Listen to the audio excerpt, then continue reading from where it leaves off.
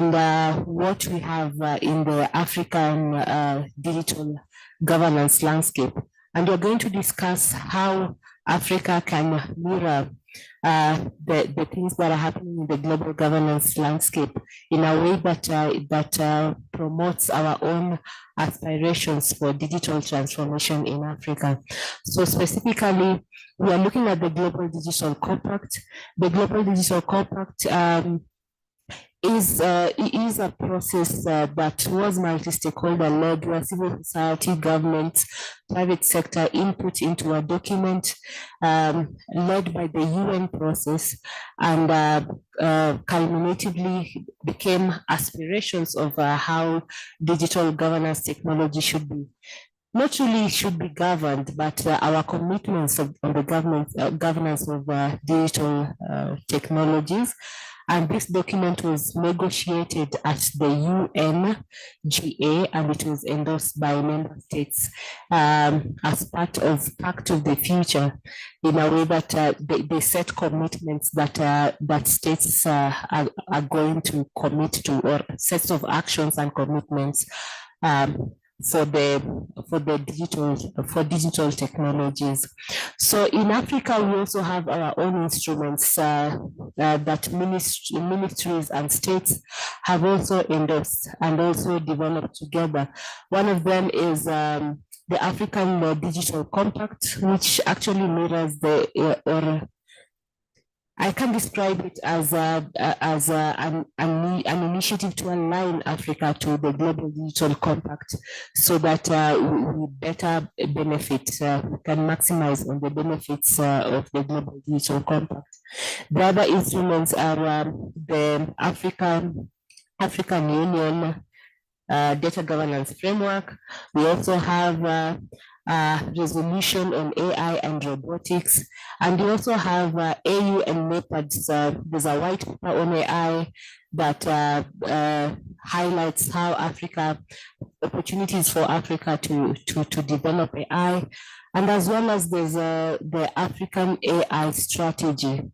So we've had these recent documents preparing Africa for the AI revolution, or the fourth industrial revolution, and these processes play into a global governance landscape that also tries to harness the power of AI and minimize its harms as well. So in this panel, that is what we are going to talk about.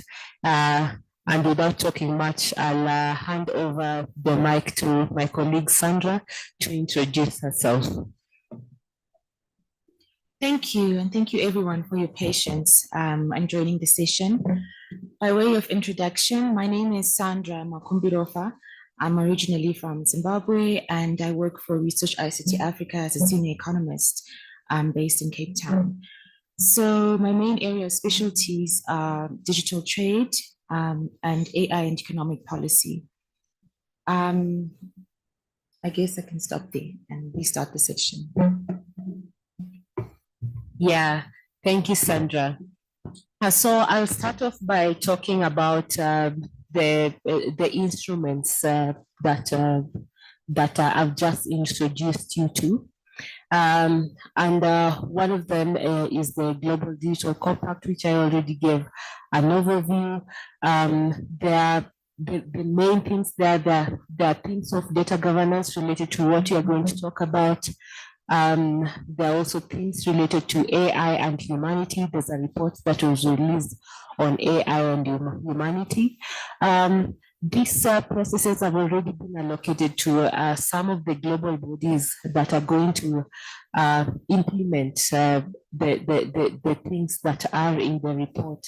And one of the concerns from Africa is that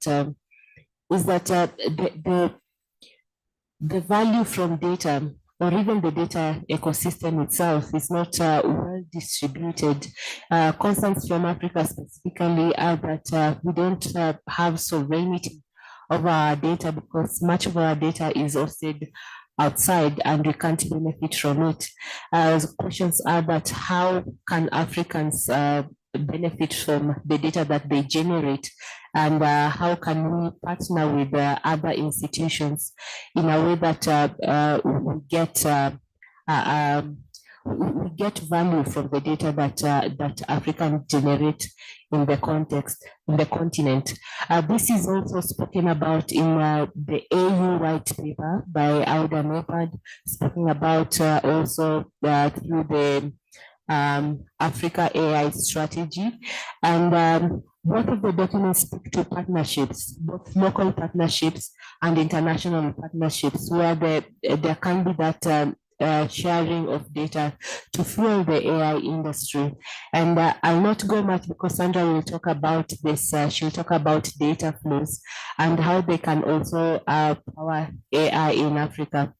The other critical thing that we'd also like to talk about is AI for humanity. And AI for humanity also means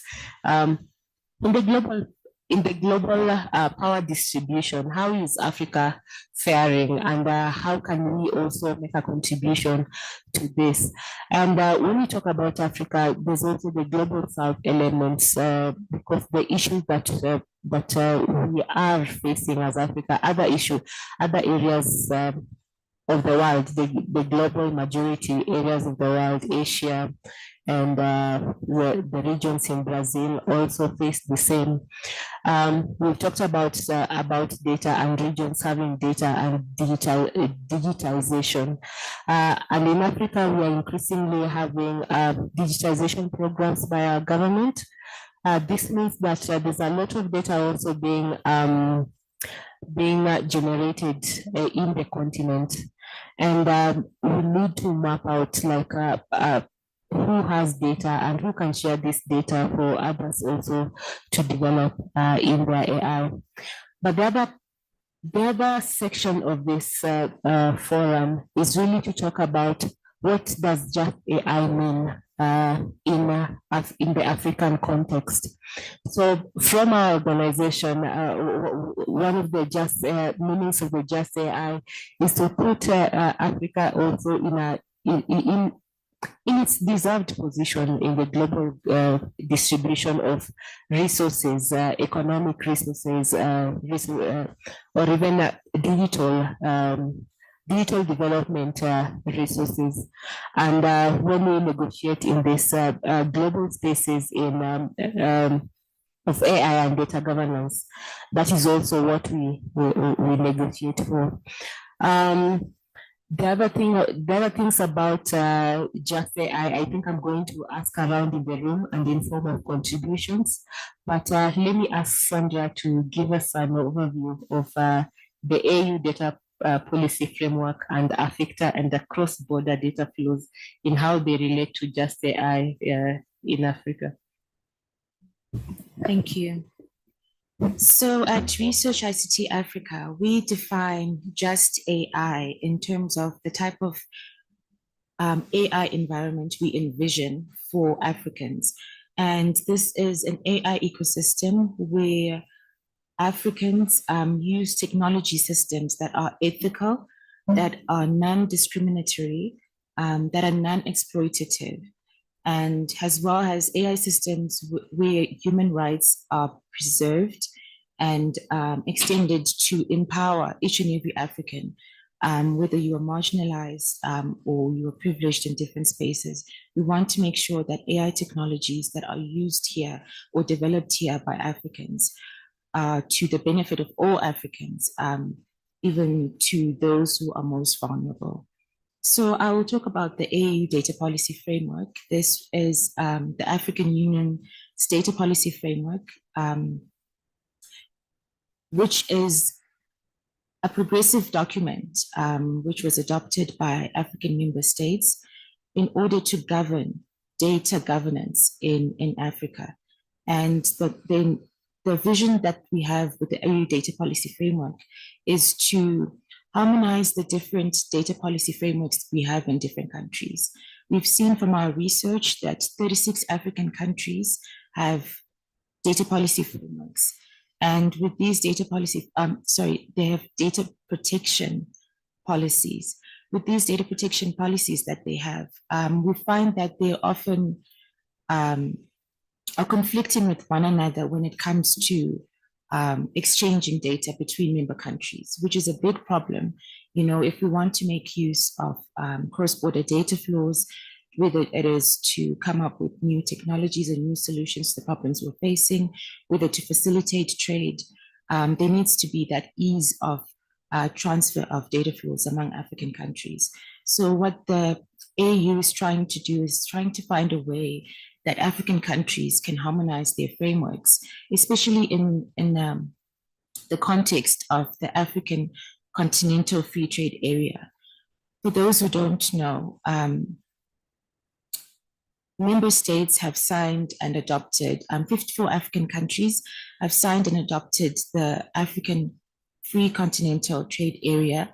And the vision for this Continental Free Trade Area is to allow the ease of trade between African countries, reducing all the tariffs and the trade barriers that are there.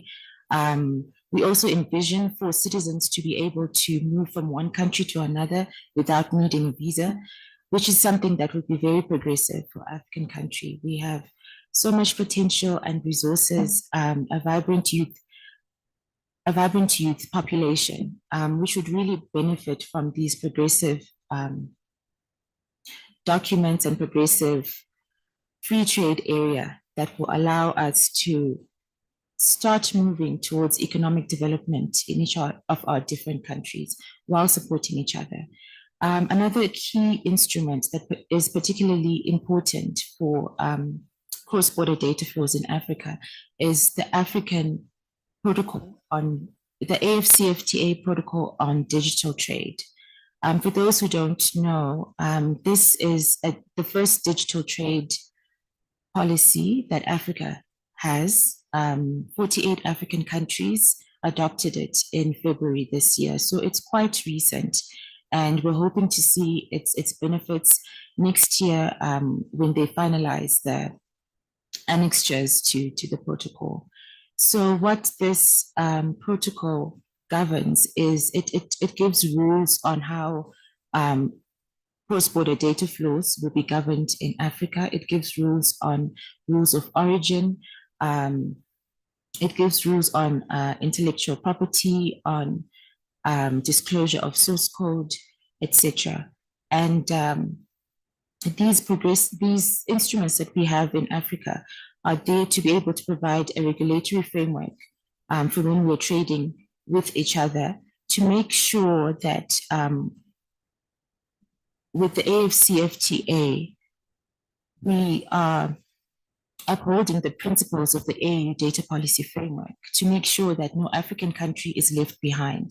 Because as you know, in Africa, we've got countries that are trading at different economic development levels. We've got high income countries, low middle income countries, up until the least income countries. And we want to make sure that all African countries can benefit from this trade agreement. Yes, thank you. Thank you, Sandra. Moderator, do you have anyone in the room in Zoom? Sorry? Thank you. I'd like to open up a round of questions if there are. If it's too early for a round of questions, we'll continue talking about our Just AI research. Going once, going twice, gone. Moderator, in case there's any hand, please let us know. The other thing I'd like to talk about is digital access to digital technologies, and how that is uneven also across Africa. It's something that we feel that is not much talked about, and even as we start talking about AI and data governance and other emerging technologies, we usually tend to leave this out as they were the early agendas of internet governance, and many other things have come and gone. And we still feel like we should move to other things and focus on newer things that excite us. But in Africa, even these newer technologies depend on how Africa is connected.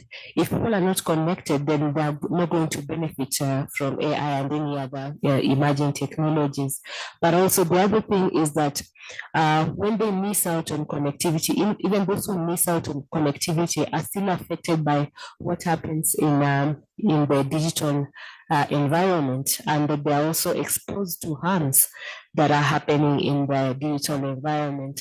One of which communities that are missing in the trends of digitization and datafication also miss to be represented in this AI systems, and AI itself has a potential to reorganize the society in one way or another, and when they are left out, then that means that whatever products or how we are trying to empower the society, they are left out in some of these policy decisions.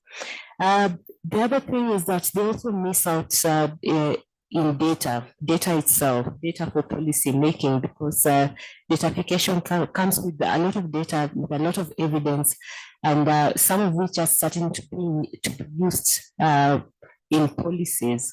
And so when they're not represented in some of this decision making processes, even at national levels, at regional levels, then the decisions that you are making at that wider scale are not solutions that are going really to address their problems.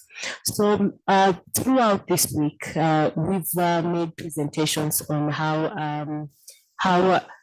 connected Africans are to digital technologies themselves, and some of the barriers that our research is bringing out is affordability to digital technologies, and also some socioeconomic factors also playing, and things like gender disparity coming up, things to do with regional disparity, where we have a high internet or mobile connectivity in countries, but disparity between urban and rural is quite high.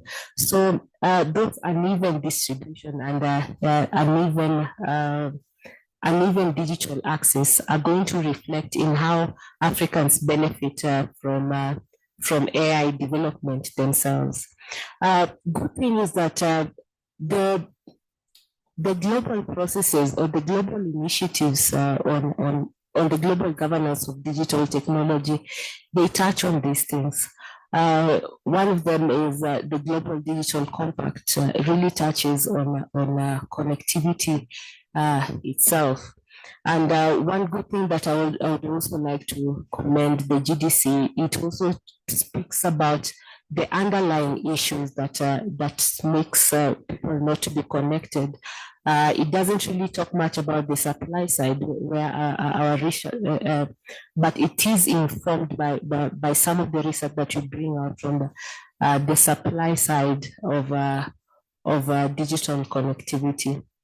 WISE's review is a process that really ties development and digital technologies, how digital technologies ties to the development agenda. And after every 10 years, there's a WISE's review to see where countries are at, which initiatives are mapping out initiatives in countries and in regions, and how they fare. So we are having a WISE's Plus 20 review, feeding into that process of where Africa is, and consultations have already started happening. Digital access is also a very big agenda in the WISE's review. And one good trend that we are seeing is that it's not just governments and private sector, because they're the main players in connecting the world and even Africa to digital technologies. But we're also seeing other players coming up and like civil society, community networks playing a huge role, bringing connectivity to areas that do not make profit sense for private sector. And even where government itself has also failed to bring connectivity. So apart from the Global Digital Compact, I think also the regional instruments like the AI white paper and the AI strategy also bring connectivity as an issue itself, because for the same reason that I started speaking about this subject is that people can't benefit from new technologies if they are not interconnected. So we have one of our panelists in the room. I will give the mic to him to introduce himself and maybe just skim through the room whether we have any contribution. But if you have contribution, raise your hand. Otherwise, we'll just continue because of time. So Wisdom, over to you. Please introduce yourself. Thank you very much, Liz. My name is Wisdom Donko. I'm from Ghana. And I'm the Executive Director for Africa Open Data and Internet Research Foundation, and also a Director for Africa Internet Community Program. So in short, that is me. Yeah, so Wisdom was going to speak to us about his experience in data governance in Africa itself. He's very modest in his introduction because he really played a very big role on Ghana e-governance system, setting it up, getting it up running. And right now he's transitioned to a more broader role on data governance, assisting organizations to build systems where they can make use of data that they generate and also share data as well. So I'll come back to you to speak a little bit about it and connect it to how Africans can benefit from the power of data, harness data to develop AI systems itself in a way to democratize AI in Africa. Going back to the room for questions, reactions to this.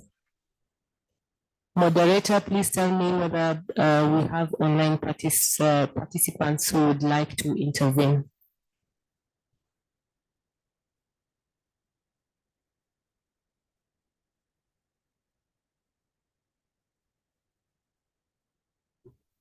Do we have any reactions? Please switch on your mic. There is one, and I'm allowing you to speak.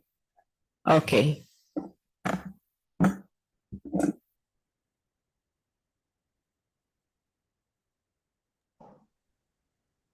Hello. Can you hear me? Yes, we can hear you. Please introduce yourself and then make your remarks. Okay. My name is Mouli Abdulrahman Ali. I'm from Somalia. I'm lecturer for management faculty, Woodland State University, as well as I'm a researcher for the party time for Ministry of Finance. And also I'm a consultant for the Ministry of Finance for the sector of revenue. That's my background. Thank you.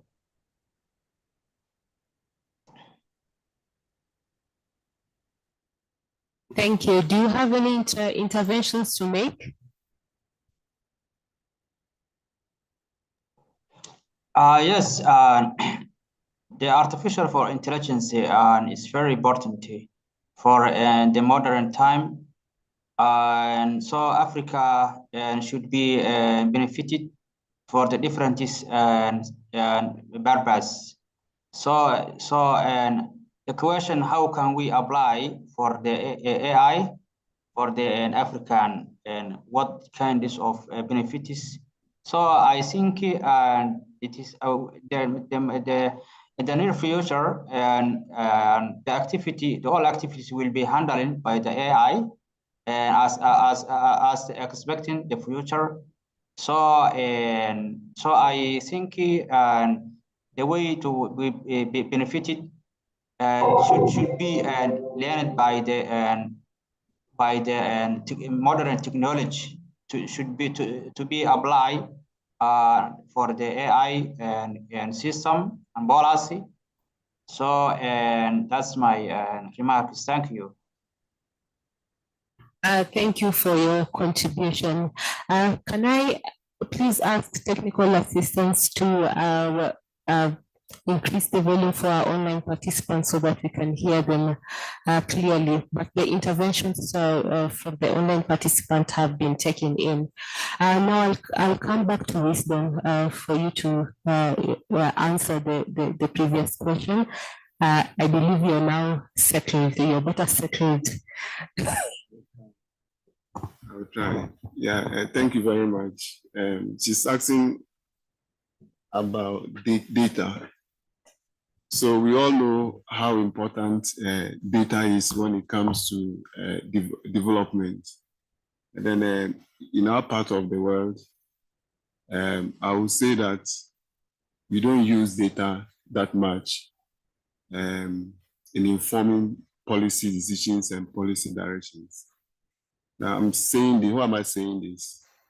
Now, when you look across the continent, and then I'll speak from the angle of government, and then I'll use Ghana as an example. So when you look at the way we use data, both in government, academia, and then every part of what we do, we just do things without using data to inform what we are doing. Now, I wouldn't blame us, but what I would say is that we have some gaps that needs to be addressed. And then some of the gaps that needs to be addressed is within the data gaps that we have in our continent. One way or one of such gaps is the standardization of data.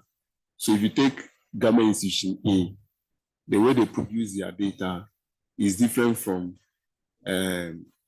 institution B.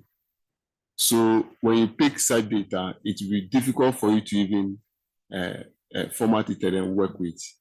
So that is one gap that we need to address.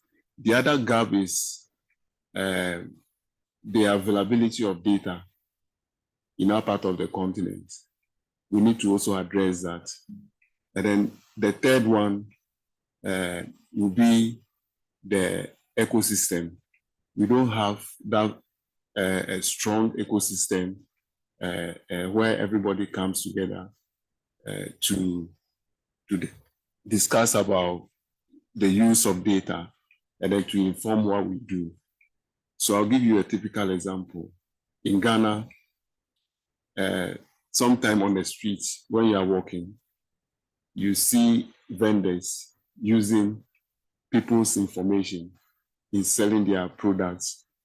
I'll see example, our educational results. And I believe some of you have come across such.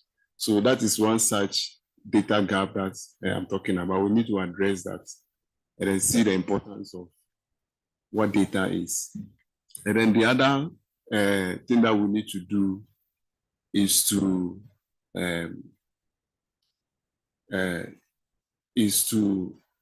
the continent is to come up with data policies to guide some of these things, and that is not there. Ghana, a few years ago, we started that process. We had this data roadmap. So we brought all the stakeholders, and then we did address these issues very well. But then when it comes to data, sometimes you go to government institutions and then you talk to them about data. I need data to do one or two things. What comes into mind is, what are they going to use the data for? Are they going to use the data to come after me? That is the first question they will ask you. So you see people in charge of institutions, when it comes to data, they are hiding those data. They don't want to release it. Yeah, so those are the few things that I'll try to say. Once I still settle in, I'll look at the other points and then I'll come in. But let's think about these things and then see how the entire continent we can work together, especially open data. We need to really look at it and see how we can revolutionize that and helping government to come up with good policies that will even release data to the academia to use it for what they want to do to in turn help government and the community. Thank you, Wisdom, for those remarks. And indeed, some of those concerns are covered in the AU data policy framework. Also noting that Africa has weak institutions to really protect people's data on data protection. And some of these things are coming up in AI development as well, because data is not being made available for fears that there's no enough safeguards.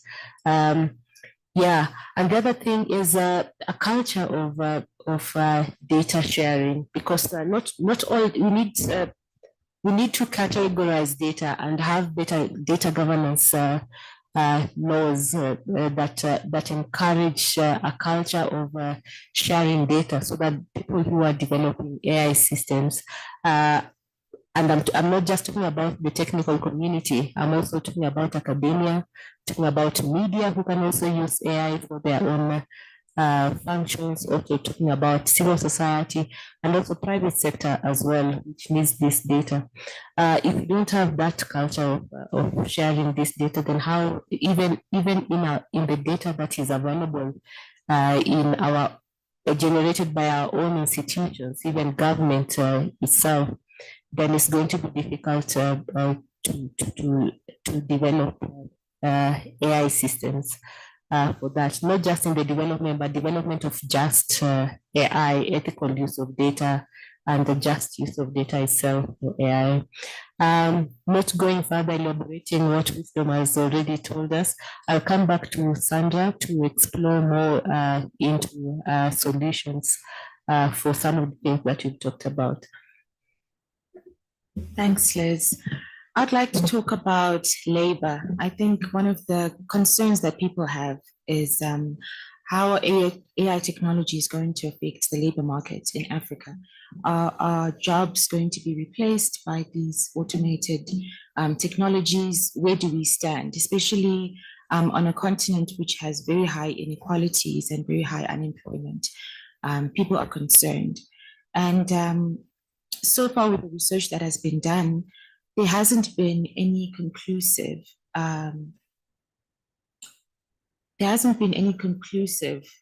output to say that our jobs will be replaced. What we found AI technologies to be doing is that they generally affect admin-related tasks. For example, with generative AI, we've seen, I'm sure with some of you who know, have used ChatGPT, that you can quickly get easy results and ideas on different questions that you might have. So what we found AI technologies to be doing is not exactly replacing people's jobs, but enhancing your efficiency to do your job. Obviously, AI technologies are not developed enough yet to be able to perform that human cognitive task that we have as humans. So even with ChatGPT, you still need to apply your mind as a human being to be able to respond to different questions that you would have put through it. And what we have also found from our data, because Research ICT Africa collects nationally representative data on digital access, what we found is the main barrier for Africans to access the internet is a lack of knowledge of what the internet is. And I'm speaking about those who are particularly left behind. They have a lack of knowledge on what the internet is. And also for those who are already online, they have a lack of knowledge and digital skills in terms of what more they can do with the internet. So we find high percentages of over 90% of people using the internet for social networking in Africa. And we want to be able to move Africans to use the internet for productive activities like we see in the global north. So one of the solutions we have is to be able to build a resilient labor market in Africa. We're appealing to African education policymakers to expand the curriculum from the low levels for children, for access for even people who are older, just to be able to train them in terms of how to use digital technologies, basic trainings and how to expand their knowledge and using them for productive activities, whether it's an informal worker in a rural area selling their goods, for them to be able to reach a bigger market by using WhatsApp even, which is a social networking platform, but that can also be used for business. So we would like policymakers to expand the foundational education system to improve access to science, technology, engineering, and mathematics capabilities on our continent. What is also missing from the evidence right now is being able to know what kind of skills are necessary to be able to keep yourself relevant in this AI digital markets. And we encourage organizations like the International Labour Organization, as they are carrying out their taxonomies, to be able to do continent-specific taxonomy of jobs to see, and I think this ties into what Wisdom was saying, if we had African data sets to be able to see where we are as an African country in terms of the needs we need, then we are able to forecast in terms of how we can use the skills that we already have or don't have in the job market, and how we need to upskill to get better skills. Another thing that we're facing in Africa is all the digital technologies, most digital technologies that we use in Africa, we import them from foreign countries, which means we as Africans are hardly coming up with scalable technologies that can be exported outside the Africa, with the exceptions of a few technologies that have taken off. And to deal with this level of concentration, because what we've also seen is these digital technologies are mostly concentrated. They come from the US or China. And to deal with this kind of competition that we have, we would like to encourage with the African Free Continental Trade Area that we share our African data amongst African countries. This means giving preferential access to our African researchers, developers to work on our data so that we can come up with technological solutions that work for us Africans, rather than just using the technologies that we import, because sometimes they're not exactly as context specific to Africa. As you know, these technologies are usually in the main languages like English and French, and our different African languages are not catered for. So what do we do for those Africans who cannot speak English or speak French or the other common languages? It means that they are left behind. But if we had our African data being preferentially used by African researchers, then we can be able to allow our African researchers come up with technologies that will give us solutions for the African problems that we have. Thank you. I'll stop there. Thank you, Sandra, for those elaborate points on labor, language diversity, and inequalities. I'm being informed that there's an intervention online. So if you'd like to make an intervention, I don't know the name of the person. I'm sorry, I am not connected to Zoom, and even the technical assistants connected to Zoom cannot be able to tell. So please go ahead if there's someone online ready to make an intervention. I'll also ask the room if anyone wants to make an intervention to please let me know. Yes, please go ahead as we wait for the online intervention. Good morning. I am David Karunda. I work with GIZ here in Addis. I was just thinking about just AI and broadly thought of justice in 3 areas. I know in economy, we have a lot of studies on political economy of AI. On society level, we have about inclusion, local innovation, and everything. But I think one thing that most of us, and I know we use ChatGPT all the time, is just behind it in the digital infrastructure and everything. How conscious are we when it comes to our environment? Not only for now, but even in the future generations. Is the concept of just AI really going to focus on that aspect as well? And the second sort of idea is that we have the African Union Data Policy Framework. We now have the Continental AI Strategy. I'm just wondering in terms of our policymakers on the continent, because when we speak of AI and innovation and technology and everything, there's a bit of trade and industrial policies as well involved in it. And I know on the trade aspect, maybe you can speak now on the digital trade protocol and annexes and everything, but how often are we, like, do you think our policies really favor industrial sort of development that can really promote innovation and more AI uptake, or are we always going to be AI consumers and not AI developers in the long run? Thank you. Thanks for that intervention. Because this question is in a way is kind of directed to Sandra, because she's our expert on digital economy and trade.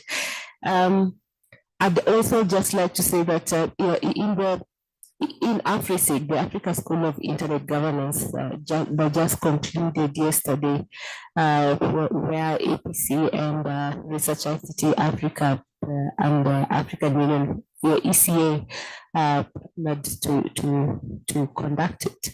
We actually focused on the data governance and free trade protocols under AFCFTA itself. And there's a communique that came out of that practicum that's going to be shared sometimes this week and next week. If you'd like to use that as a resource, we'll be happy to share that. Those are very good questions, and also considering that there's a growing number of data centers coming up in Africa that are going to consume a lot of power and energy resources from the continent. And we are talking about a time where we still don't have power. Power is scarce, and even when there's power, infrastructure to distribute that power is also scarce. So the reality is that power is a scarce resource in Africa. So then when data centers come up and with AI and digitization as a trend also growing in Africa, how are we going to put mechanisms in a way that the developers of AI systems or even the owners of the data centers are going to be more responsible, like give back to the community itself in a way that's responsible to our own environment. I don't have ideas. There are still questions that are still we are still exploring on, and we are conducting research on that as well, and we'll be happy to share the publications as soon as they come out. But if I have any of my panelists who can answer to those questions, please go ahead. I don't know whether you're prepared to make any Any reflections on what has been said on the floor, wisdom, before we come to Sandra? What I would say is, for us to be able to solve our problem, we need to go back to the basis. We need to get a basic right. These data policies that I'm talking about, and then this AI coming in, you know, AI, anyone who wants to go into AI will need data. So we have to make sure that the basics, the fundamentals are good. We need to make sure that we have those policies that will guide everything that we do. I also heard from, let me say, other governments are also thinking of regulating AI. And then that wouldn't be good for us. In my opinion, what I think we should be thinking about is governments who are thinking about regulating AI should rather be thinking of the innovation aspect of it, what AI will bring to the continent. And then government should also try to kind of differentiate between what part of AI that they need to regulate. For that one, we wouldn't have anything to say about that. Example, when it comes to issues of national security, they need to identify that.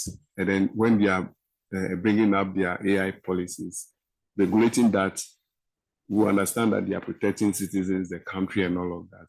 But then that part of AI that will bring development, innovation, and what have you, I think regulating those part of the AI is going to rather impede development within the community.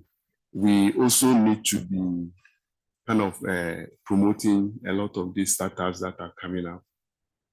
We also need to be supporting groups that are coming up with hackathons and all that in the direction of AI. And then government also need to prioritize and then let the public know that these are the areas that I think when citizens concentrate on will help the country develop very fast. You take the agri sector, for example, there's a whole lot of things that AI can do to help farmers on the field. You know, even if you take a crop that is affected with disease, and then someone is able to come up with an AI that can easily detect that disease that is affecting that crop. And then instantly a farmer can use his or her app and then we'll be able to see that kind of disease that is affecting that crop. Those are the kind of things that we are looking for. When you go to the health sector, it's the same thing. There are a whole lot of communicable diseases here and there. And then it's AI that can help us map out all of that and then begin to inform policy directions and all of that. If you go to the education sector, we're talking about the curriculum. Yeah, I think our academians, I would say, are too slow in looking at the syllabus. This is a time that we need to revise our syllabus to incorporate into it this 21st century emerging technologies that are coming up and what have you. Because now, if you see what children are doing these days with technology, as young as 10, 11, some of them are even making money already. They are doing business online. So these are the things that we need to do to guide the academia. And then lastly, I would say that also within the academia, and I'm sure Karim will say something about that. The academia sector, we don't use much data. Even students that comes out from the various universities within the African continent, most of them just go to school, go to university, just to get a degree, and then waiting for someone to employ them. You see, we need to move away from that. And then we need to encourage students, citizens, as soon as they get to the university, they have to be what? Entrepreneurial, centric minded. So that before you come out from school, with the help of data, you might have started something on campus. When you come out, you just have to what? Regularize it. And then you're in business. And then they can also start employing others to help. So those are the things that we need to be thinking. Because right now the unemployment gap is wide, especially among the youth. And then we need to seriously think. Otherwise, I don't know how government can handle this moving forward. Yes.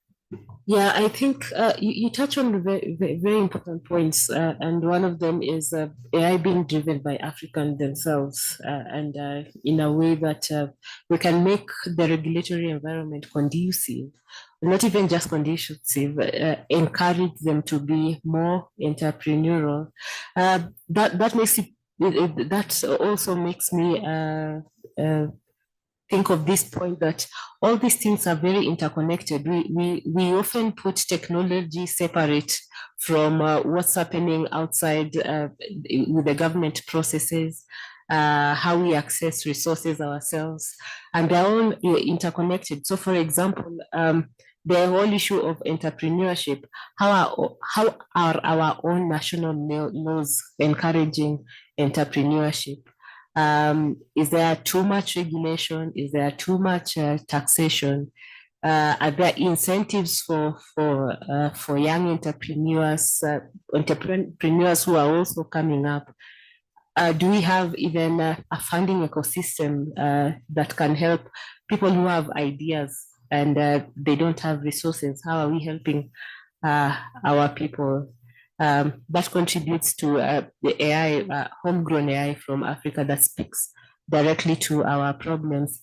You also spoke about regulation and the need for us not to regulate AI.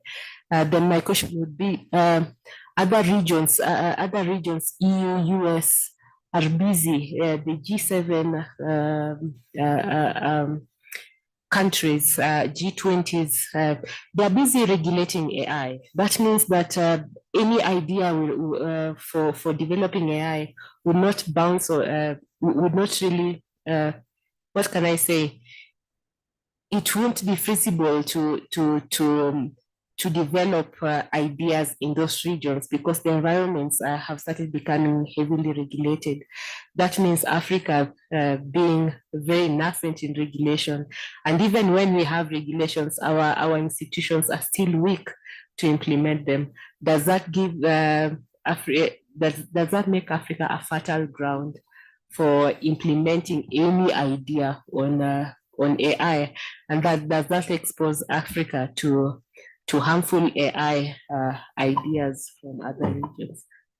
So yes, let me differentiate. When you talk about the West, you know, where they are now, they started those innovations long ago.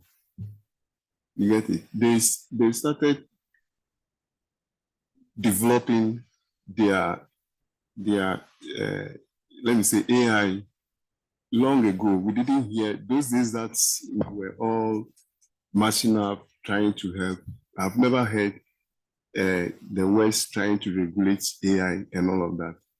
But this time, you know, they have reached that peak that they need to put a bit of what guidance as to what they use AI for.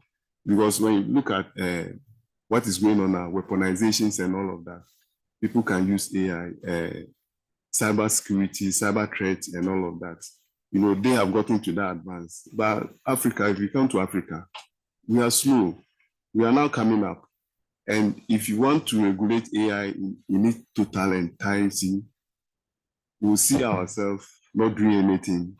And then we'll be going back to the West to go and buy those tools that they have developed already. So we just need to differentiate.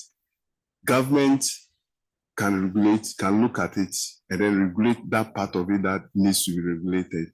When it comes to the military, things of cultural sensitive, they can look into that. Things of personal data and an issue, they need to draw that line.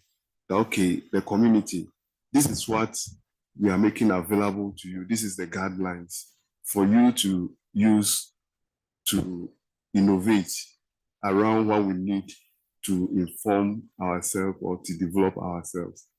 But when it comes to this, that part of it that needs to be regulated, government can handle those ones and then leave the, maybe we should be talking about open AI, those aspects that needs to be open to the public, so that when I'm in school, I know that, oh, I can use this AI to help the agri, I can use AI to help education, I can use AI to help other sectors. Yes, I believe I'm clear now. Thank you, Abdul Karim. I would have given the mic back to Sandra, but because we are only three panelists here, it means we are overworking ourselves. So I will hand over to Abdul Karim, who has some interventions to make. Thank you very much. Let me first of all start by congratulating you on this wonderful session. I want to say that people who are afraid of AI should not be afraid of AI. Anybody, or especially in the aspect of AI taking our jobs, I want to tell you that it is those that would not use AI for their jobs that will get their jobs taken off them. Just like what was said, AI is meant to make you a lot more efficient. And if you don't use it, that is when you are less efficient, and that's when you are likely going to lose your job. So it is meant to enhance what you're doing, not to take it away. And in terms of academia too, so I want to say that AI is not something that is new. AI is something that has been around for a long time. It is just that we're just seeing some aspect of AI that is just coming up. When we're talking about we're talking about ChatGPT, ChatGPT is new. But as far back as when I was studying in school, we started doing machine learning. We started talking about how can machine learn? How can we have all these algorithms? So it's not something that it's new to us. It's just that things that it's now doing, like ChatGPT and the rest of them, it's now something that is just new. But the aspect, so in terms of academia being slow, the foundation is still the same thing. The basics of computer science is still the same thing. The basics of telecommunication is still the thing. And those basics has to be learned. So you don't have to, in the university, in educational institution, what you're meant to build is to build somebody that can actually stand the test of time. And the way you can stand the test of time is for you to have the fundamental knowledge. Once you have those fundamental knowledge, then you'll be able to build on those fundamental knowledge, you'll be able to innovate. So if you don't have the fundamental knowledge, that is where there is a problem. Coming to AI and education, I think we need to be cautious. I would say, let me start by saying I'm an associate professor of wireless telecommunication. I've been teaching in the university for probably 15 years now, 12, 15 years, and I deal with students every day. The way we look at things, let me say older generation than mine, they are very meticulous. They have beautiful handwriting. They do things in a very orderly manner without using computer. My generation started using computer. It enhanced what we're doing. Now we're moving to artificial intelligence. The challenge with it is the way students are learning has also changed over time. Students no longer want to read. All students want to do now is to pass and not even read. And you find out that my father used to tell me that if you read half of what he was reading then, I was going to make a first class. And I tell my students too today that if you read a quarter of what I read before coming to class, you'll be the best in this class. But the challenge is they no longer want to read. And if they no longer want to read, AI doing what they're doing, I can no longer give students assignments because of AI, because it's just a waste of time. You find out that there is a gap between the assignment and when you have a one-on-one interaction with the students. So there has to be that caution. We're not, yes, we can say we're a little bit slow in the continent. Yes, we have to be cautious. We have to understand the fact that these are innovations that are meant for, not to say that are meant for people, or that are meant for to be used in a way that will enhance what you're doing. It is not to hide your deficiency. If you do not have a fundamental knowledge and you are now using AI, then there's going to be a problem. The day the AI will crash, that is the day there's going to be a problem. So we have to still understand that we need to understand the fundamentals. We don't have to rush in the continent, because if we're rushing and we're leapfrogging, that is when there's going to be a major problem, because the day the technology you're depending on crashes, that you need to do these things manually, then that is when you're going to now see that, yeah, there is a problem. Thank you very much. Thank you, Abdul Karim, for those interventions. And I give the mic to Sandra. Thank you. I want to respond on the question of industrial and trade policy for Africa. So we've seen with the protocol on digital trade that it was adopted by countries in February this year. What we've seen with that development is, unfortunately, it was negotiated in secret, and even managing to get that policy document, we only managed to get it from another website where it was leaked. So it wasn't available for the public to read it, to understand it, and possibly offer some recommendations or just to put a comment. And why, from our research, we found this problematic is because this is the first digital trade policy that we're having in Africa, and it's going to affect all the African countries. And we believe that we've got a lot of stakeholders who would give valuable input into this document. We've got people from the private sector, people from the civil society, the media, different stakeholder groups who would be able to provide input into this document. Yes, the document is available if you request it from the AFCFTA Secretariat, but I think public engagement, stakeholder engagement in these processes is very vital for Africa right now, especially if we want to make sure that we come up with policies that will be able to uplift the continent, and not just a specific group of people or countries, but everyone. Then we need to make sure that every voice is heard and is integrated into these policy systems. We see that the protocol is good framework for us to start working with, because we needed a regulatory policy for digital trade, especially in this digital era. And we also see that since we have countries who have already adopted this, there is political will. African governments are willing to be able to champion digital trade, and it does look at a lot of different things that will affect digital trade in Africa. We just hope and encourage that in the implementation phase of this protocol, starting from next year, that it will be inclusive, and we will see some of the results that we want to see in Africa. Thank you. Thank you, Sandra. Just before I come to that, to the raised hand, and when you get the mic, please introduce yourself and make your intervention. In reacting to Sandra, I think there's also a trend of we really encourage multi-stakeholder governance and the development of some of these policy documents, but a number of them, we just see them starting to float up without consultation. And even in the policy environment, we ask stakeholders whether they know about some of these policies creeping up, and yet they don't know.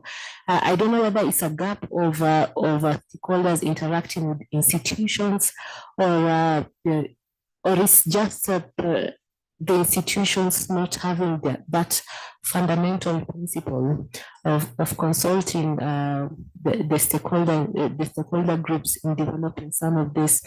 I think I've said enough about the African Global Digital Compact, which is supposed to mirror the Global Digital Compact.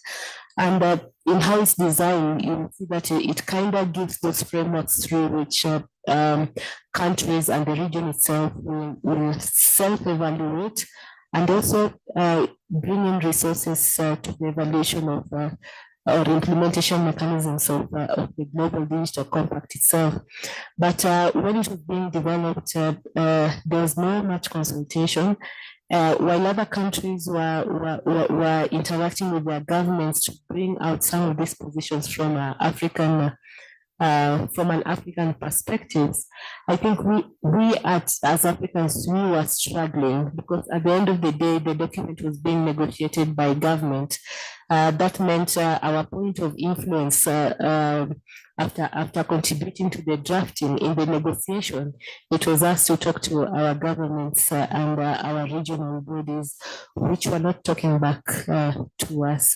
So I think that's a challenge itself for us to make sure that these global instruments also work in Africa. I think we need to emphasize that there's need for that continuous collaboration all through, not just in the development of the documents, but also in the implementation itself. I know civil society, stakeholders like civil society are usually seen as stubborn stakeholders, but I think at the end of the day, we work towards a better Africa, and that's a very good starting point if we trust each other to do that. So please go ahead, introduce yourself and make your interventions.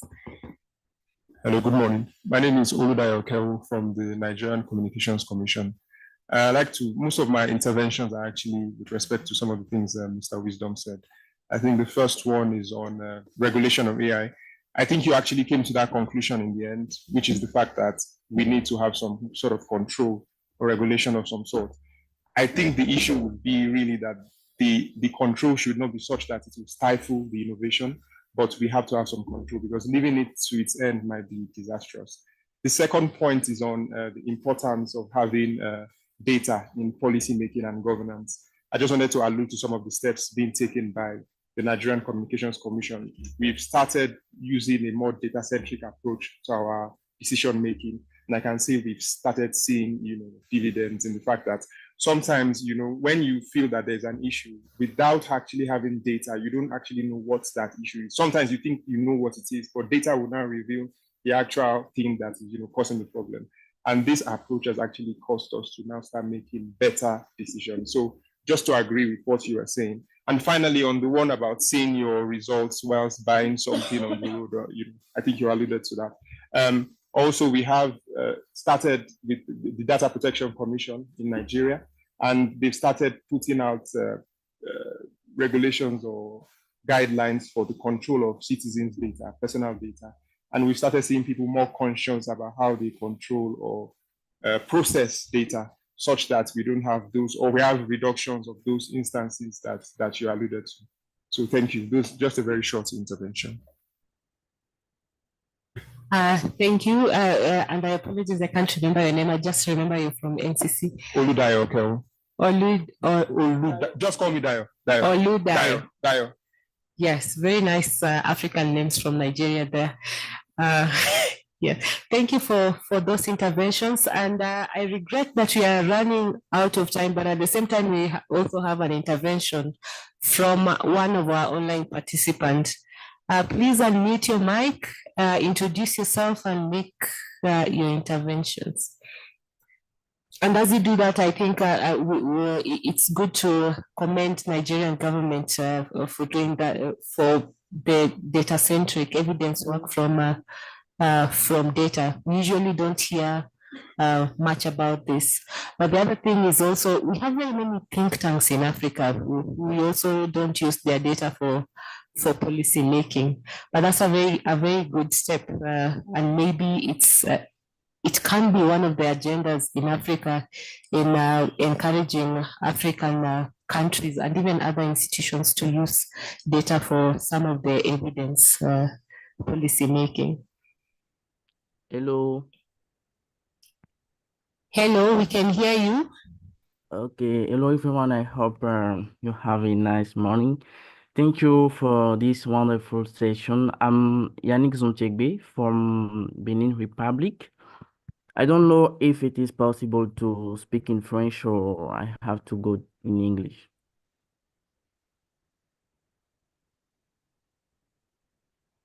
Do we have interpretation?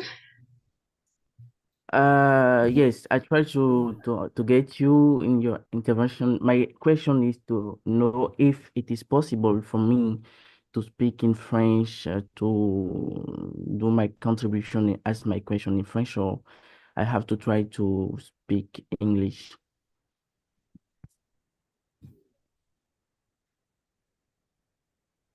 We really apologize for lack of interpretation in this room. We thought it was one of the main halls and we'd have interpretation, but we don't have.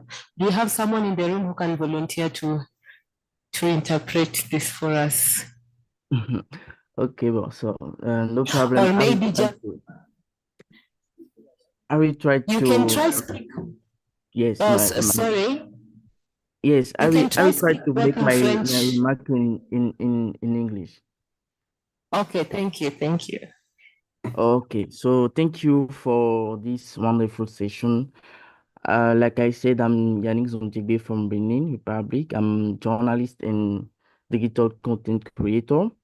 And I see every day how information can change lives for better or worse. And in a context like West Africa, and specifically in my country, Benin, where insecurity is rising and human rights are often compromised, it seems crucial for me, or to me, to that AI governance isn't just an abstract concept reserved for experts. I think it needs to speak to people addressing the realities. In my country, where rumor in fake news can quickly escalate problem, we as a digital journalist, we have responsibility to make these issues understandable, shed light on the debate, and remind everyone that AI is not neutral. It must be a tool to improve our lives, not to divide us further. And I must admit that internet governance had made significant progress, especially with the 2018 Code du numérique, in French, Code du numérique, with protects digital rights and regulates data protection. Internet access has improved through infrastructure projects, but challenge like high cost and the urban-rural divide remain. And finally, I can say that the APDP in French, it is Autorité de protection des données à caractère personnel, plays as a crucial role in safeguarding personal data, though people awareness is still limited. Looking ahead, the rise of AI presents a clear challenge to adopt ethical and inclusive solutions aligned with international standards, ensuring balanced development that respect human rights. So that is what I have like contribution. And to finish my intervention, I have a question for you. My question is to know how can African institutions navigate to the complex interplay between West Africa's precarious security context, sociocultural realities, and challenges in human rights adherence to develop AI governance frameworks that are both just and regionally relevant. Thank you.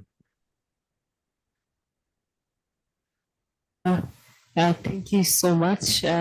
I don't think we have a tech support, so from my side, I struggled to get what you said, but you really did make very important interventions in democratizing even the regulatory environment for AI itself, so that communities are better able to contribute, are able to contribute to AI governance, just as we made, and you made inference to internet governance itself. When internet governance started, it was a very technical concept, but right now, I think we've empowered communities to now start contributing to internet governance process. And I think there's a lot to learn from internet governance process itself, in a way that we can also make the governance process of AI more inclusive and not just left to experts only. So thank you for those interventions. There's a question specific to West Africa. How can we limit harms and promote ethical AI in that region?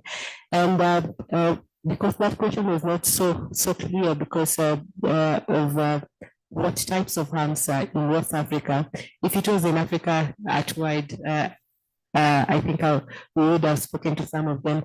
But can I refer to our West African panelists and maybe even Sandra to react to that? Yes. I was about to say, if you can just remind me. So the question was that how can we limit harms of AI in West Africa and also promote ethical AI in that region? Okay, thank you very much. I think in everything that we're discussing here, there is the political dimension of it.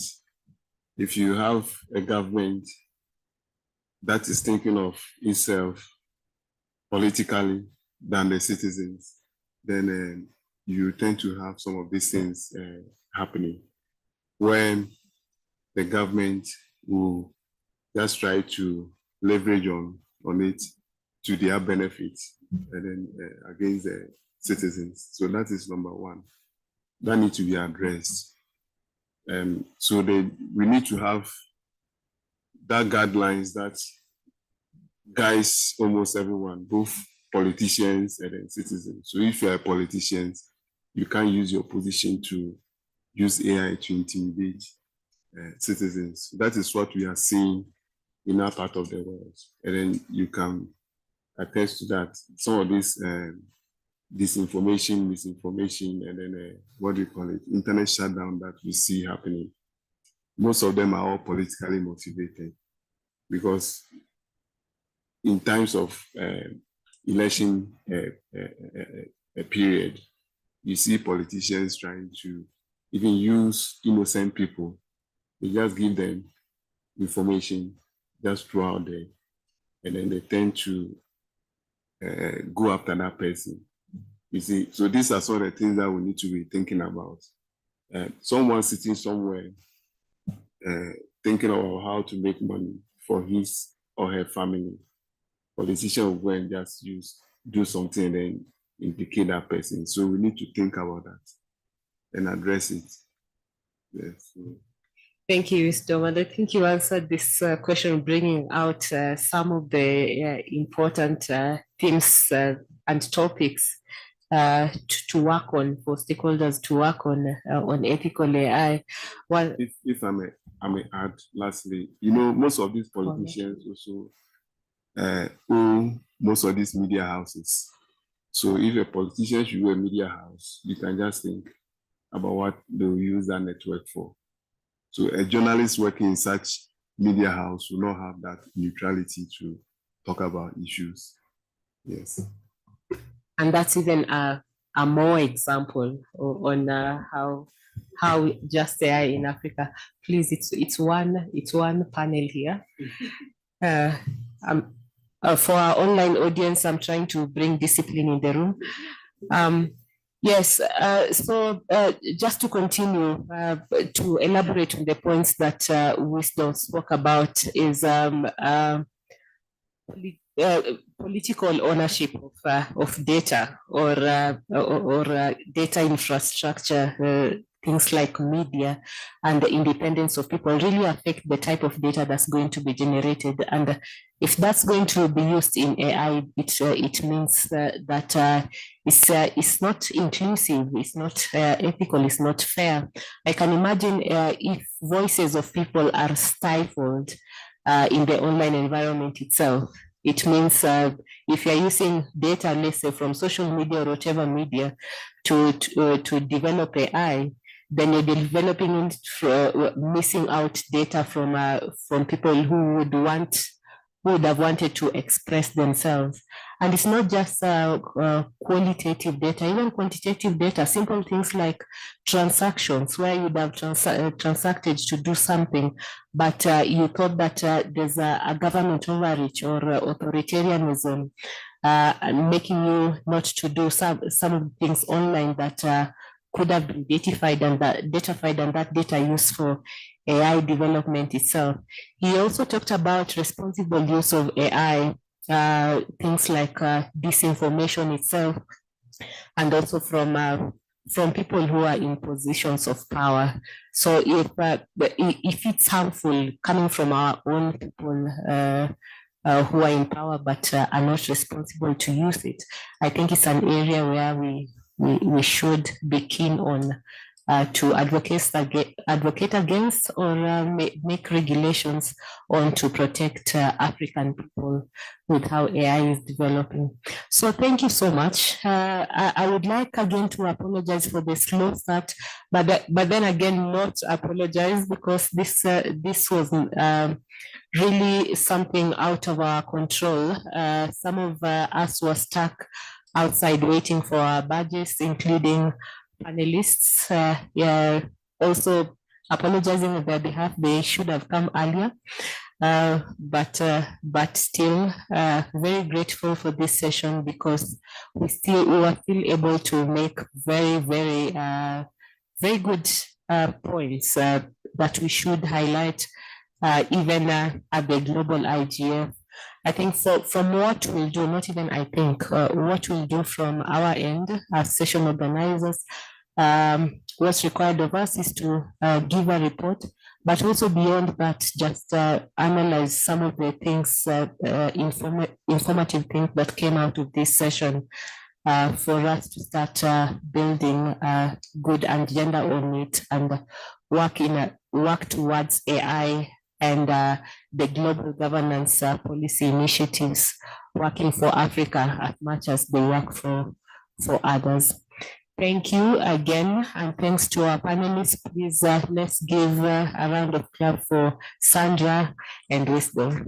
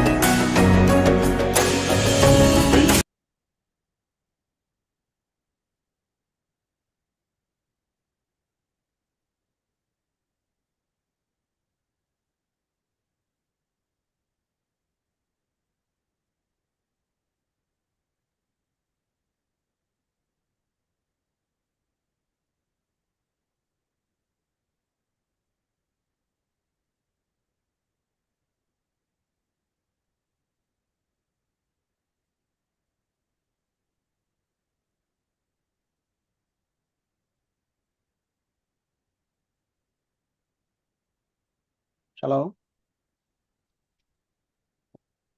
Hi. Hi. Yeah, okay. So, Angela, we can start this section. Thank you everyone for joining, and my name is Fifi Selby, and I'll hand over to Persis.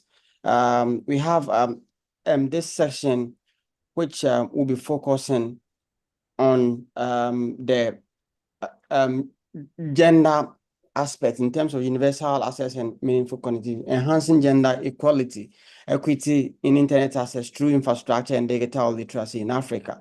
And we'll be having a panel discussion with some of our ambassadors and PAYAC team. So we have some people at on-site, and we have some of our speakers too online. And we will start with Persis will give the opening remarks for this, the background why we having this section. And after that, Angela will introduce some of our panelists. Then we kick off. I'll be a co-moderator with Angela. Then we have our speakers also. We'll be introducing them. Thank you.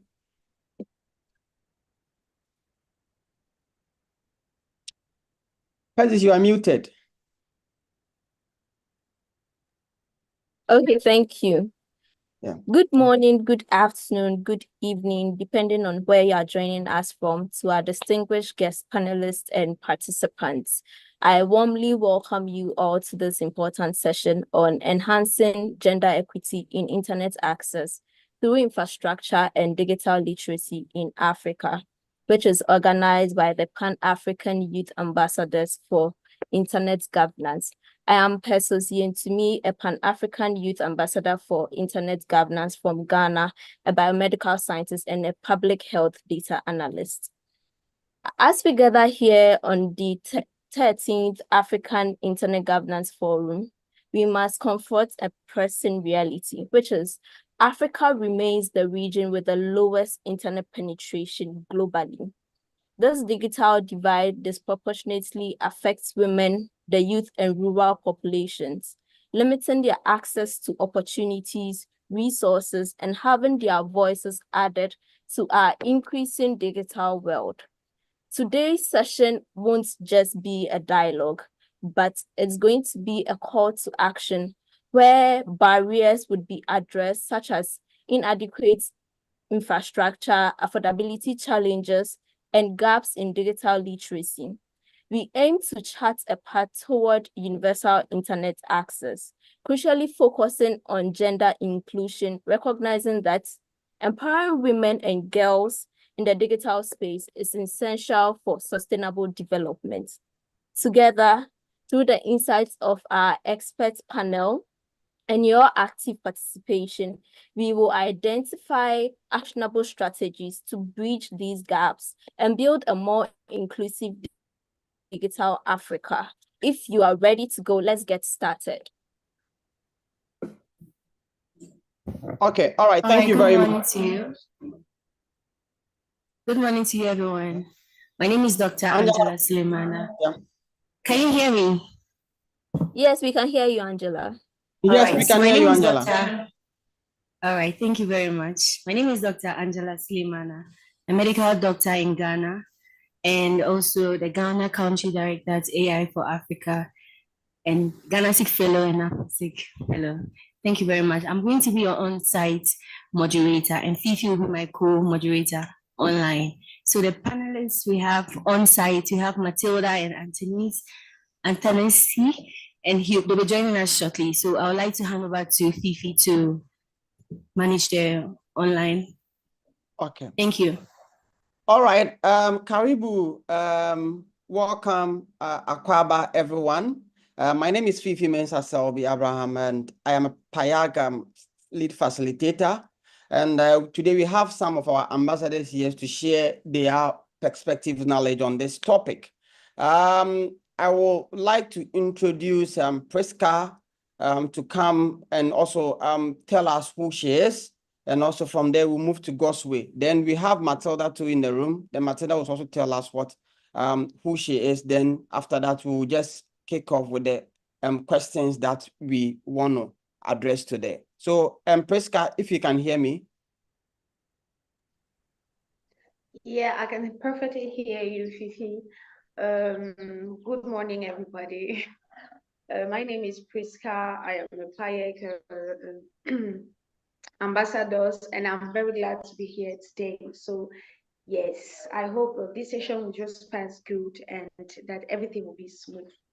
Thank you very much.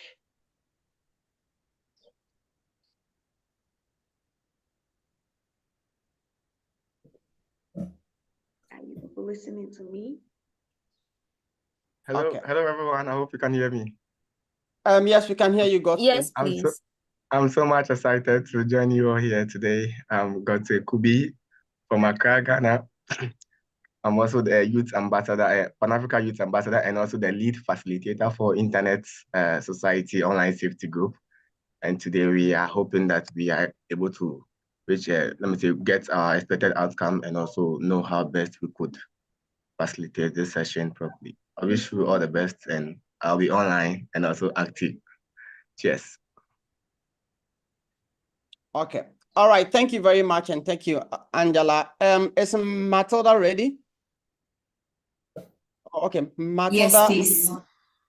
Okay, so let me come back with a question again from the perspective, then Matilda will do the introduction. So in terms of identifying barriers, where we are examining the key barriers to achieving affordable internet and reliable internet access in Africa, which is also focused on infrastructure and cost and digital skills. Now, like I want to start from the perspective, I'll come to Persis, I'll come to Angela, Gosway, and Matt.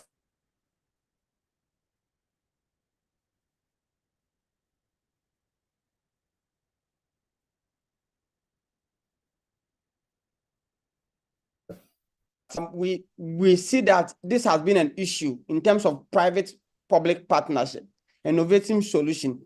From your respective country, what can you tell us about the infrastructure development in terms of internet and broadband infrastructure in your country? So let me start with Priska, then we just move to Persis and Gosway. All right. Hello, everybody. Okay, so as I said when I first presented, my name is Priska, and I'm coming from Cameroon. Right now, I'm in Cameroon. I hope everybody is listening to me right now. So when we talk about infrastructure concerning internet in Cameroon, we're going to say we're still behind because from what I'm seeing from other countries, we're still in 4Gs. We certainly do not have all the means to get to a point where the youth is going to be using the internet as we are supposed to use the internet. So in Cameroon, the gender diagnostic conducted in 2019 concluded to that closing gender gaps in entrepreneurship, farming, and wage could unlock an additional 3.7 billion annual GDP for the country, meaning that in our country, when it comes to using internet for entrepreneurship, men are more into that than women, because in Cameroon we tend to think that we don't really need more of the accessibility for internet. You're going to excuse my English. So we don't really need accessibility for internet like men do, because they are using more internet than women. When we're talking about this topic, touches me more because it made me understand how the gaps between the knowledge of internet between men and women, especially in the youth generation. We tend more to look for marriage, we tend more to look for something that's very easy. We tend more to look for simple things as women here in Cameroon. So when we come to think about the infrastructures and how the internet is literally using here for maybe say to enhance the economy or for other means, it's actually very low. In Cameroon lately, we've seen that the level of unemployment has grown to 64.01, which was very different maybe in 10, when we talk in 10 years. But now it has grown. In that 74.01, when it comes to unemployment, women are less than 33. They don't even consider themselves unemployed. Men are more considered unemployed because they have to bring food, they have to find the means, they have to look for ways. But when it comes to women who are not really interested in when it comes to internet. So it was very interesting working on this topic because I believe that yes, in Cameroon, there are a lot of things to do. Then I'll go in French because it's literally easier for me to talk in French.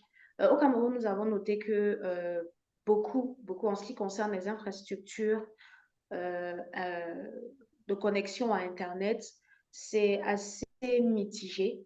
On a un service de contrôle Internet qui est nommé Cantel, mais on se rend compte aujourd'hui que les femmes sont de moins en moins intéressées par ce qui concerne, par les débouchés réels d'Internet, par la programmation d'Internet.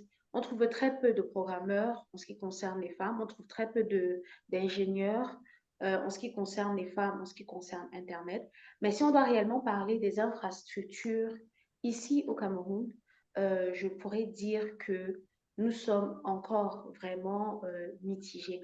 Maintenant, je vais laisser les autres panélistes exprimer ce qu'ils ont à dire sur le sujet, parce que je ne pense pas que je vais monopoliser l'attention.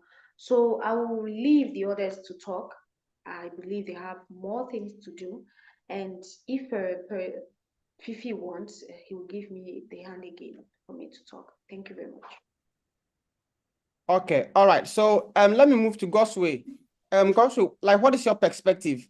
Then we can move then to Matilda.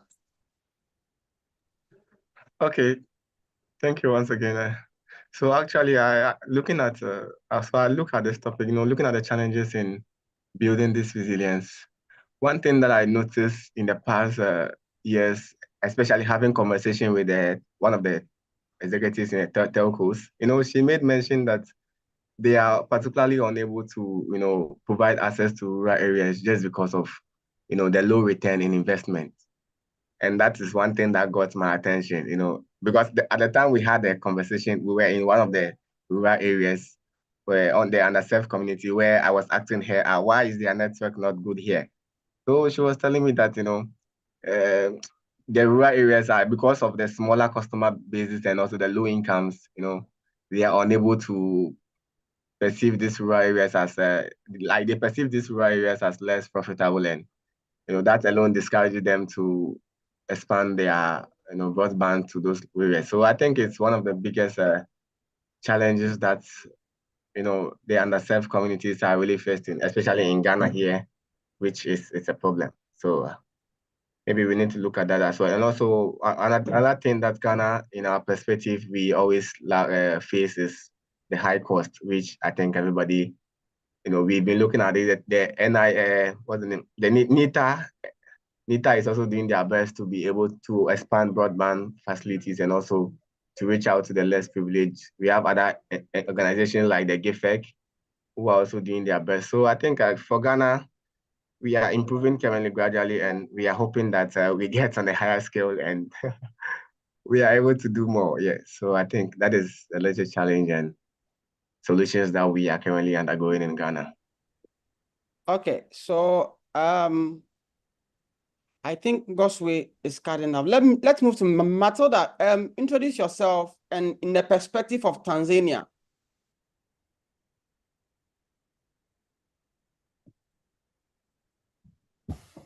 Okay, hello.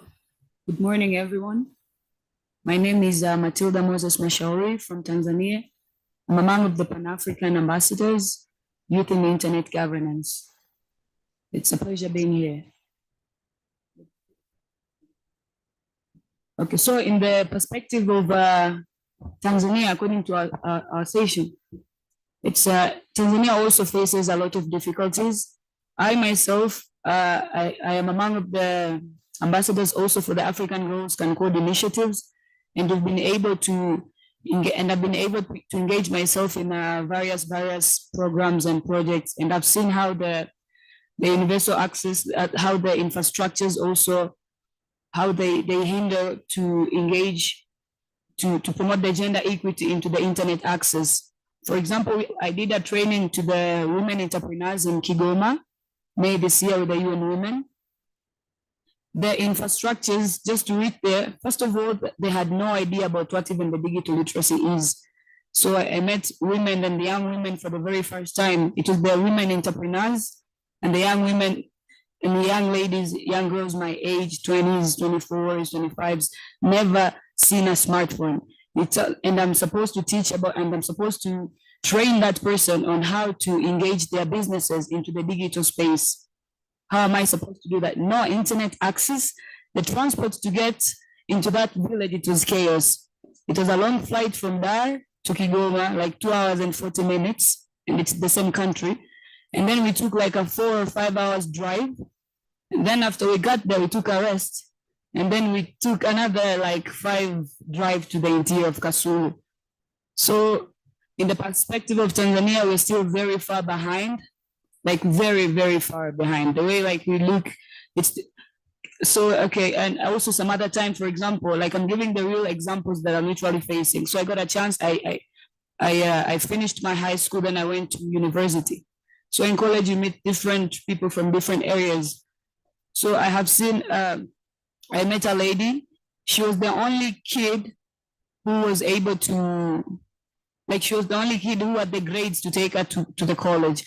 And she came there, mind you, the school also, even the document, the way she was learning, it's different from how we learn at the university. The lecturers comes, explains a little bit, then it's like, everything else I'll send to the email, I'll give the CR, like to give you the task and something. A person who has never seen a smartphone, a person who doesn't even know how to use a Microsoft Word or Microsoft Excel, like it's chaos. How is she going to write the works? How is she going to do the assignment? So, and even if you take at our college, we're about 30,000 students. It is less than 40% the number of girls in that school. And that 40%, it has to be kids, young girls from the private schools, like the ones who went to the international schools. So if you go to the schools in the ward schools, the public schools, chaos. I'm also doing like a project with the She Works in Tech. So we decided like, because we are from the AGCCI, we were given laptops. So we're like, okay, imagine it's in Dar es Salaam. Dar es Salaam, it's the biggest city in Tanzania, right? And the school is at the center of town. It's in Kariakoo. It's like the center of Dar. And it's the most county. It's the county that collects the most taxes. But in that school, there is no computer. There is no computer laboratory.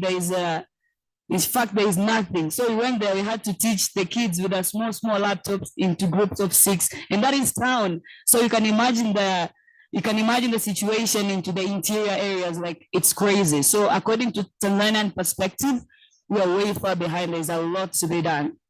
Even at the Pan-African, the PAYAG thingy, I have the evidence. I can even show you. Kids could not even apply, just like to open it as a Google form.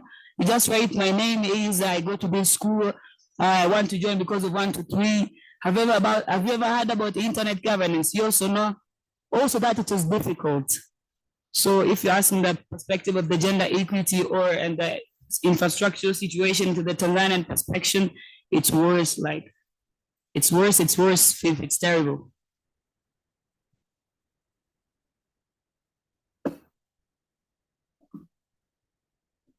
All right, Fifi, over to you. Okay, all right, thank you very much. So let's move to the next question.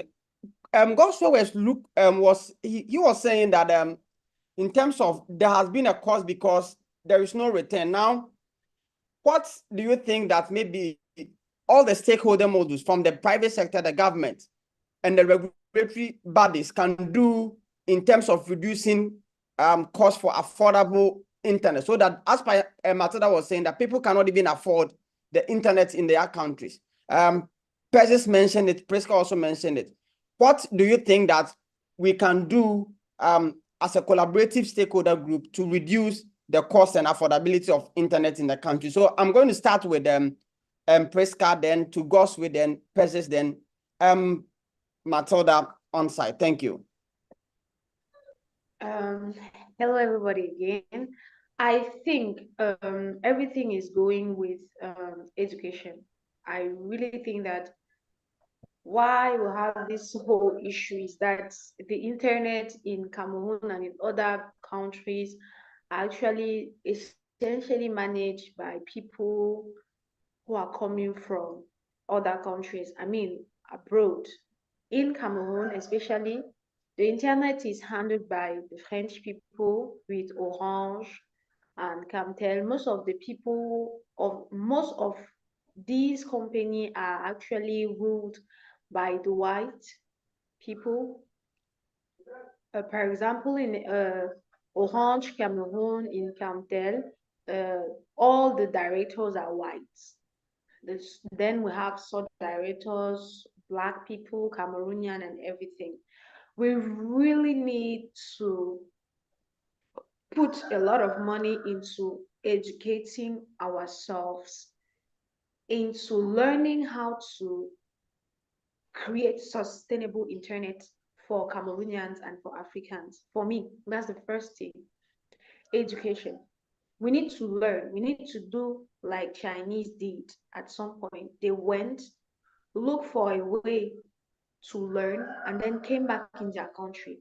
Now, the main problem is that even if we invest in educating ourselves, and then the government maybe will send us to UK, will send us there to learn, then we'll find maybe better jobs, and then we'll be like, no, we don't want to come back to Africa. So when we come to education, we need to educate our children to love our motherland, love Africa for Africans.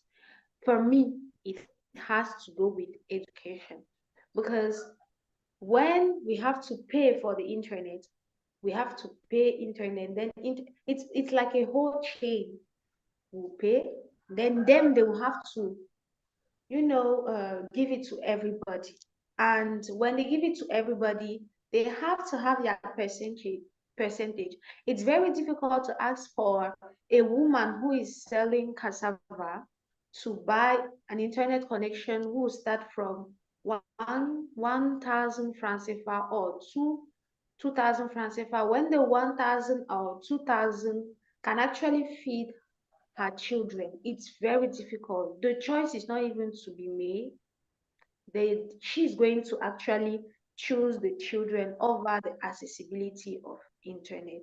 So we need to educate ourselves and the youth about loving our African more, than we are going to learn how to produce internet for ourselves. I don't know how, if people are actually understanding what I mean, but I'll go in French because it's always good to go in French.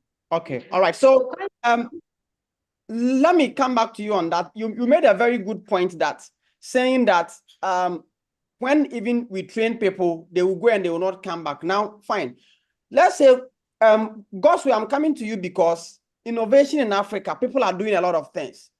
How do we support that so that we can get affordable internet? Because we have people who are bringing out innovations in Africa that we need to enhance that kind of innovation to provide internet for ourselves. What do you think that it can be done so that we can get affordable internet? Then after that, I'll go to Matilda and come back to Persis, because Priska has mentioned some key things that I want to ask specifically from Matilda. Since she's a new graduate from school, what is that perspective education is going to help them on that? So, Goswe, innovations to reduce costs, let me know.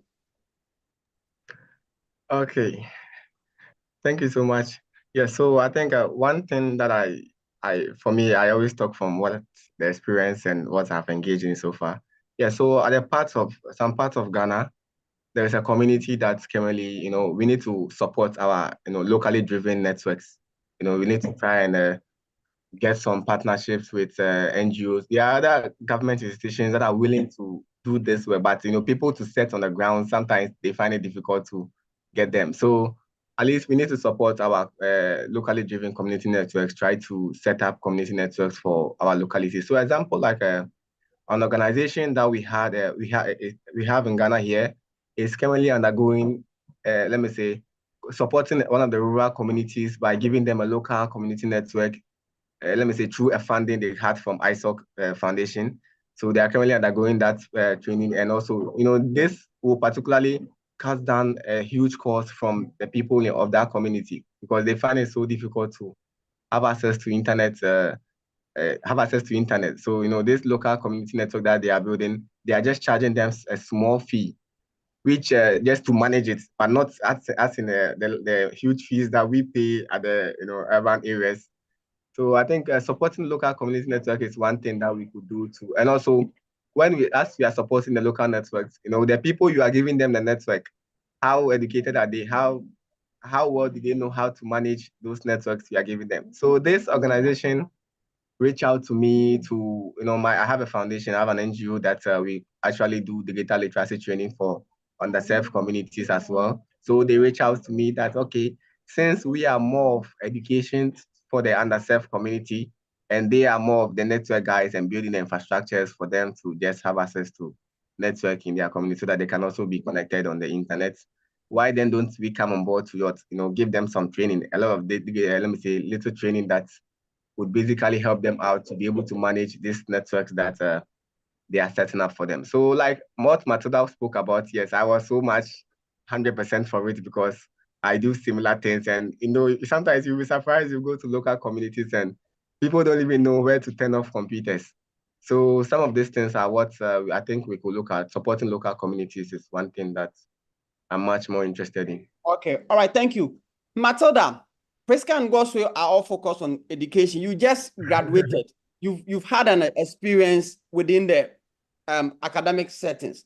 Do you think that the academic community is not doing much to bring students or graduates to solve these problems? Do you think that the project students are doing within school, within the academic side, can also influence us to learn more so that we can build a resilient internet to reduce the infrastructure costs when students are building internet devices or internet infrastructures to so that, as Priska was saying, that we don't need to depend on the foreign people to be shipping a lot of infrastructure in Africa. On your perspective from your country, from the youth group you joined, what do you think about this? That and you graduated recently. From the school perspective, academic perspective, what can you say about this? Okay, thank you.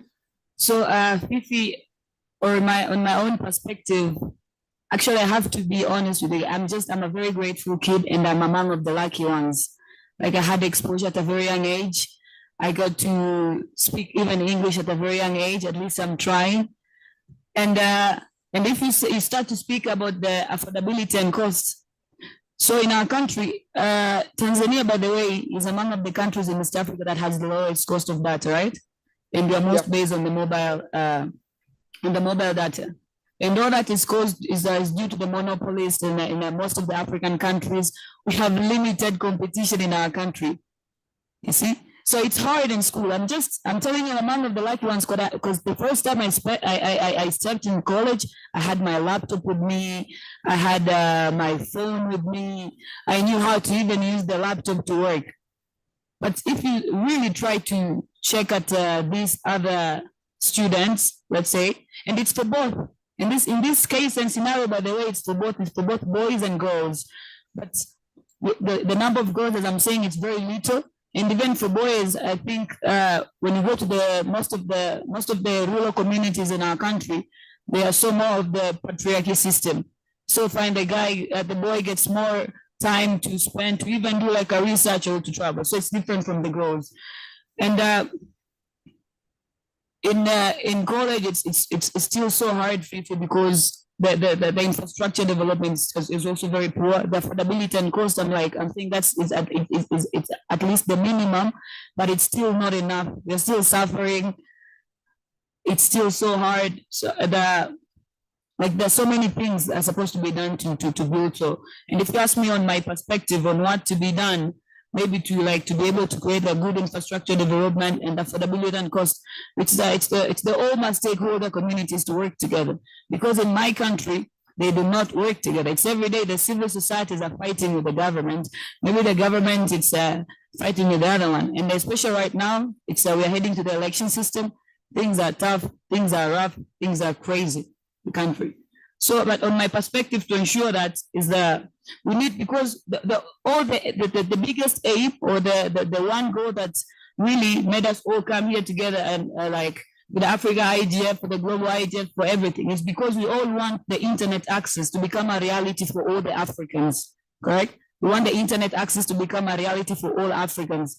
Why am I saying a reality? Because I've seen people in darkness about the internet access. So we want to make it a reality. And by doing that, it requires collaboration, and I'm saying collaboration across the governments, all the multi-stakeholder system, the private sectors, the community itself, to create a sustainable development and an inclusive solution for all these problems. So for me, I'll just call on the government and on the proper collaboration on how to work on this. But the most and the biggest focus will be to young girls. And I'm saying this because I've been there. I'm a girl myself. And for me, I'm a girl who was born a little bit in town, but I'm engaging with so many various other young girls, talented, very confident. It's just that they do not know, they're very illiterate when it comes to the digital space and digital area. But when you go and give them education about this, you tell them, you know what, a girl can code, you can become a website developer. You can do this, you can do this. And there's several ways to protect yourself when it comes to the internet. So that way it's great. Okay. And in Tanzania, listen, one minute. In Tanzania, so we had a situation that happened in May. A certain very greatest leader from the government. So it was a lady, the top leader was a lady, top in the military, and the husband. So it seemed like the husband was cheating with a small young girl who was a minor, 18. So the government leader sent his junior, there are 6 boys, and went and do a lot of bad stuff to the young girl. And then they posted that thing online, and nothing has been done until today. I mean, the justice was given. They literally say the justice. I can even show you right now. I can say it was a big issue. The justice was given. The guys were the boys who were sent 25, 27. There were 6 of them, and it was one young girl. She was even crying stop, don't do this. But the person who sent them is nowhere to be found. So it's crazy. And that lady, and she's from town, and she doesn't know anything about internet governance. In fact, we don't even know how to sue, if we're even allowed to sue. Are we even allowed to sue? We don't even know if we're even allowed to dream. So the Tanzanian perception is just, it's not so well. Okay. All right, thank you very much, Matilda.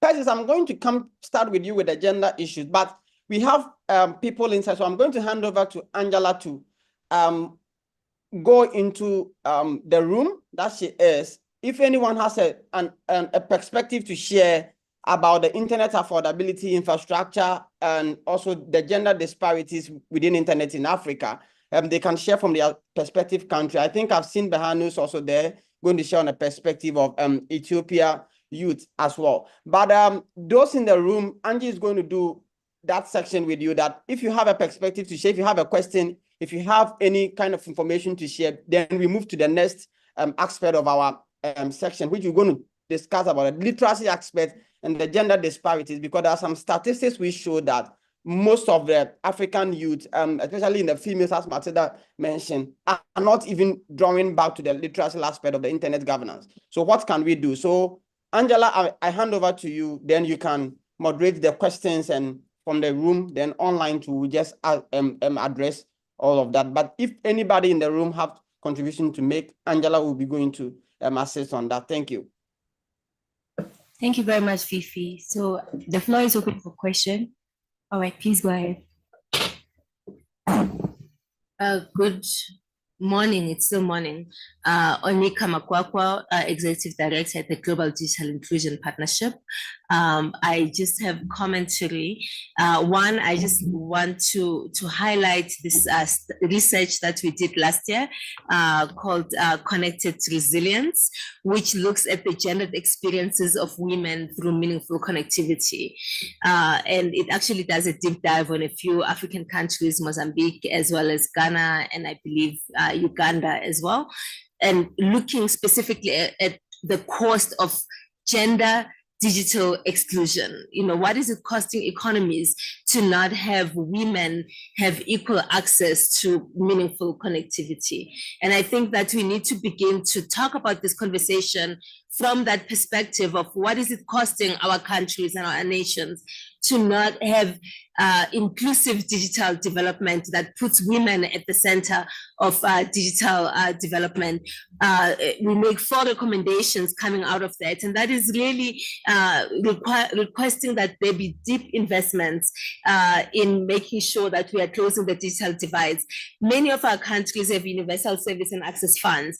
They are truly a missed opportunity for closing the gender gap in particular. In most countries where we've audited these funds, we have found that they are not even used for digital, for closing the digital divide, let alone having a specific focus on making sure that women are also included. We need to have grand visions. I think all of us here need to begin to look at some of the existing instruments like our National Broadband Plan. If your National Broadband Plan does not have a specific target that speaks to closing the gender divide within digital development, it is not going to happen. If it doesn't exist in major documents that talk about development on digital, it's not going to happen. So we need to begin to participate in those processes to make sure that gender is included in the digital development plans as well as the strategies and implementation. We need to look at easy wins. I think, you know, universal service and access funds are a really easy way for us to begin to address some of these issues. Ghana, the Ghana GIFAC is the name of their fund, has done a really good job of having initiatives that specifically focus on women and bringing women into meaningful connectivity. And lastly, you know, really looking to scale up some of these. The civil society is doing a lot of work in terms of filling the gaps to, you know, whether it's girls coding, digital literacy for women, but we need to begin to invest in these initiatives that have been proven to be successful to be able to scale up. For those of you who will join us tomorrow, to learn more about the Women in the Digital Economy Fund that specifically funds initiatives, including NGOs, that have tested models and programs that help to increase women's participation in digital technologies and are interested in expanding them beyond where they are at the moment. Please do take some time to talk with me later on if you are running such initiatives, whether it's digital skills, safety and security issues, because we do need to get the, you know, to focus on this. Otherwise, this divide is not going to go away. It's going to continue to persist. You know, so those of you who are working in this area, please let's get together and really figure out a way we can scale up and fast track, making sure that we are building digital economies that are inclusive of women. Thank you. Thank you so much for a wonderful contribution. Any other contribution? All right, go ahead, please.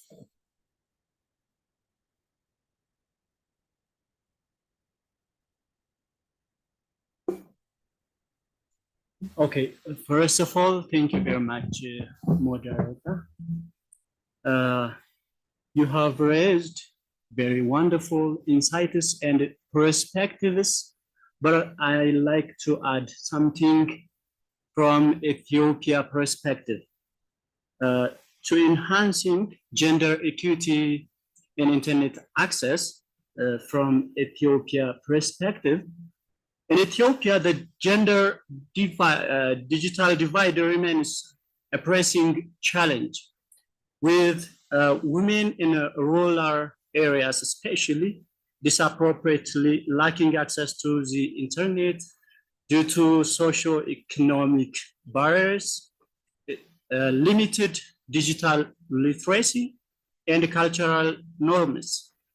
To addressing this requires targeted interventions, just like affordable internet access, especially expanding subsidized internet and devices for women, particularly in under-reserved areas, and also the other one, digital literacy programs, tailoring training programs to empower women with essential skills for navigating the online space.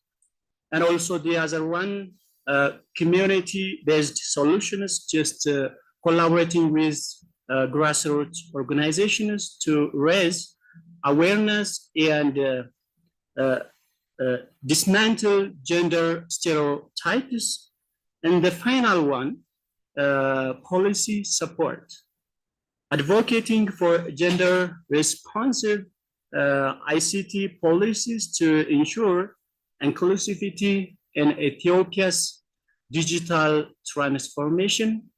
By prioritizing these actions, Ethiopia can foster gender equity, empowering women to fully participate in the digital economy and society.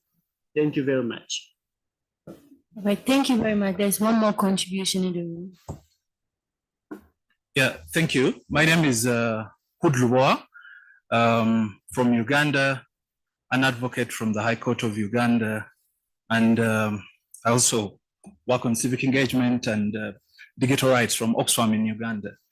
My contribution would mainly be one, and that is in relation to the huge contribution and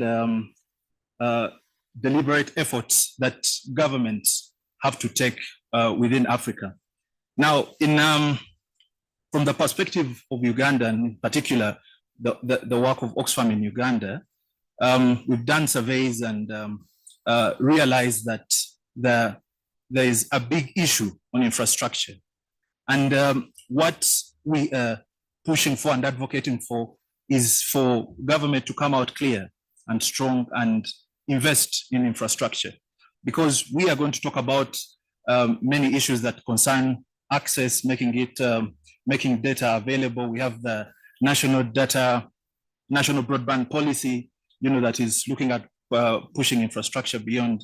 But we are calling on governments, and I think this should go across the board in Africa, for governments to really be intentional on investing in infrastructure. I'll give an example. Recently, I engaged with the Minister of ICT, and the question was, what's wrong with us? And they said, no, we are doing an investment, across the country. But they highlight issues like areas that are hilly, that there are concerns that broadband won't easily reach there, and of course that goes back to frustrating the issues that have to do with access. Lastly, I think we should also constantly always make calls to governments and different gatekeepers and stakeholders to give up or to stop bringing into force laws that are regressive. Because once you have draconian laws in place, it's going to affect issues of access. Now, I don't know about other countries in Africa, but in our context and in our different court systems, we've been battling with laws that are not, for access. And I think government should really be intentional and very supportive while making laws that are affecting the citizenry. Thank you. Oh, thank you very much. We have just less than 10 minutes to finish. So if you can give your contribution in 1 minute, we appreciate it. Thank you very much. Okay, thank you everyone. Good morning. My name is Amina Ramalan from Nigeria. I just wanted to speak more to what the brother from Ethiopia said. I understand that we're all for, the infrastructure, the policies, the building, right? But he said one thing, which is to dismantle the gender stereotype. Now, I come from a part of the country, right, where it is expected for women to, be reserved, be quiet, basically be behind the scenes, right? 5 years ago, maybe, if you had told me I will take a mic, my voice is probably shaking still, you can hear it, but if you had told me I would take a mic and speak in a crowd, right, I would not believe you. I'm always the first person to run out when there's a round table or something, right? But I will say that over the years, with training, capacity building, speaking more and more at events, I think we need to tell our girls, tell our young women more that it is okay to speak up, right? It is okay to, be at the forefront. If you think something, you can do it. Yes, that's basically just what I wanted to say. So it goes beyond the policies and the infrastructures. We need to make sure we dismantle the gender stereotype. Thank you. All right. All right. Thank you very much. Thank you very much, Amina, for sharing this. And I know it comes in various perspectives, but we're going to have our final words. But during this final words, I'm going to ask this because it's one of the most concerned thing to me.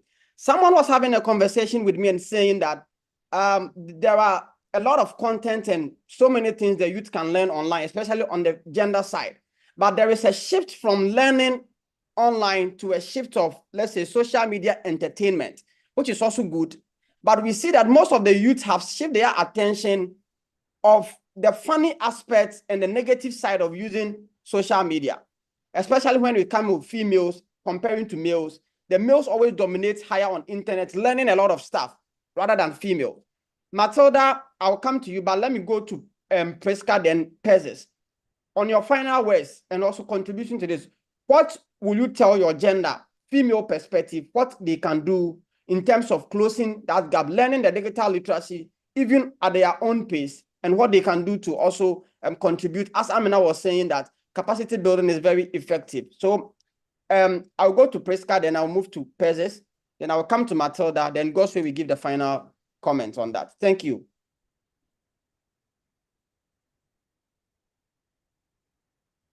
Priska? Okay, let me see if Pezes is around. Okay, yeah. All right. Yes, Okay. all right. I'm here. Okay. Would you mind repeating the question, please? So there is an attention of shift in terms of learning from the female gender aspect, whereby they spend much time on entertainment, on social media and other stuff, which is important though. But instead of the male going online, male learn much on online, try to learn new things, but the female always focus on fashion, entertainment, which is also good. But what can you advise on the male on the gender aspect? And also your final words can be in French. What do you expect that the female can also do to close the gap in terms of gender disparities and also digital literacy learning? As Amina was saying, that we need to build capacity for this female because most of them are shaded behind. So what can you tell them? Confidence and also the power that women can use online productivity tools to contribute. Yeah, thank you. All right, let me arrange real quick. The fact is that we always think, as women, we always think it's very difficult. There's nothing difficult. It all goes with a lot of works and a lot of devotion. If you want to achieve something, if you want to do something, you're going to do that thing. So I'll go in French really quick. En tant que femme, en fait, nous devons rapidement de penser positivement. C'est pas parce que les choses sont difficiles, because we have to know that actually ICT courses are actually very difficult. Let's be real about it. ICT courses are difficult, and sometimes men are more, let's say, more resistant than women when it comes to ICT. So we women need to learn that it's not really that difficult. It's just commitment and devotion. Nous devons être dévoués à ce que nous faisons, et ensemble nous pourrons actuellement réaliser ce que nous voulons pour l'Afrique. Il faudrait que les femmes soient un tout petit peu embrace the challenge. We need to learn how to love challenges a little bit more. That's just it, because we don't have more time. Thank you. Priska, let me move to Persis. 1 minute, then we'll. Okay. Yeah, all right. Thank you very much. I'll try my best to wrap up in 1 minute. Yes. So I think that most women, it's more of like a societal norm that women are just known to be this way, or women are known to just be that way. But it's up to us to break that norm, that women can do well in science, women can do well in tech, women can do well in the digital space.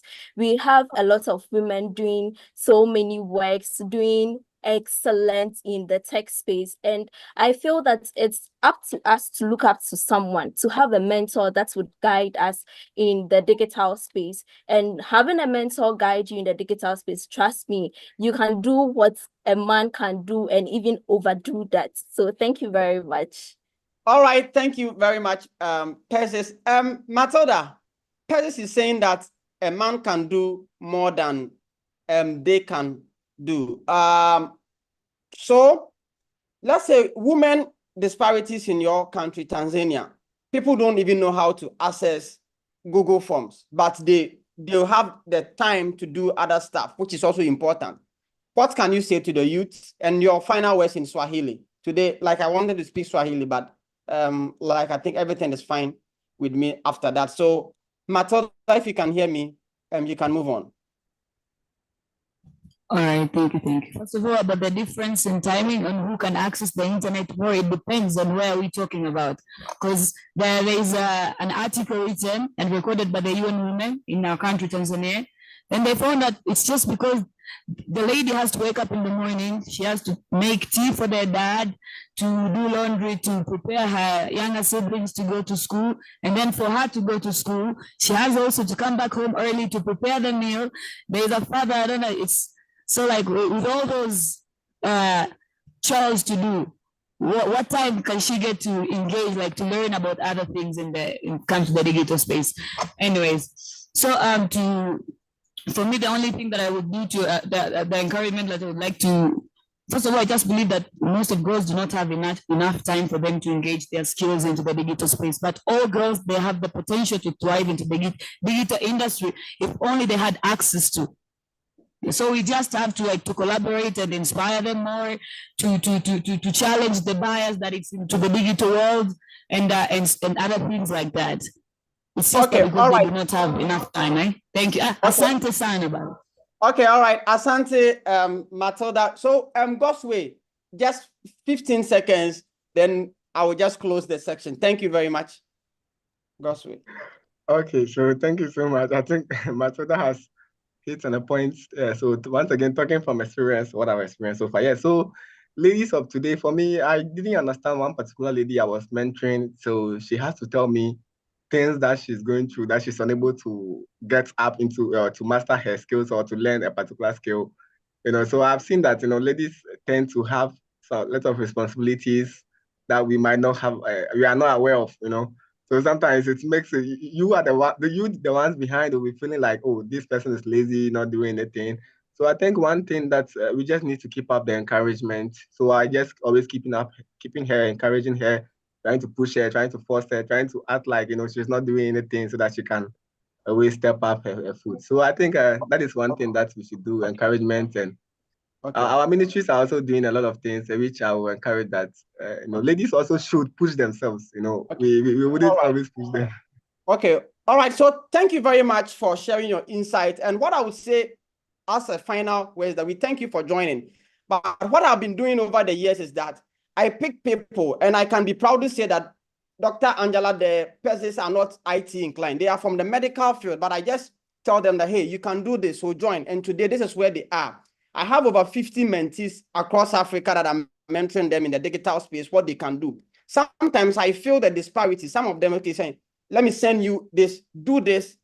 I try to let them think beyond what they should do. And this is helping very much in Africa. And I will also urge everyone in the room that once you are growing as a leader in the tech space, you have experience, pick people under you. And I will challenge Amina to do the same because you have come on away 5 years now.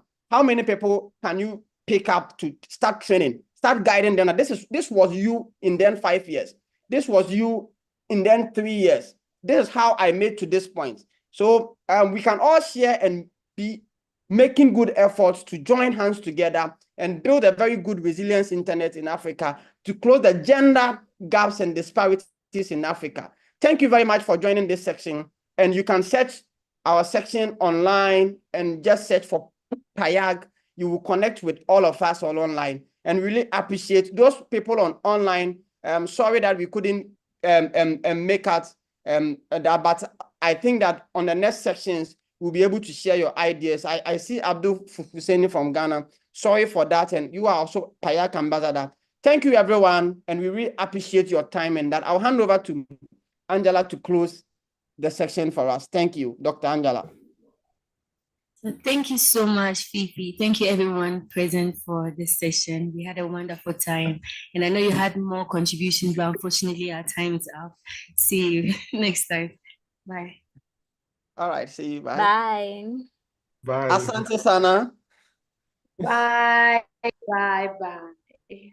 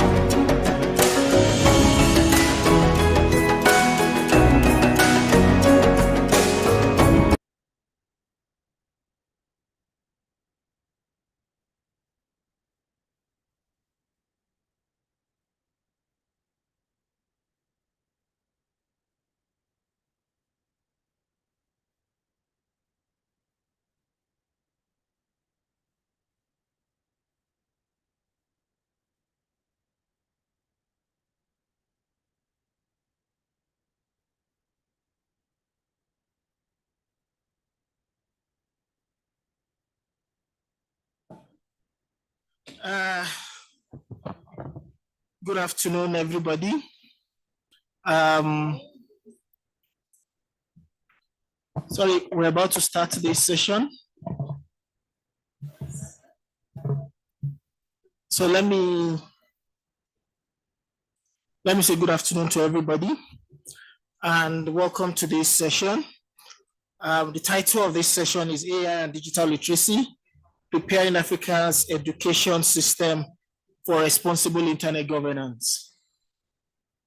So my name is Dr. Abdulkarim Oloyede.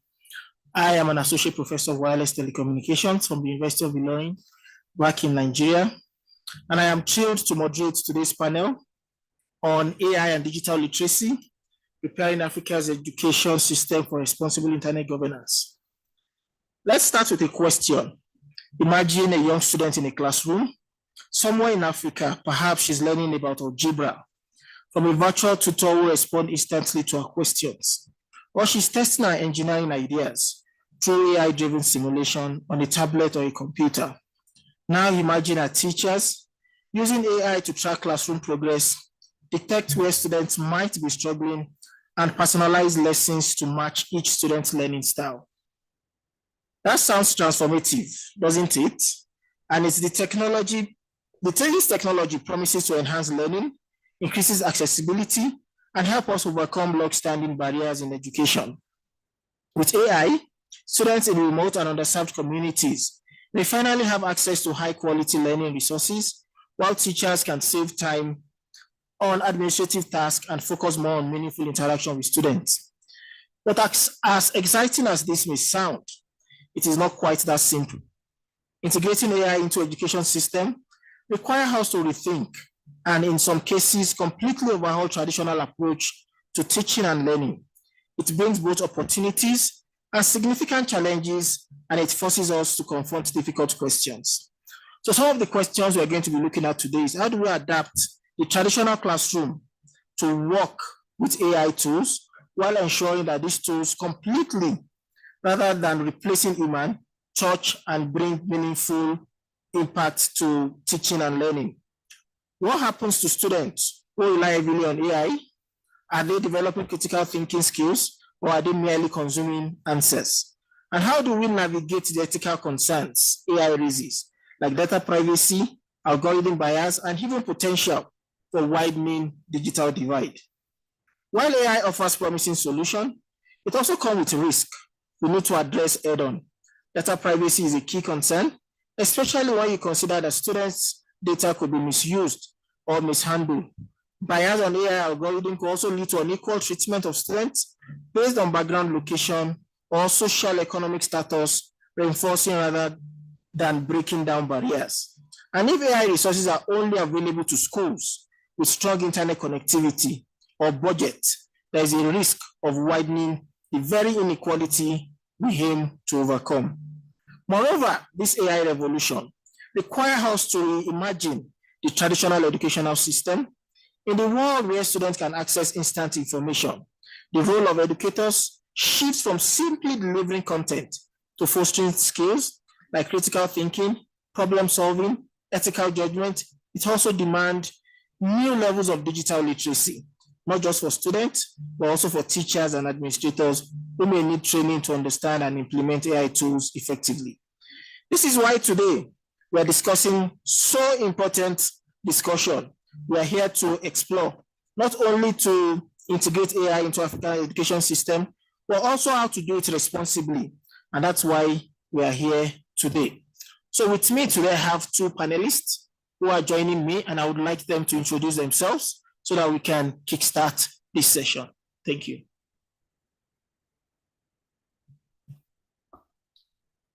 Good afternoon, everyone. My name is Dr. Angela Sulemana. I'm a medical doctor in Ghana, Ghana Country Director at AI for Africa. I'm also a content creator on YouTube at Happy Molecules and Ghana Sick Fellow, as well as Afro-Sick Fellow. Basically, I'm someone that wasn't really into this digital space. I just started like last year in December, and it has been a nice journey. Currently, what we are doing in Ghana concerning AI for Africa is that we are trying to let everybody understand what AI can do in health sector, and also trying to help people. You know, there are not many radiologists in the medical sector, so AI is trying to help us detect diseases promptly without delaying or missing out illnesses that could be life-threatening. So that's what I do in Ghana. Thank you very much. Thank you very much, Dr. Angela. Matilda. Well, thank you very much. My name is Matilda Moses Mashauri. I'm a Pan-African Youth Ambassador for Internet Governance. I'm also an ambassador for the African Girls Can Code Initiative. I'm a fresh graduate from school, same as me. I've taken a different path from the degree. I just graduated from the Bachelor Degrees of Social Work, but I have been engaging myself with STEM and AI since when I was at the age of around 12. And it's a privilege to be here to discuss about the topic AI and digital literacy in Africa, because as we look into the future, it's clear that education is the heart of this African continent. So engaging AI into the education system is going to help into significant challenges that we're currently facing. Thank you very much. Okay, thank you very much. I'm going to put this into context. We already had a discussion earlier this morning in this same room about AI. And one of the things, so what we're focusing on majorly is how it affects education. And one of the things I usually like to talk about, first of all, is the fact that AI is here to stay. AI is something that we really need to understand. And AI is not something that is new, but it's just that it is more prominent in the society these days. And one of the tools that we actually use that a lot of people talk about when we're talking about AI is those tools that enhance you in your writing and things like that. And that is one thing that is affecting education a lot. But one thing I tell people is the fact that when you are writing thesis in the past, education was meant for, or was more convenient for people who are rich. Because when you are writing your thesis, what you do is you send it to somebody, you ask that person to proofread for you. The person proofreads, you pay the person, and you submit that as your work. Now, what is happening is you don't need to pay someone. You have this artificial intelligence AI tool that you can submit your work and it gives you feedback and you submit it as your work. The challenge with that is a lot of people are now seeing AI as being a cheat tool. But for me, that is not true, because what you do in the past is you send it to an human being to proofread. And whatever AI is doing now is the same thing that the human is doing. But the AI will do it faster, cheaper, and also do it probably even better than the way the human is doing it. So why are we now saying we do not want to integrate AI into education system? I carried out a survey with my students and I asked them that I'm going to give you an assignment, but honestly, I want you to tell me how you have done the assignment. Did you copy from a fellow student? Did you use AI and things like that? And the thing is, students have been cheating over the years. Students have been copying from friends. They've been giving out assignments for people to do it. But now we now have AI doing it. And that is why we need to rethink a little bit and see what we need to do. So I'm going to start engaging my panelists. So the first question I would like to ask Dr. Angela is that from your own perspective, what are the most significant ways AI is transforming how students is learning in African classrooms? And if you can share with us any examples. Thank you very much. So for the first or the most significant input I have here will be the translation. You know, AI has tried to reduce the language barrier or close up the language barrier. Now you don't have an excuse that, oh, I don't speak French, I cannot understand what you're saying. There's just AI too can help understand. You just have to put in whatever is being said and it will follow. There are voice AI translators, there are text AI translators, and there's no excuse here. Thank you very much. Thank you very much. Matilda, I don't know if you want to start with something on how you think AI, because you've been a fresh graduate. I'm sure by the time you were graduating, these tools were coming out today. So what is your own experience with AI, or did you use AI for your final year thesis? Or final year? Yes, for the entire class. Well, so in Tanzania, I didn't even know that. So I started to use ChatGPT when I was in school in my second year. And the most important thing that ChatGPT has ever did for me, it wrote my entire field report. But it was like 90% on my own because I had to fill the notebook. I just gave it to just make it perfect for me. But AI personalizes learning into adapting an individual's students' needs. It also makes the education to be inclusive because it doesn't pick either you're a boy or a girl. It's for everyone. And also it gives us time. Every student can learn at your own pace with all these AI AI tools that are available. I can learn at my own time. Yeah, so it's been transformative into our society, to be honest. Thank you very much. I want to open this up to the audience. Yes, please. Your experience on how AI has helped you in education, or what you think generally. Thank you. All right, thank you. Okay, thank you, moderator. Remo Oke is my name. I work with ITRMs, and we do advocacy on internet governance for development of Lagos, Nigeria. With regards to AI, I actually have a question I wanted to pose to the panelists. One is in terms of data verification. Because if I ask now how many person maybe visited UN UNECA today, you will give you 10. And you ask about the same question, it will give you 10. But breaking it down on terms of sources that provided that 10 becomes an issue. Then coming to the educational aspect of it, I would like to find out, maybe from the panelists and when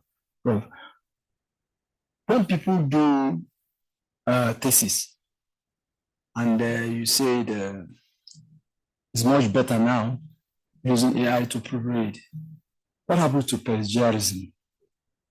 Because in our days, if two persons happen to have the same line of sentence, the prof will definitely cancel that project. So I don't know what it is now. You are still in there. So maybe share some, and then your speakers can also give us some instances. How do we surmount the issue of plagiarism in the era of AI for education? Thank you. Thank you, Ogaremi. I think, yes, you have now pushed us to where we're also going. So I would start from there. Like I mentioned earlier, people write theses for people, or for people give out their theses for people to write for them in the past. So it is not something that is new, okay? It is not something that it is new. And in that case, if somebody has written for you, it is difficult for even the professor to detect it 10 years, 15 years, 20 years ago, since time immemorial. And that is the same thing AI is doing now, okay? But it is interesting that we're having that discussion now. And that is why my own understanding of it is that we need to encourage students to use AI, but we need to change the method in which we assess students. For me, what I do personally is I have to now interact one-on-one with my students more to know what they understand, not just depend on the assignments I give them, not just depend on what they write. Now we need to now rethink and say, you know what, rather than we asking a student to write up a thesis. I went to examine a student in the United Kingdom about 2 weeks ago. When they sent me the student's thesis, it was 50 pages. The first thing I saw was 50 pages that you tell your students here to write 2,000, 5,000 words in 100 pages, and you even say this is too small. But when I spoke with the supervisor said, we are in the age of technology. We are in the age of Twitter. You have to be able to put your words in 50 characters or something like that and put it out there. And that it is not anymore about what the student is writing. We want you to interact. We are going to have a 6-hour session with the students. Now, this student is going to defend the thesis, not just what the student has written down. So the idea is AI is now allowing us to rethink, because the possibility of somebody writing for you has always been there, but we never thought of we need to rethink. So what AI is bringing now is we need to rethink of how we assess students. And that is my own answer for that question. I don't know if my panelists also want to say something. Yes. Jump in on that. Oni Kamakwakwa, Executive Director at the Global Digital Inclusion Partnership.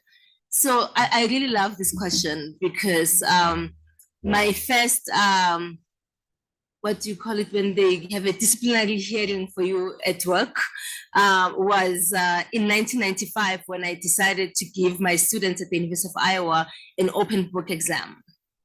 And back then that was so controversial that here is this young lecturer, you know, she's too lazy to come up with crafty questions or whatever, and is giving his students open book exams.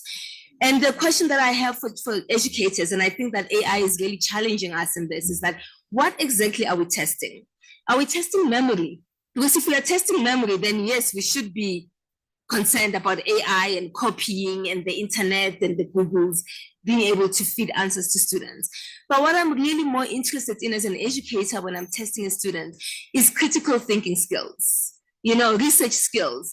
Those, I mean, sometimes you can get something wrong when it's just looking at you, right? Because, you know, just copying the answer is not necessarily the correct answer always. And I think that AI is really giving us an opportunity to deepen what our learning outcomes need to be. Our learning outcomes need to not be students reciting back the textbook to us, which is what has been happening for the longest of times. And when you think about also coding, what are the skills that are required for someone to be a really good coder? You know, critical thinking skills, decision-making skills. You're not going to get those from just copying.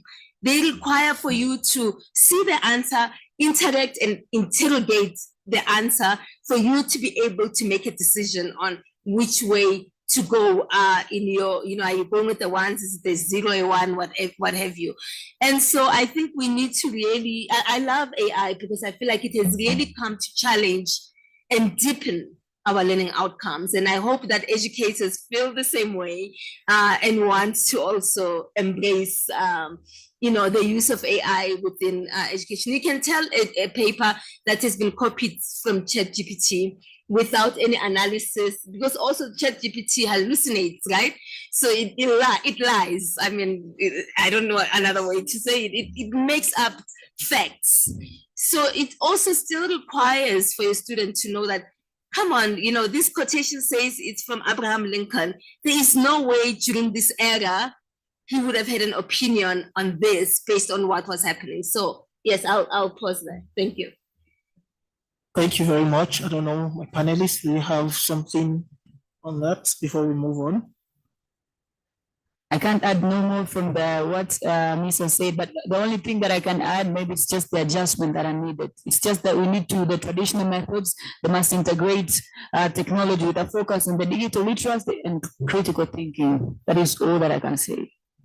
Thank you very much.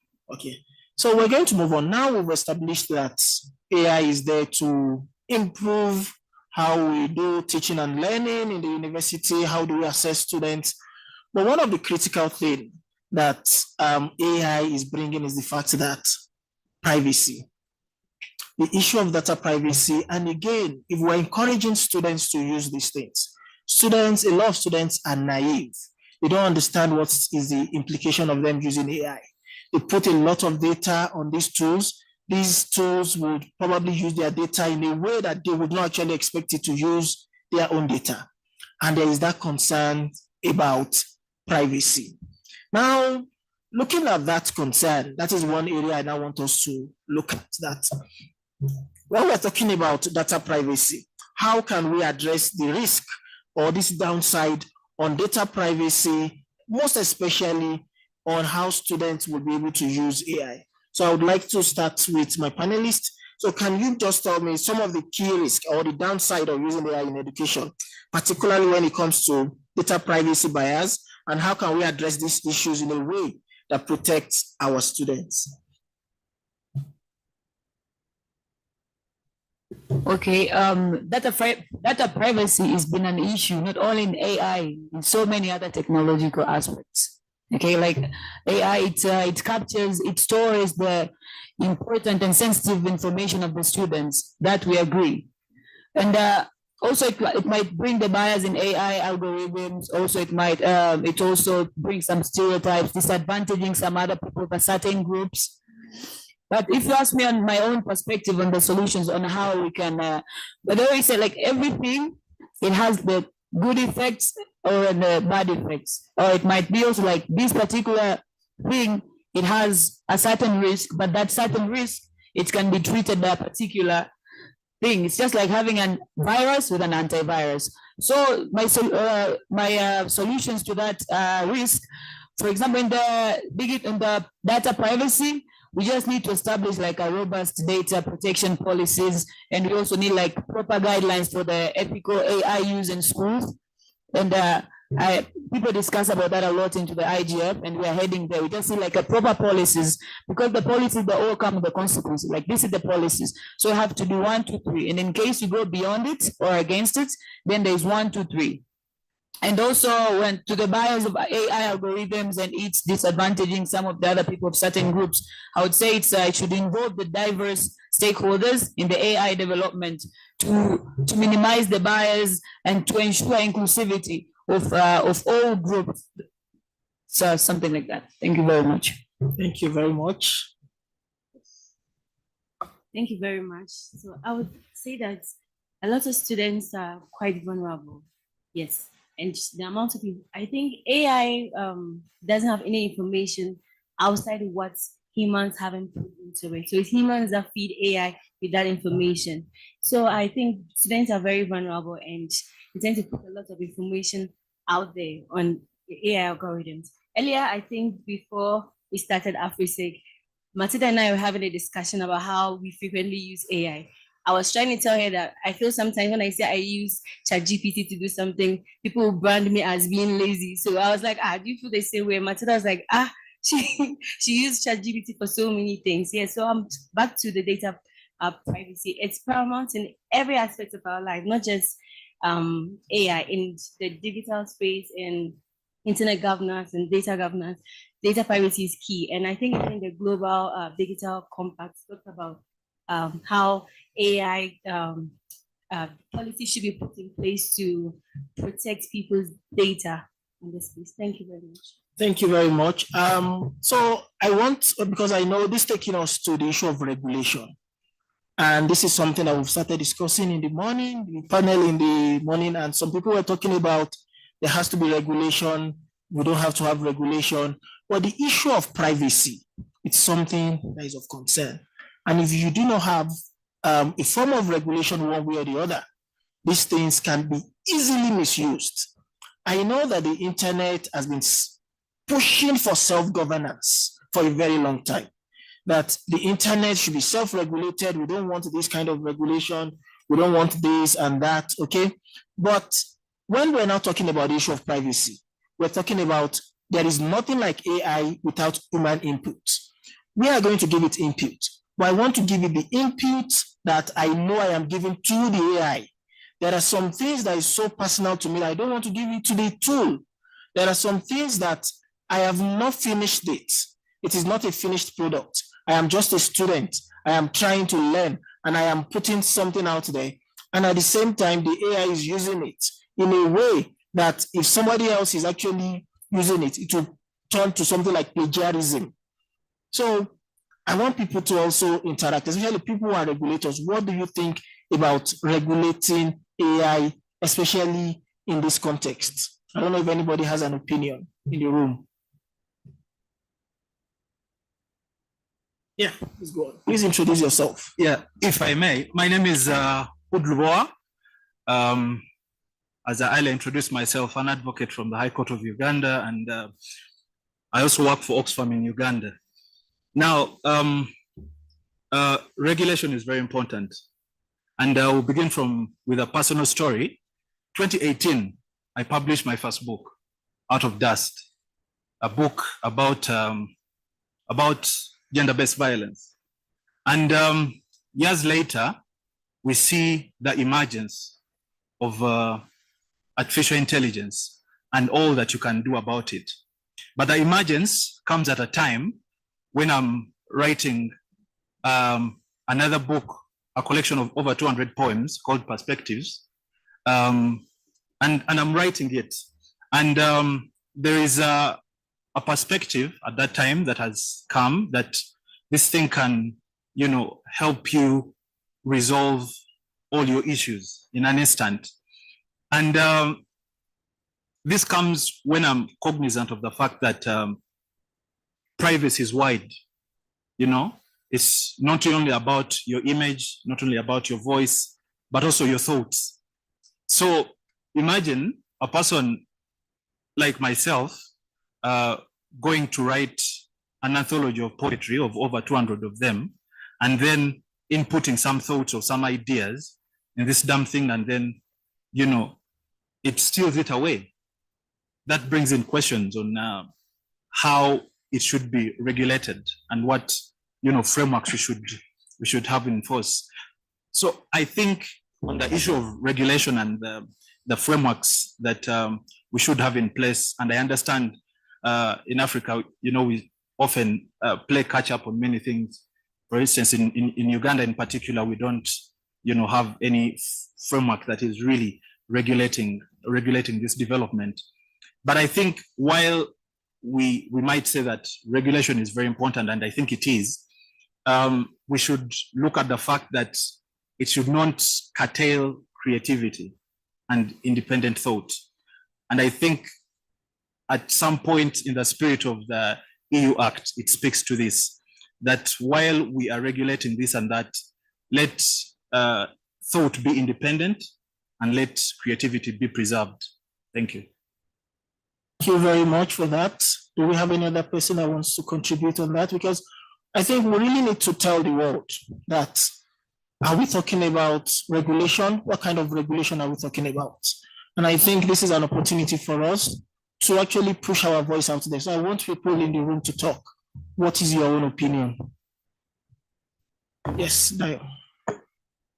Hello, good morning. Afternoon. My name is Oludayo Okewo from Nigeria, Nigerian Communications Commission to be precise.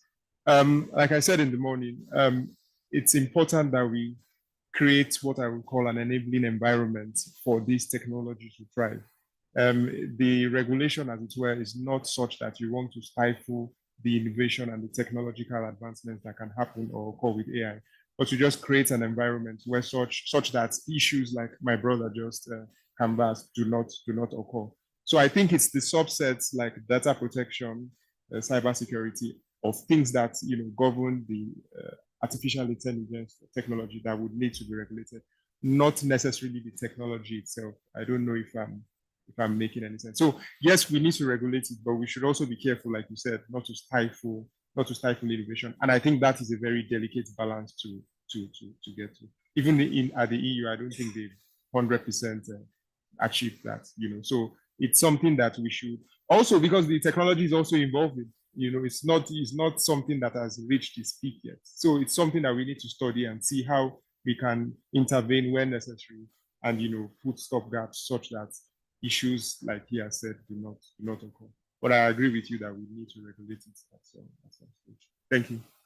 Thank you very much. I think we've had an agreement that yes, there has to be a form of regulation one way or the other, but we need to ensure that we do not stifle innovation. And that is what I am taking out of this discussion. And one of the other things before I come back to you is the fact that there can be bias.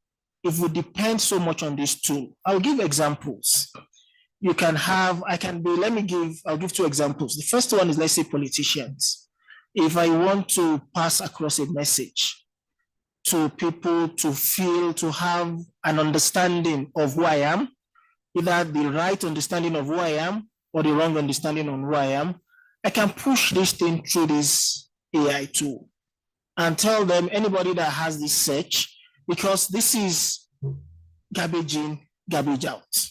Okay? It's easy for people to manipulate and say, you know what?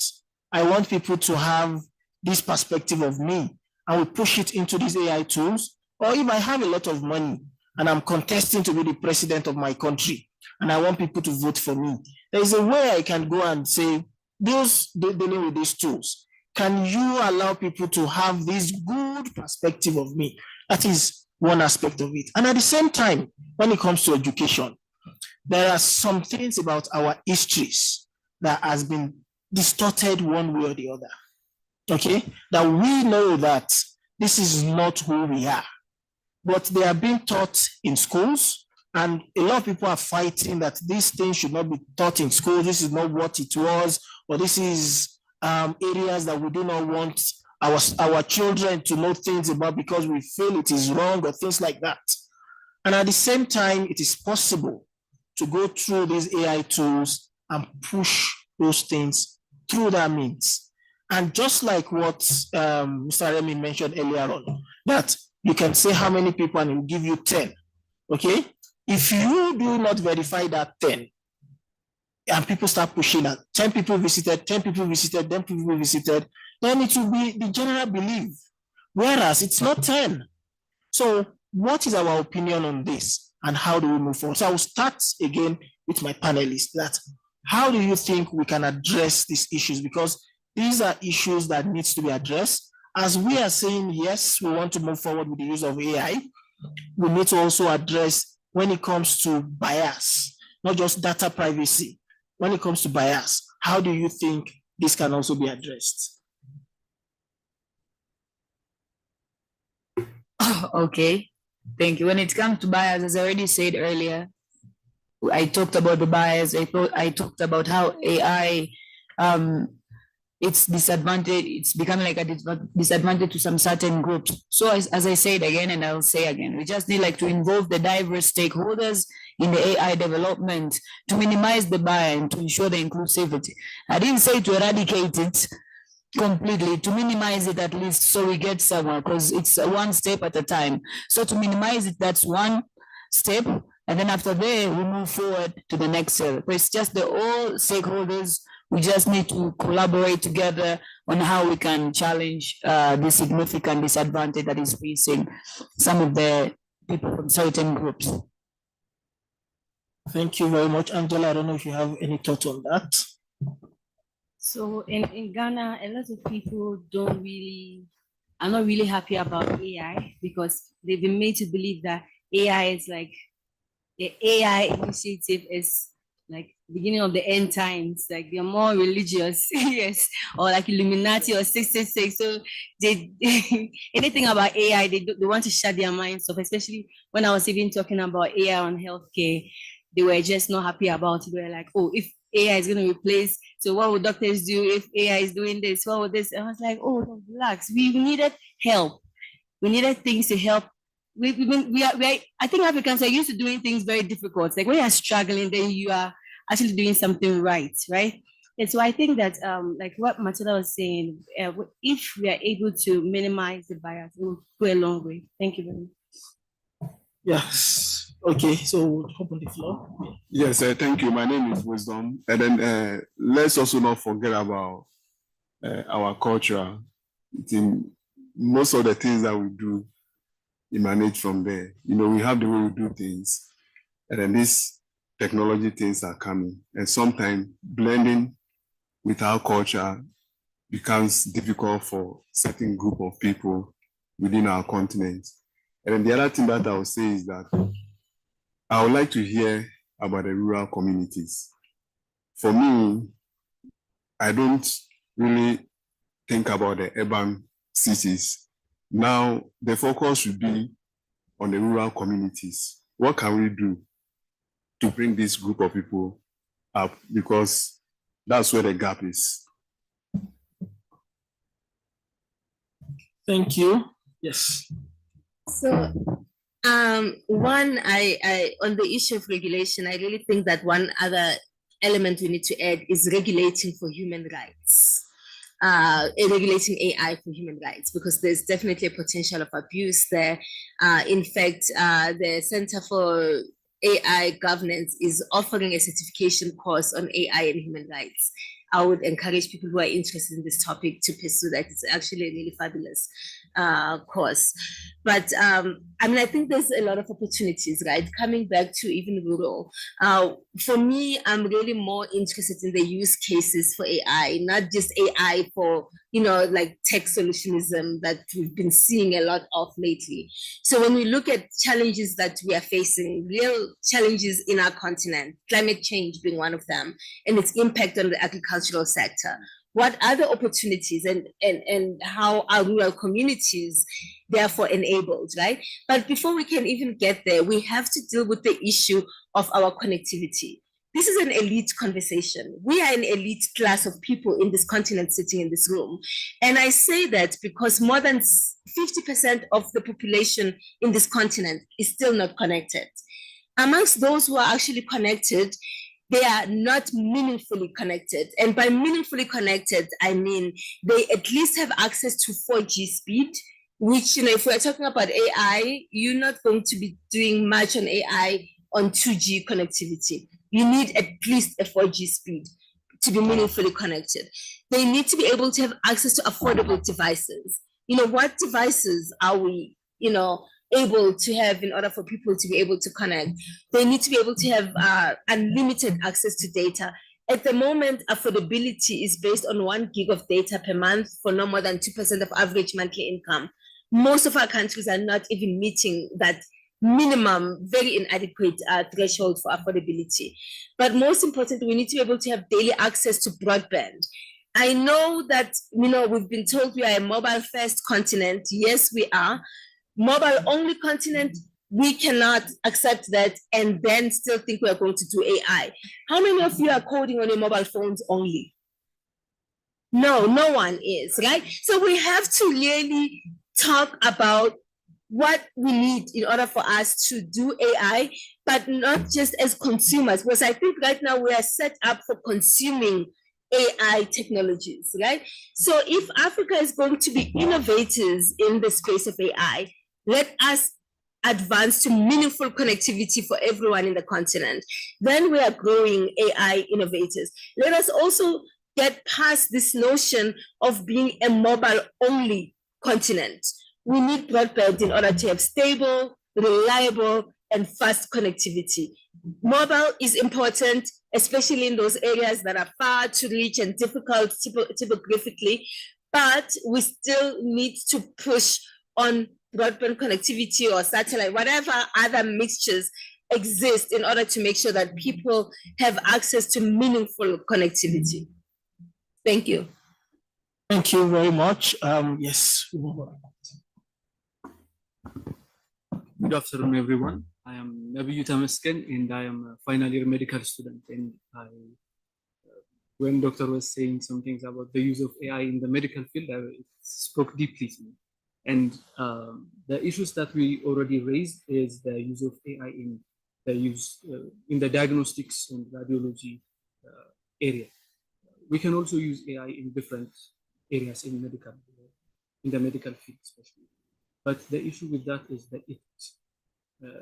I think it should be figured out, or we need to have more in-depth discussions on this. When we're putting someone in charge of diagnosis of a person, it means we're trusting that person with that diagnosis, or we're trusting their training. What it means when we're changing that to an AI model or an AI program needs to be discussed upon. It should be figured out. And the second issue is what we can do to mitigate these challenges. The first thing I see as a solution is to develop an AI model that is more suited to our needs. When we're talking about AI, AI is not just ChatGPT or the AI models that we are used to. We can also have a specific AI model that is developed for a specific need. For example, if it's for diagnostic imaging, for education, we can also develop that kind of artificial intelligence models. So we should also focus on that in addition to what has been said earlier. Like focusing on the regulations and also focusing on the affordability. Thank you so much. Thank you very much. I particularly like that. And I also want to share something that in terms of using AI to do some of the things we do, some of the work we are doing, for example, I know you know ECG. What we did was we developed, because what we saw was that a lot of ECG readings are not meant for the Black population. So what we decided to do was to come up with an AI tool that can actually learn how to read the a Black human being's ECG correctly. And that we've been able to, at least we now have a database. We're now developing that gradually. And it's something that we know that will be useful to us, not just to, as opposed to something that would not be useful to us. So I'm just sharing that to say that, yes, there is a lot of work in trying to use it. And in fact, it is something that we have to look into to ensure that we use AI to solve our own problems. So I'll move on. Oh, okay, we'll come back. Developing the models that we can use for our own use has also an implication on the privacy issue. I don't believe we can trust an external source to provide us with the privacy that we need. We can, for example, my brother was mentioning something about putting his thoughts in this artificial intelligence models and the risk of it being stolen. And when we're developing our own models, not only that we're training it on our data, we can also monitor how it's being used, and we can also monitor where the data is going. So it has also implications with the privacy. Thank you. Thank you very much. So move on, yes, to this side. All right, sorry. Remember again. What I wanted to add with regards to regulation, that we must be very mindful about not having to dump unuseful contents or regulatory frameworks on ourselves, usually in Africa. And then it's also important if you develop sectoral guidelines outside the policy guidelines to guide, like in medicine, media, and some other industries, because that's also a way of boosting the regulation itself. Thank you. Very much, yes. Yeah, thank you. Bias once created, I think, distorts not only image of self, but also of society. And it also goes into perspectives. And my submission in this regard is in relation to a law I encountered from the US, the Algorithmic Accountability Act. And this act, in its contents, is to hold accountable the different gatekeepers of the tools. You know, you don't just create bias and just run away scotch-free and just leave people in a maze to sort out themselves whether the information is true or not. So I think as Africa, we should, and it takes me back to the issue of regulation, I think we should look at also adopting such, which I think a healthy regulation, so that, I mean, we cope up with what is hitting us. Yeah, thank you. Thank you very much. Yes. Thank you very much for the opportunity. Here are my contributions in this regard. I don't hear any, all the discussion revolves around the issue of regulation in AI applications. AI is an umbrella term. It's a marketing term. It's not a technology. There are models, technologies. In this umbrella, we call it AI. So the regulation, the issue now we're discussing is focusing only on regulation. But in my view, we have to discuss the issue in terms of the choice of technology and the development of the technology. So we have to empower communities, individuals, and institutions to choose their own technology.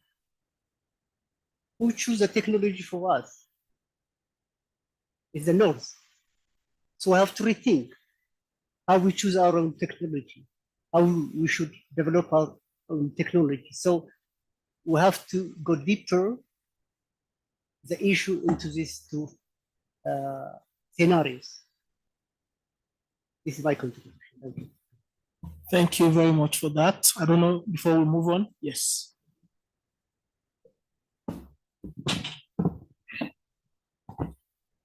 Good afternoon. Can you hear me? Yes, we can hear you. My name is Norman Ram, and I'm a third-year computer science student at St. Mary University.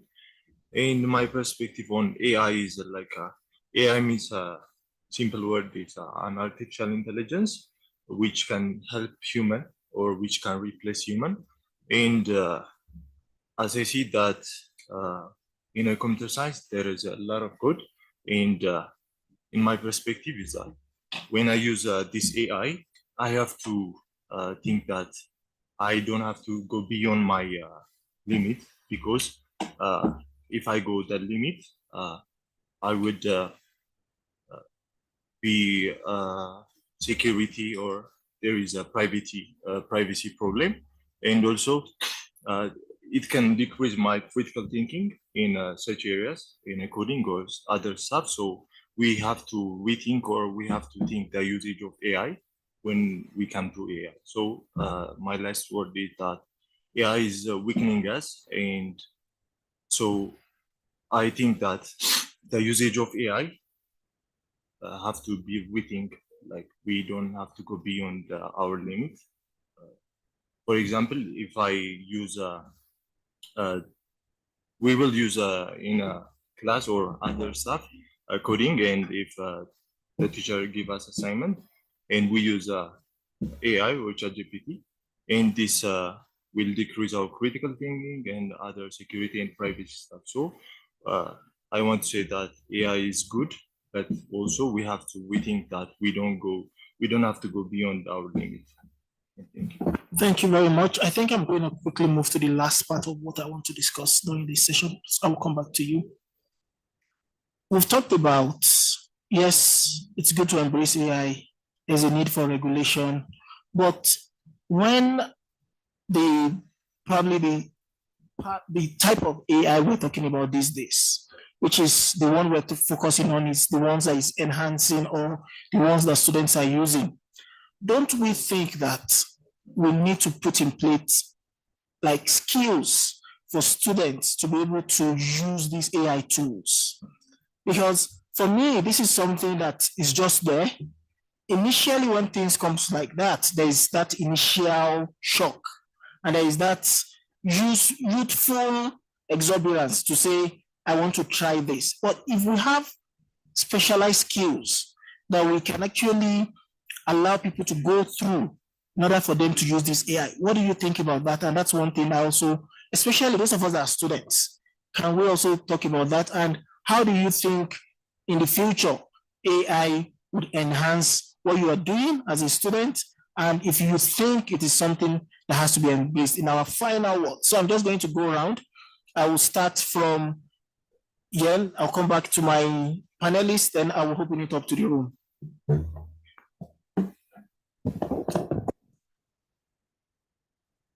Okay, thank you. So I have one point to add on the previous point. Okay, my name is Thomas Gan. I am a last year medical student at St. Paul Hospital Medical College. So a lot have been mentioned on issues like privacy, but one thing I have to add on regarding this bias and equity is just like regarding, especially since I am from the healthcare field. Not only initially you have mentioned about the EKG thing, but also regarding the treatment of options. Sometimes the artificial intelligence disproportionately it affects those marginalized populations, or like developing countries or low-income country peoples. Like for example, it prioritizes sometimes the treatment of options for individuals who are less accessible for those somewhat expensive drugs or expensive kinds of diagnostic modalities. So this has to be managed. So one of the options of handling, or one of the solutions to handle those things, in my point of view, is that when we are developing, or when those individuals who are assigned to develop this AI technology or this artificial intelligence should be heterogeneous. Okay, those individuals should include from the health, especially in the healthcare center. They should include the clinicians, the software engineers who has this deep knowledge and has somehow exposure to this different kind of diversity. So those things should be handled. Thank you very much. I think you also want to add something? Yes. Good afternoon, everyone. My name is Mauli Somiangela. I'm from United States, originally from India. But so thank you so much for this opportunity, and I really love the energy. I really like the way that all the topics are being discussed. So not only here, in even the advanced countries like United States, a lot of people are implementing AI without even understanding what is AI. So that's the problem. So first of all, you need to understand why we are implementing AI. What are the problems that we are solving, right? So one of the things is jumping too fast on the new technologies is always a problem without understanding. So we need to bring education and awareness. Most of the organizations are not spending enough time and effort to bring the provide the education and awareness. So especially in countries like Ethiopia, Tanzania, India, even in US. So there are thousands of NGOs where we can partner with them to do local workshops and conduct local workshops in each and every school, how to use AI. And for example, in the corporate world, we do take the yearly or annual cybersecurity tests. So why not we focus, why not we do something similar to that in schools, colleges? So to improve the ethics on how to use AI. So I just want to add some of these things. Thank you. Thank you very much. So yes, Wisdom. Thank you very much. Just to add a bit, my name is Wisdom. First thing we should be doing is bridging the gender gap, and then that should start from the home. Yes, that awareness and education should first go to mother and father in the house. Then that will be kind of transferred into the children, because the way Africa will do our things, if you take, let's say, a family of 4, mother and father, and then a girl and a daughter, where mostly we believe a girl child should always be in the kitchen, and then a boy child should always be playing with the gadgets and all of that. So that is where I think we should start from and bridge that gap and give everybody an equal opportunity. That's the first one. And then the second one is we should be thinking about youth and job, because the gap within that part, the youth bracket is widening. So we should be looking at what AI can do for the youth, what they can use AI to do in getting some returns for themselves. And then lastly, we also need to be thinking about capacity building and then awareness creation. Thank you very much. So I would like, because we're running out of time, my panelists, your final words. Okay, thank you. Sorry. So first of all, I really do think that we should prepare the students for the AI-driven jobs, because as we all know, the world that it's engaging into technology, and as days go, the more it's emerge. So we should prepare, we should emphasize them on the STEM, and also we should introduce an AI literacy from the early education. So in my country, by the way, until college, there is no AI. Like you won't learn anything about AI unless you take the courses on your own. And so through that and all the collaborations, we can make African students to diverge properly into the AI for the forgot the word in English. I wish I'd speak it in Swahili for the better Africa. Yeah, so thank you very much. It's been a pleasure and asante sana. Final words, Angela. I'm just going to keep mine brief. I'm so excited to be here, and I'm particularly excited to meet some medical students here because I was beginning to feel alone in this space, but No, that's you're not comforting. alone. Thank you. Okay, thank you very much. I want you to please give my panelists a round of applause. And also to all of you for coming today, please a round of applause as we end this session. Thank you and goodbye.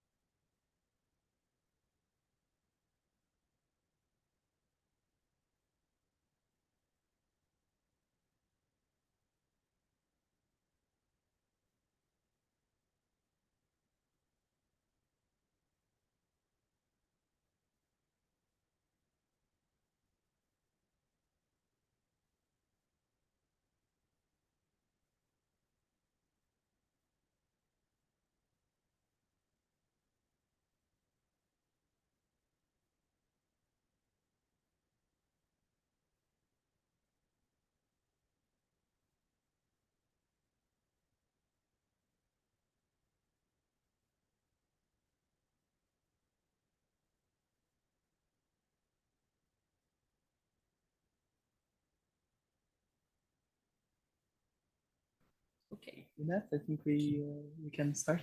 Thank you for joining us. So good afternoon to all of the participants here today. Thank you for choosing our session. Yeah, there are a lot of good options out there, so I really appreciate your time and attention. So the session today is on the, sorry, just a second. It's on the underrepresentation of languages in artificial intelligence. But why should we care about this? First of all, ensuring that all languages are included in the AI revolution is a critical precondition for us to close the digital divide. Like languages that are not included in that will be left behind, unfortunately. And secondly, it has significant impacts for human rights in the digital age, such as the right to access to culture, intellectual property rights, and to steer one's own scientific progress. But to illustrate the issue before we go into our conversation, what is the issue at hand? So as most of us know, data is a natural resource, a raw resource for artificial intelligence. We need data to train AI, and the AI system will reflect what is in its data. So for example, one of the most common utilized data sets to train artificial intelligence is called the Common Crawl, which is an open data set that basically runs through the whole of the internet and collects the data. The thing is, like, if you take a look, I believe roughly 50% of the Common Crawl is in English. The other 50% is comprised of 160 languages, whereas there are over 8,000 languages worldwide. And this is a cornerstone of how AI is developed everywhere. Well, with this, we're going to have a conversation on the inclusion of artificial intelligence, in the inclusion of languages in artificial intelligence.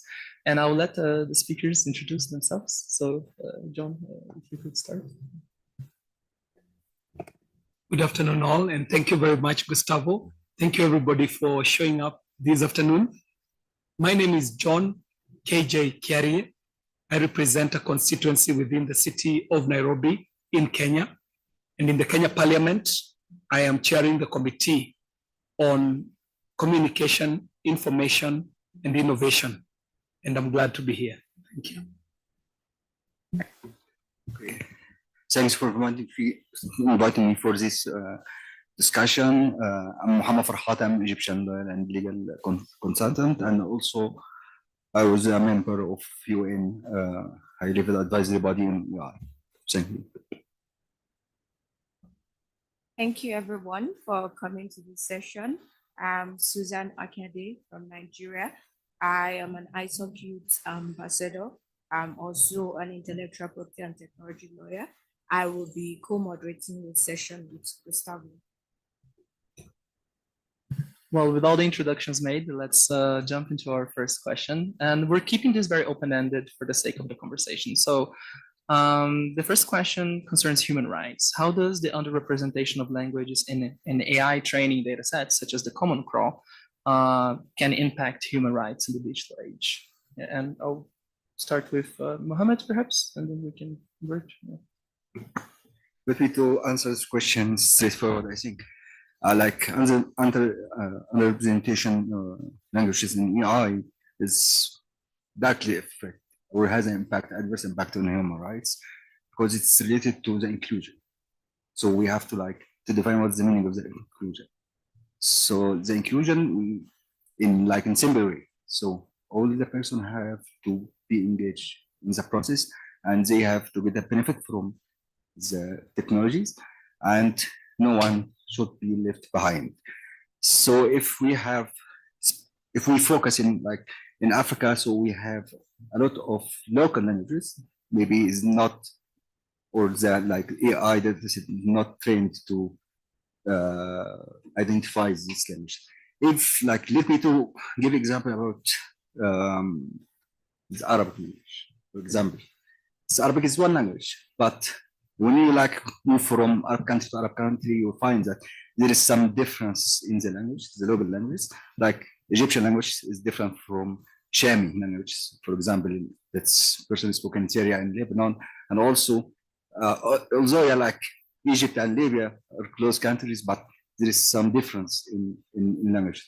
So I think as a human being, I have a right, like, to, when you read something, or the AI, when you're using the AI application, he use the terms that I use.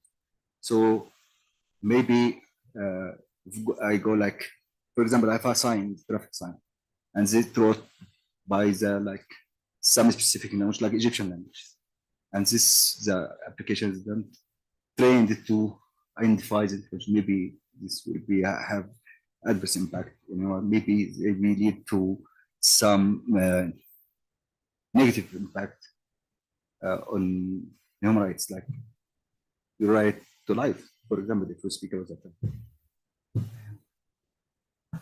Thank you very much. And John, if you want to jump on the question as well, please. Again, it's a hard act to follow, to come after Farhat. You know, he's an expert in this area. But you ask a good question. What's the impact on the rights of individuals?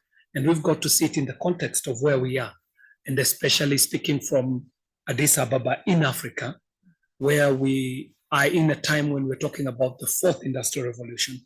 And if we're talking about the fourth industrial revolution, then it means there must have been a first, a second, a third, and a fourth. So your question is already answered. Where was Africa when the world was getting onto steam and mechanizing? Africa was not on the table, and so was left behind, lost some rights in that regard. Where was Africa when the world was connecting onto electricity and using electricity to power industry? Again, Africa was not on the table, and as such, Africa lost out. In the 2000s, in the dot-com era, where now the microchip comes up, again, Africa is not on the table. Now the question begs, we are going into these new emerging technologies. Is Africa on the table? And which of the rights are infringed by not being on the table? But then to bring it now to the context that this is language that we are talking about. And language is not just symbols. It is not just words. There's so much that language carries up to and including the cultural heritage, the history of a people, the identity of a people. So if the internet today is scraping data, if language models are scraping data out of the internet, then the bigger question then, building onto what Farhat has said, is, has Africa Africanized the internet as much as the internet has Africanized, has internetized Africa? But then you're telling us that 46% or 46.5% of all the data that is being scraped off the internet and being used for the development of these models is in English. Then that tells you the truth is, then there's so many people left out, because if one language is taking up half, you put it at 50%, half of all the data that is being used to develop these systems, then it means everybody else is left behind. So what does that lead to in terms of rights? It means it leads to even cultural hegemony, an introduction of new cultures to civilizations and to entities, but even worse, it could lead to the writing off of entire languages, the writing off of entire cultures, the writing off of entire identities and heritage. And so to my mind, the trend as is fails, one, on cultural rights under the international humanitarian law. And secondly, we'll have to have this conversation that language also has a political bearing to it. Farhat mentioned Arabic, and Arabic is a good example to use. I can also use Swahili, for example. When you talk about a Swahili culture, are you talking about a people? Are you talking about a place? Are you talking about a time epoch? Or what is this that will be written off if you cannot onboard the language? Finally, just to map out the scenario, being that we are here talking about rights, I have to think about the language that I grew up speaking. or maybe that was passed on to me by parents. For me, it was the Gikuyu culture. It was the Gikuyu language.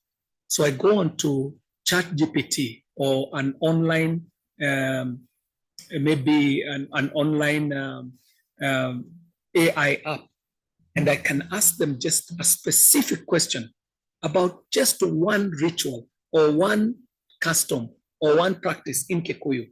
And I'll take an example of a common one, for example, the process of marriage in culture. So if I go onto ChatGPT today and I search the word rurashio in Gikuyu, rurashio is presented today as a single event where a man, quote unquote, buys a woman. And that's it. But then my understanding of rurashio is that it is not a singular event. It doesn't even happen one day. And even before it happens, there are so many other things that have happened previously before you get to the rurashio that carry so much cultural heritage, so much identity of a people, that if all that is captured is that one notion that rurashio is a man buying, and it's even worse, buying a woman, then you can see into what pitfalls we fall into, which aggravate very many rights. Thank you, Mr. All right, thank you very much, Farhat and John, for that explanation. I just wanted to take you back to Nigeria. So we have 3 main tribes, but over 200 tribes actually. So everybody, if you are in Nigeria, everybody knows the Igbo, the Yoruba, and the Hausa. But when you go down, and then sometimes they categorize people as, oh, you are Igbo, but then the person say, oh, I'm from Benue or I'm from Delta. It's a different language. So there are over 200 languages, even within just one country, which means that we're just scraping the surface right now, and there's much more that can be done. So we will go into the next question. Just a second.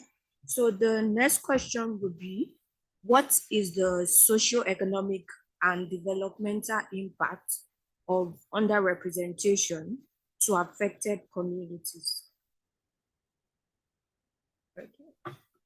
Okay, so of course, if we speak about there's some people who speak some specific language, like you mentioned in Nigeria, and also by this we also in Egypt. Even in Egypt, we are all Egyptian, but we have a different language. It depends on the area, like from Upper Egypt and other countries in Siwa, in some areas. So the language is very different. So what is this impact if the AI application didn't know this specific language? Because in the end, I'm a person and I'll go to use the application with my local language. So if the AI application don't train to understand and identify the some specific local languages, so this means maybe some of people will be excluded from using AI. Regardless, the adverse impact of AI on human rights is one side, but we cannot deny that the AI application has a positive impact on economic sector and social sector. So if the AI application isn't trained to dealing with these local languages, so that means a large part of the people will not using AI application, and of course this will have adverse impact in the economic, because all the countries now or moving to use AI application in different sectors, like for banking, for example, or using AI in different sectors, social sectors, and something else. So of course, if this language is not updated or not trained the AI application to dealing with this, so I think this will be huge adverse impact. Thank you so much. Okay, so John. You ask a big question, man. Maybe this is a question we should all be asking, And to my mind, think about it at all levels. And I'll start from the very basic level, the level of just commercializing tech. The fact that this tech that is being developed and deployed accrues some benefit. So it means that if this technology is speaking a certain language, that language benefits. It stands to benefit from the commercialization of that technology. But the opposite is also true. That language that is not being spoken by these models stands to lose out. So one, economically, you lose out for the fact that tech is being commercialized. The second thing, which is even grander, is what will the new global order look like? And now here we start talking about the new centers of power.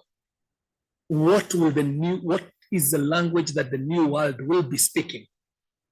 As we speak today, the new language that the world is speaking is not Gikuyu. It is not Swahili. So which language is it speaking? And there is benefits, commercial benefits that accrue from that. There is the issue of lost opportunities, because languages have existed for as long as the people who speak them have been here. And those people had their own cultural heritage that carries value. And this value is not just commercial. Now, if you lose this value, then basically you have lost your identity again, as I said. You've lost your language, you've lost your culture, you've lost your heritage, but you've also lost your place in the new world. The other possibility I see is what Farhat is speaking to. Underdevelopment because of underuse of emerging technology. So that if this new technology gives me an advantage when I'm farming, or it gives me an advantage when I'm communicating, or it gives me an advantage in any other enterprise, if then I am not onboarded onto that technology, then it means that I will underdevelop because I was never onboarded.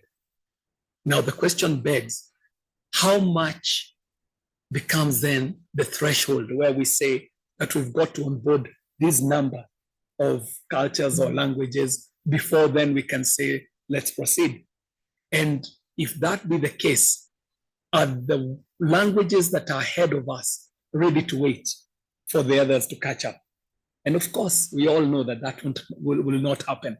So it now comes to the issue of standards, regulations, governance, and appropriating responsibilities, so that there will be responsibilities that have to be put on the developer, there are responsibilities that will have to be put on the deployers, there will be responsibilities to be put on the users to ensure that as much as is possible, then we live by the principles of not leaving anyone behind.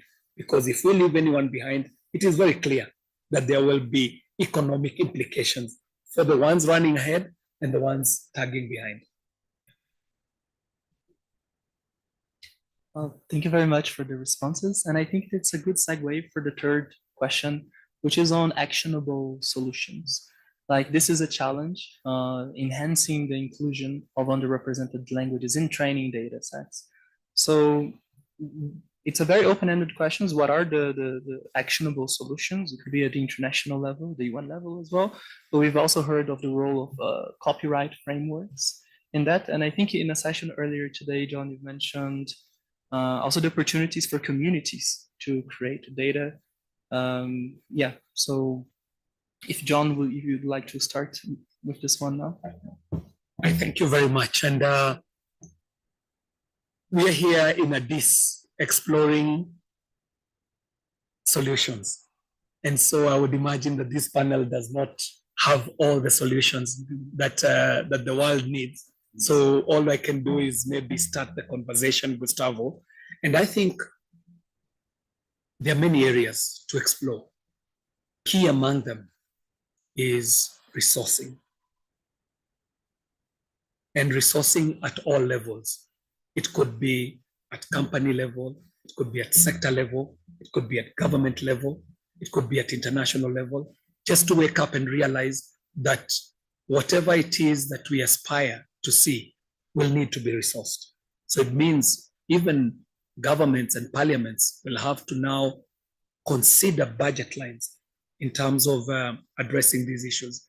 The second one, of course, is and resources is both on the brick and mortar, the hard tangible stuff, but also the soft things like training.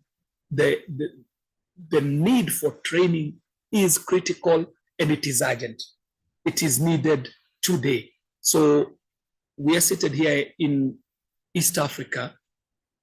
Are we asking ourselves the questions, who are going to be the developers of the technology that Africa needs today and tomorrow? And are we resourcing to train those people? Are we training to have engineers in the right places? Or are we still teaching our people in schools for over 20 years on a curriculum and modules that will be obsolete by the time they graduate? That speaks to resourcing. There is the issue of infrastructure. And what you refer to, Gustavo, is an effort in Kenya, where Kenya has developed the Kenya Digital Master Plan. And in that Kenya Digital Master Plan, Kenya is aiming to roll out 100,000 kilometers of fiber. Kenya is seeking to install 25,000 Wi-Fi hotspots, public Wi-Fi hotspots in markets, in bus termini, in chill spots for the youth. That is in the plan. But what I'm most excited about is the installation of digital innovation hubs in the villages, where the Kenya government is partnering with the members of parliament and a fund called National Government Constituency Development Fund to institute digital innovation hubs in the villages. And the target here is to have 1,450 installed. As we speak, there are already around 174 that have been installed in the last 9 months, and working towards the 1,450. Why infrastructure is important is because we are all agreed that data is the fuel, and it will be the one driving this new revolution. So if we had centers of data inputting, even just as a basic raw data, before you even process it, just collecting, collating, and organizing that data, then Africa starts feeding into this data pool. And so infrastructure, the brick and mortar, is critical. Of course, legislation. Governments will have to, and parliaments will have to legislate around this space. The questions that we're asking here are posing legislative questions to what should be allowed, what should not be allowed, at what pace, who oversights over what, who regulates what, who governs what. So legislation is also a solution that is needed. You spoke to something critical. I think there should be a decision that for us to be able to carry everyone along, the growth has to be bottom up.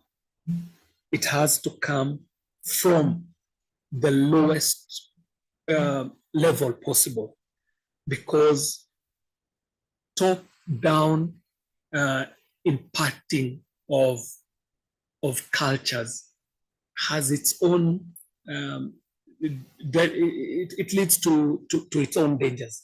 So how about that person in Tigray, that person in Habesha, that person in Cape Town, and so on, becomes the driver of this development from the bottom going up, so that they're feeding onto this global pool, but from their own local nuances, relevance, and contexts. So those are what I could quickly think about if I were to think on my feet. Thank you. Okay, so I think your question is very difficult to be answered. And I challenge anyone in this room to answer this question, yes, by the way. Of course, for the solution, for this moment, I don't see solution. I'm not technical. Maybe if there's someone technical, maybe I have solution, but because what the problem is, Let me also to reflect what my colleagues said and mentioned about, like, if you speak about the African, all the African countries, Arab countries, we are consumers for the technology. We are not the producer.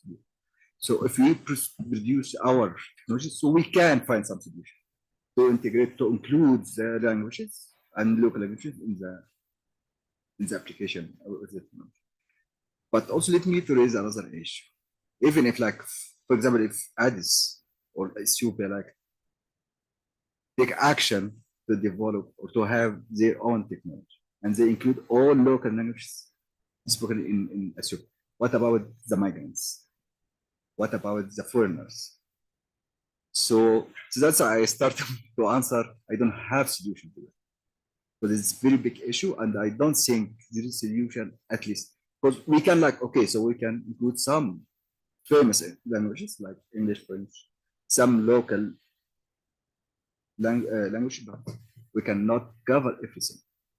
So even if, like, okay, we have or solve part of the problem, but we will still face a big problem because most of African countries receive foreigners, of course, with increase the moving of refugee and migrants, irregular migrants between the countries in Africa.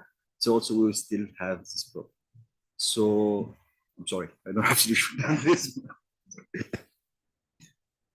No, thank you very much for the contribution. It is Something came to my mind also. Of course. Oh man, Farhat, you leave us in a difficult situation.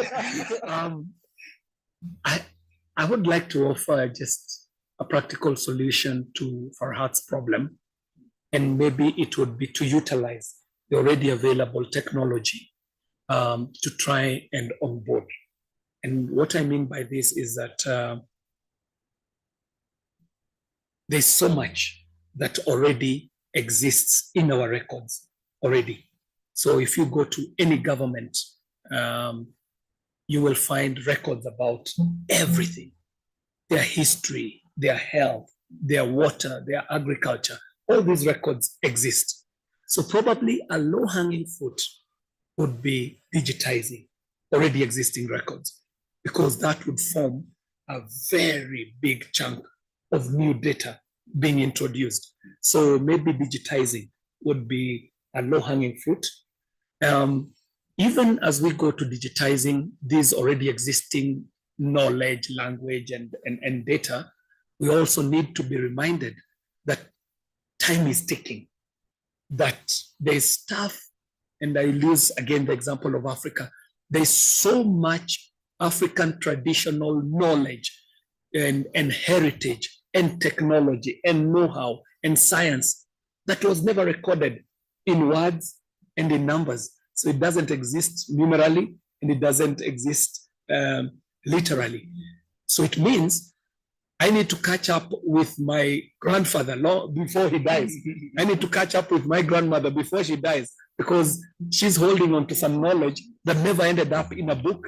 It never was written. So for me, I think the lowest hanging fruit is to just fast, quickly, in a rush, gather what is already there, digitize it, and it starts forming part of the data and data sets that we are working with.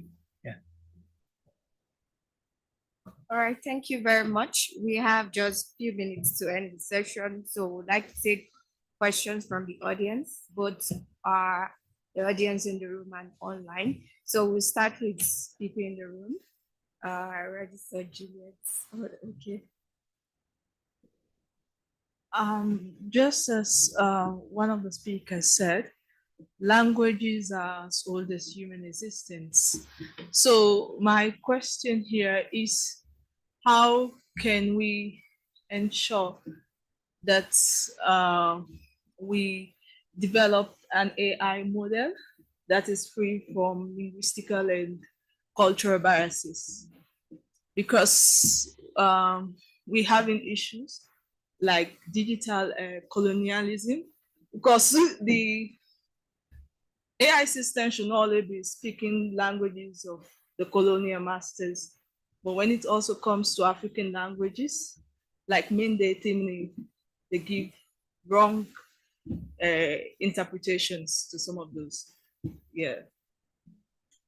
All right. I'll just take all the questions so we have everything. Tabitha. Good afternoon. My name is Tabitha Wangeshi from Kenya. I have two questions. Number one, how can we leverage artificial intelligence to save the internet? For example, the digital archive, as we all know, there's an alarm that it's being erased. A lot of data, information that has been stored in the internet is quickly being erased. So how can we leverage AI for that particular good? And then my other question would be to the lawmaker in the room from my country. I'm so happy to see him here. And my question is about the innovation hubs. I know there are 1450 in the country, and you say that you actualized 174 hubs in the past 9 months. And also there are plans to deploy 25,000 public Wi-Fi hotspots. So my question with the innovation hubs is, I know there was a protest in Kenya and the finance bill actually did not pass, and that resulted to Treasury cutting the budget, which meant that the government will not be able to support or fund these innovation hubs. So my question is, was there any measures of sustainability to ensure that even if government cannot afford to sustain, let me not even talk about the ones that have not been established, the existing ones, internet, setting up internet infrastructure and also maintaining it is very expensive. So what are the sustainability measures that the government thought about or even is putting in place to ensure that these hubs do not die? And then when it comes to the public hotspots, I have a problem with public Wi-Fi to some extent. Yeah, unless it's at the airport. And I'm in a foreign country, of course I need internet to book an Uber or to communicate. But setting up random Wi-Fi hotspots across the country, is it coming from here? Oh.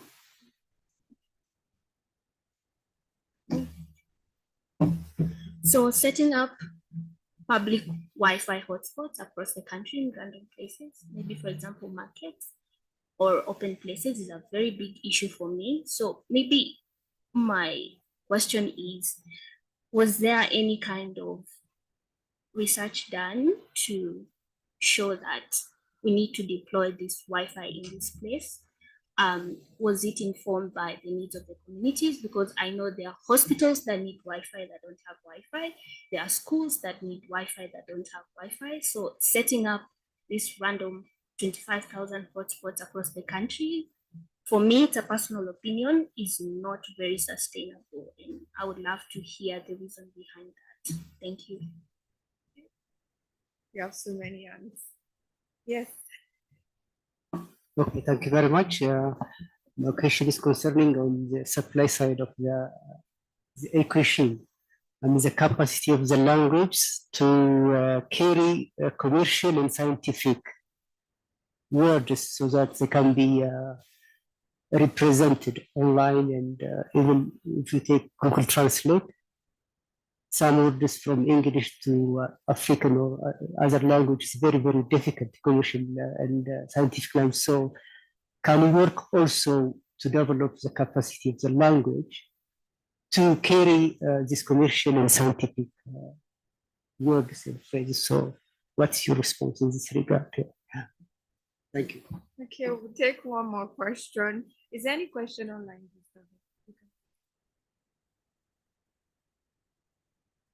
Oh. Okay, I'll just do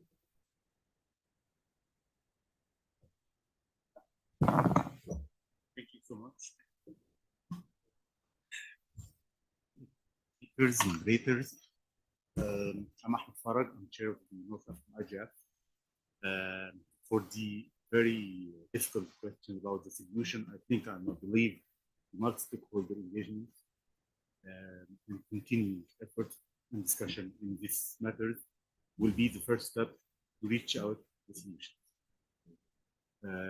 And the concept of the bottom-up is one of the main issue we want to depend on, as is mentioned in your intervention about the languages. Even in the same language, for example, the Arabic language, you find different meaning for each word based on the country. So you can find one word very normal and the same word would be considered as insult in another country. Yeah, yes, that's a fact. My question here is if discussion about the AI and challenges in the IGF process, it will help reaching the solution, or I see the connection between internet governance and internet and AI. Okay, the topic can be divided. Whether keeping discussion in the IGF process, regional, sub-regional, global, it will help to reach out the solutions, or should we take the AI and challenges to a different platform, and then we will split the connection between the internet and the AI. Thank you.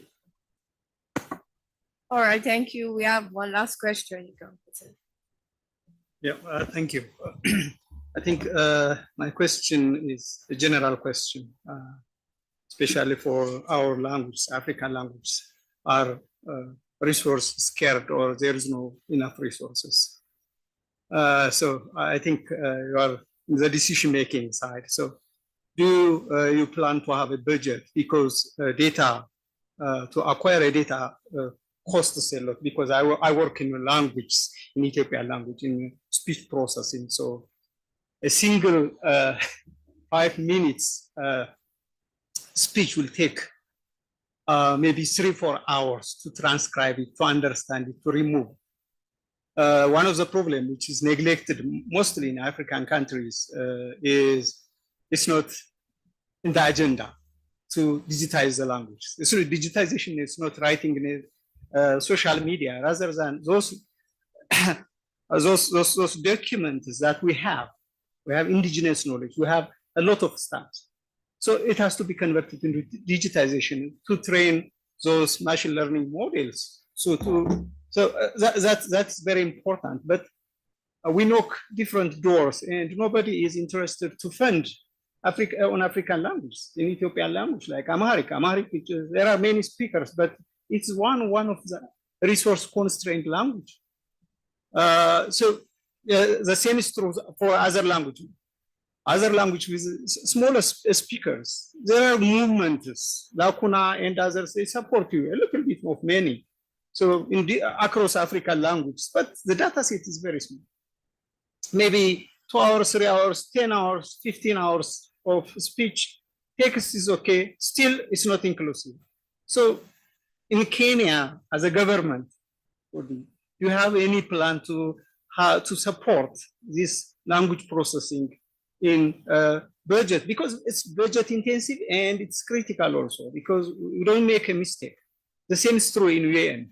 So it's not an agenda of this language processing parts, because our language, the colonialism comes because we are depending also. The models that we are using is developed for English language. So we just say pre-trained model, but the model is trained with English language. So it doesn't work for African language 100%. So how can we apply those AI in education, AI in agriculture, AI in healthcare? That's very sensitive. So do you have it in your agenda? And if not, what shall we do as a decision making? Thank you. Thank you very much for the questions. I would just feel very sad about doing this, but just that we are already over time, so we have to remain mindful of the responses as well. But I hope, yeah, you can add to the questions. I will not take time.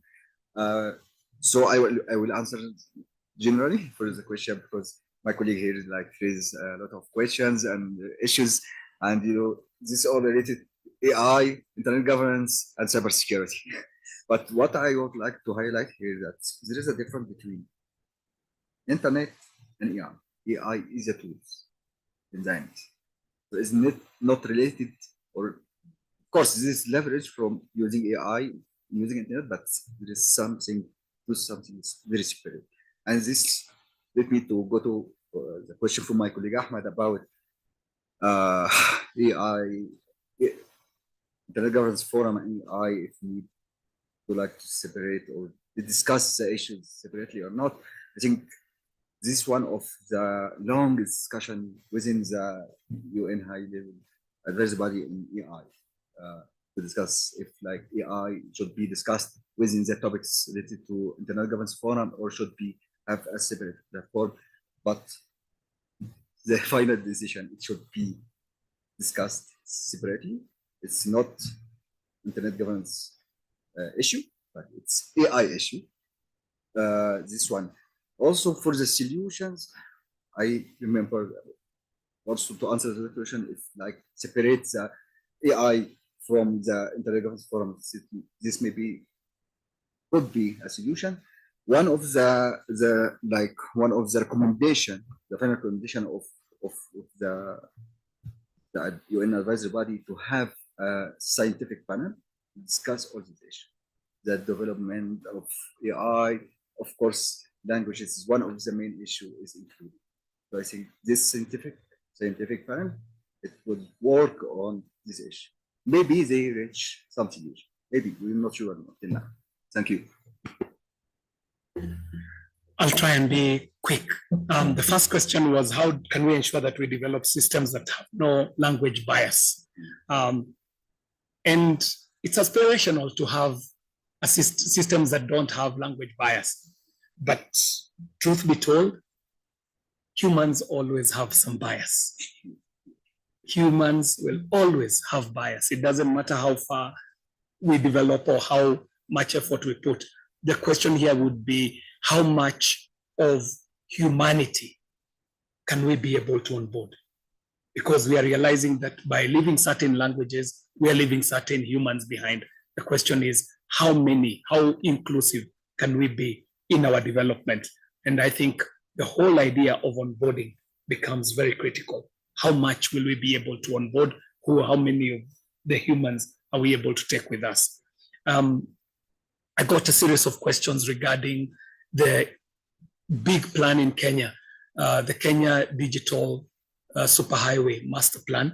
And it's just to give certain assurances. And I'll start where and it is important for the world to know that Kenya went through some really tough situation with the finance bill protests. And there is no putting good or bad to it. This was mainly seen as a Gen Z revolution. And you've got to credit it as such and remind yourself that in Africa, generations have done what the Gen Zs have done over and over again. If I take the case of Kenya Wageshi, the Mau Mau did exactly what the Gen Zs did, utilizing the weapons available then. For them, what was available was the forest. So they went into the forest and they fought for freedom. The second liberation, people fighting for multi-party, utilized the tools available then. For them, it was the streets. And they went to the streets and did what they did and reformed the country. For the Gen Zs, it was a great medley of the streets and technology. Again, what Farhat is saying, that this is a tool and it can be used for good and for bad. Now, coming out of it, then we ask ourselves, the Bible says, you shall know them by their fruits. What came out of it? One of it is what you're saying, funding constraints. But to assure you, these times call for governments to be very agile and to be very flexible. So for example, for the Kenya Digital Master Plan, what happened immediately after is to repurpose the resourcing. So for example, where Kenya was to dig trenches for 100,000 kilometers of fiber, Kenya had to rethink that model. Kenya said, we are connected to the tune of over 90% to electricity. How about we use the Kenya Power and Lighting Corporation lines to carry our fiber? And it was a brilliant solution. It is working way faster than digging trenches for fiber. How about the power lines carry our fiber? So now fiber is piggybacking on Kenya Power to carry fiber into all the homes that are connected to electricity. On digital innovation hubs, okay, finance bill has failed. So what do? Very quickly, you saw us running into parliament and changing the national government constituency development fund. And where the youth were provided for sports and youth development, we have just taken that and reinvested it in the digital innovation hubs. So you will not see many tournaments at the end of this year. The NGCDF football tournaments won't be as many because now the budget has been repurposed so that the same youth who would have been playing football can be onboarded onto these digital innovation hubs. But even more importantly, as we wait for the new centers to be built, you have seen the 174 centers, most of them are in existing institutions, TVETs. So we go into a TVET, they have a hall, you put up computers there and you start the gig economy, you start the labeling, the annotations and all these jobs that youth can do. So it called for agility, and to assure you, we're still on track. We could have had a few hiccups, but we're still on track on that. Quickly, I like the suggestion given about leveraging on AI. It's an opportunity that lends itself, that even with the tools that are already there, they can be utilized to give these solutions. And the best case example I can give from Kenya is when mobile telephony became so proliferated, we did not need to develop such advanced technology for us to have fintech. As early as 2007, you could trade money or you could transact money using USSD. USSD is as rudimentary as technology can get, but using USSD technology, you're able to send money and do banking. So in the same way, whatever technology is available right now for Africa can be utilized as an opportunity to onboard as many people as we can. On public Wi-Fi's, yes, your concern is real, and it is a concern that should be mitigated. What is the deployment of public Wi-Fi going to do for an economy? And the big question also of cybersecurity, of this safety and so on.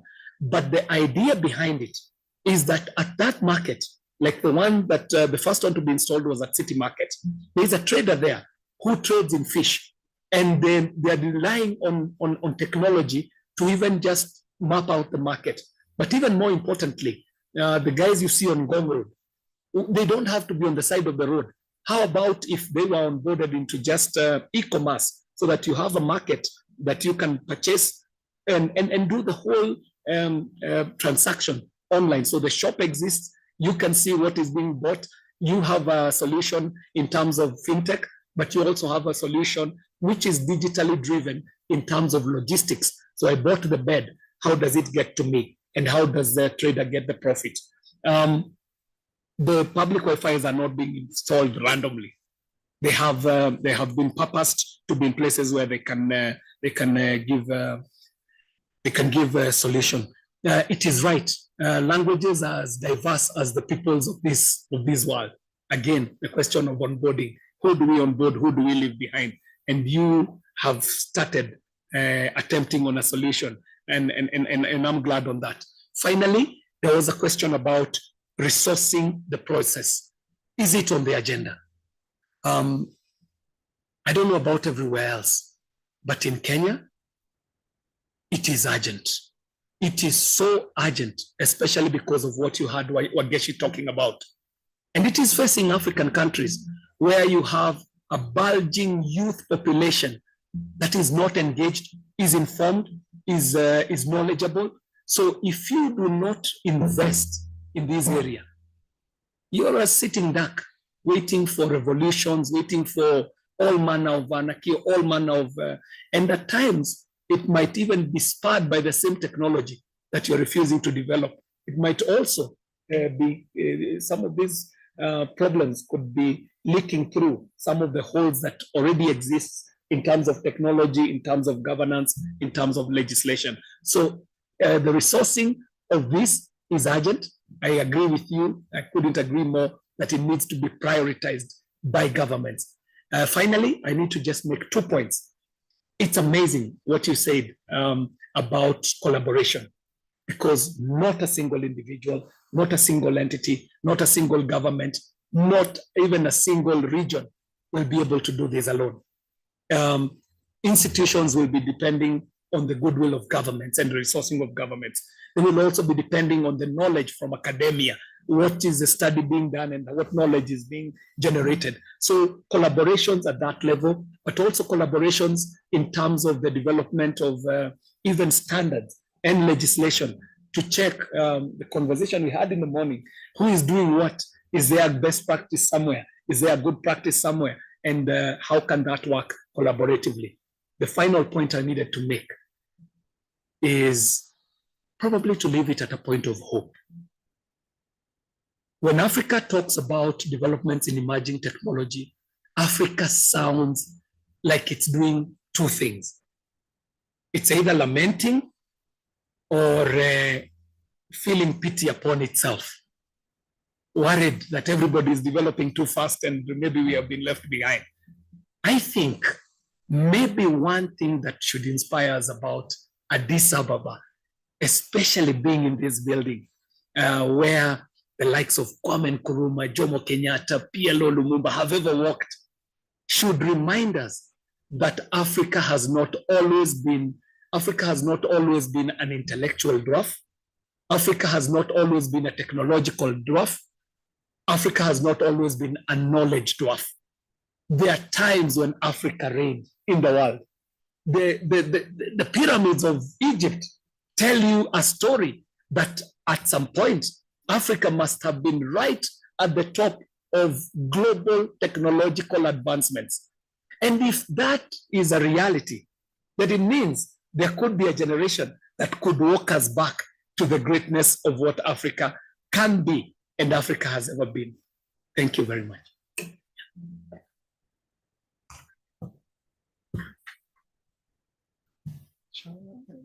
Well, I don't think I can top that. I wouldn't dare. With that, we conclude our session, and this is going to be an ongoing conversation. We're also hosting a similar session at the Global IGF next month in Saudi Arabia. So thank you very much. Thank you for the speakers.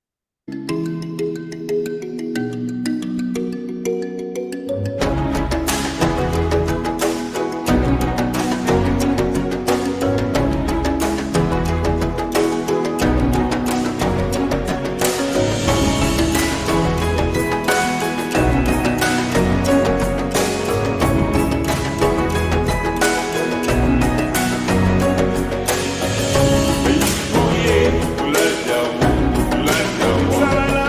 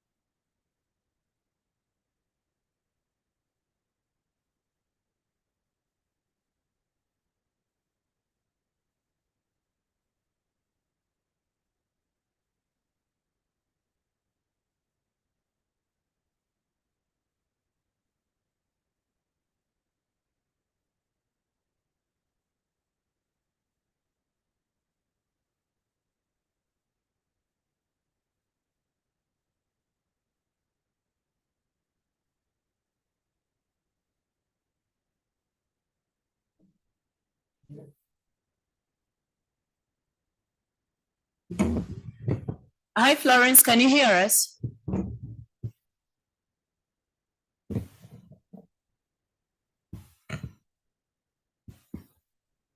Hello?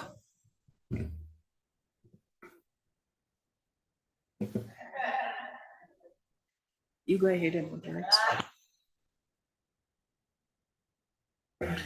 Hi, Florence. Can you hear us, Florence? Hello. Can you Hello, hear me? hello. Yes, I can hear you. Awesome.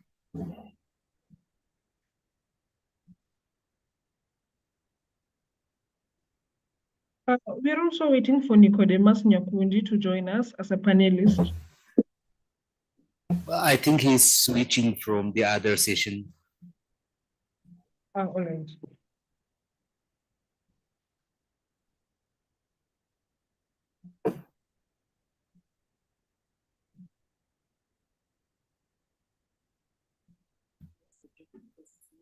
Oh, yeah. So are we starting without anybody else?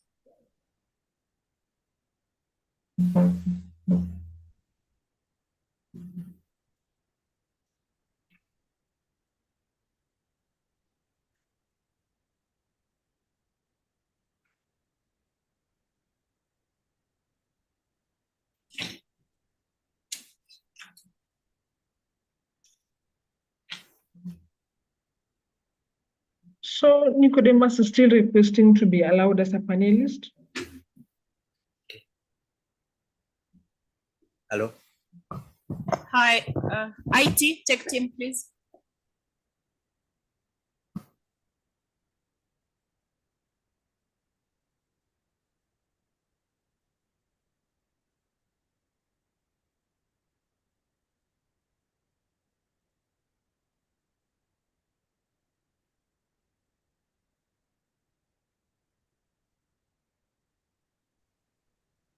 Oh, great. I'm in.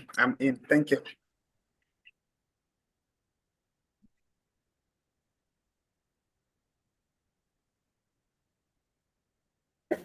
Florence, can you proceed?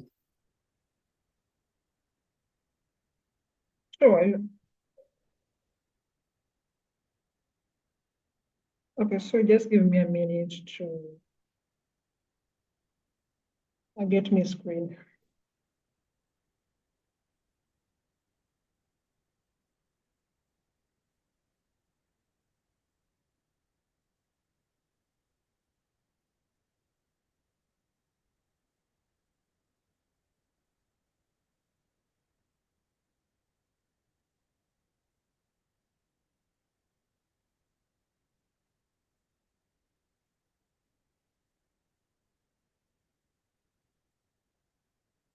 Okay, so good afternoon, everybody. And thank you for joining us on this panel on universal access and meaningful connectivity for persons with disabilities in Africa. So before I introduce my panelists, I would just like to give you a little bit of a background about this session and what we intended for it. So we were looking at the fact that universal access to the internet and meaningful connectivity are some of the fundamental rights now that we're living in a digital age. So we find that many persons with disabilities across the continent, they still remain marginalized from the benefits of accessing the internet. So this session was mostly guided by a recent study that our organization did. Our organization is Kictanet, and we did a recent research on government websites and their accessibilities. And also we did another research on the role of community networks in Kenya. So we focus on how these things ensure that persons with disabilities have equitable access to the internet and digital services. So these panel discussions will also incorporate some views from my colleagues from Tanzania and from Uganda and from Ethiopia on the state of access to information in their respective countries. So as we go on, we have myself. My name is Florence Awino Ouma. and I am a digital accessibility for persons with disabilities officer and also a program assistant on the Women's Digital Rights at Kitanet. I'm joined by my colleague Nicodemus. I'm joined by Patricia and Awoke. So I'm just going to give everybody a chance to just introduce themselves and the organizations before we proceed.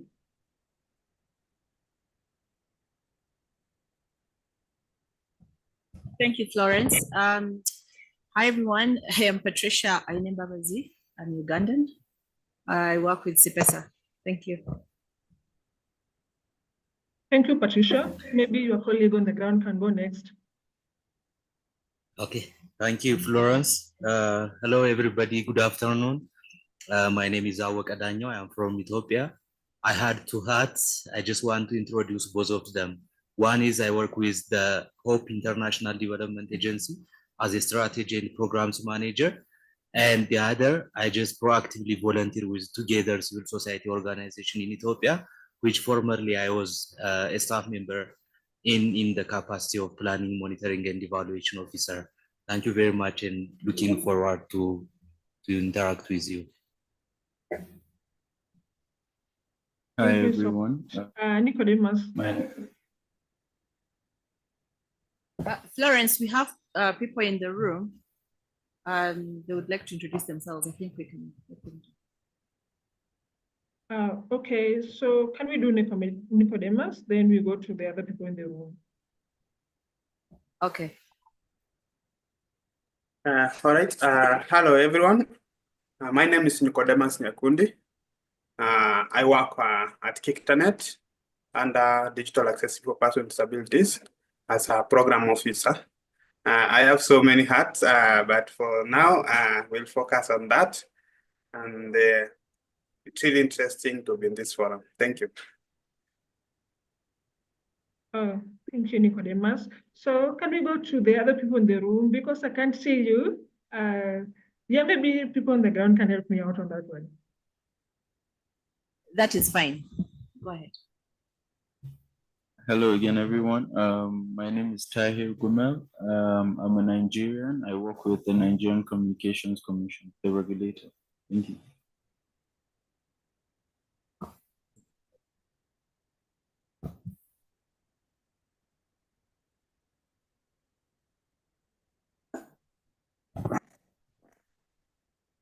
My name is Burhanu Nuguse from Ethiopia, an African Youth Ambassador for Internet Governance.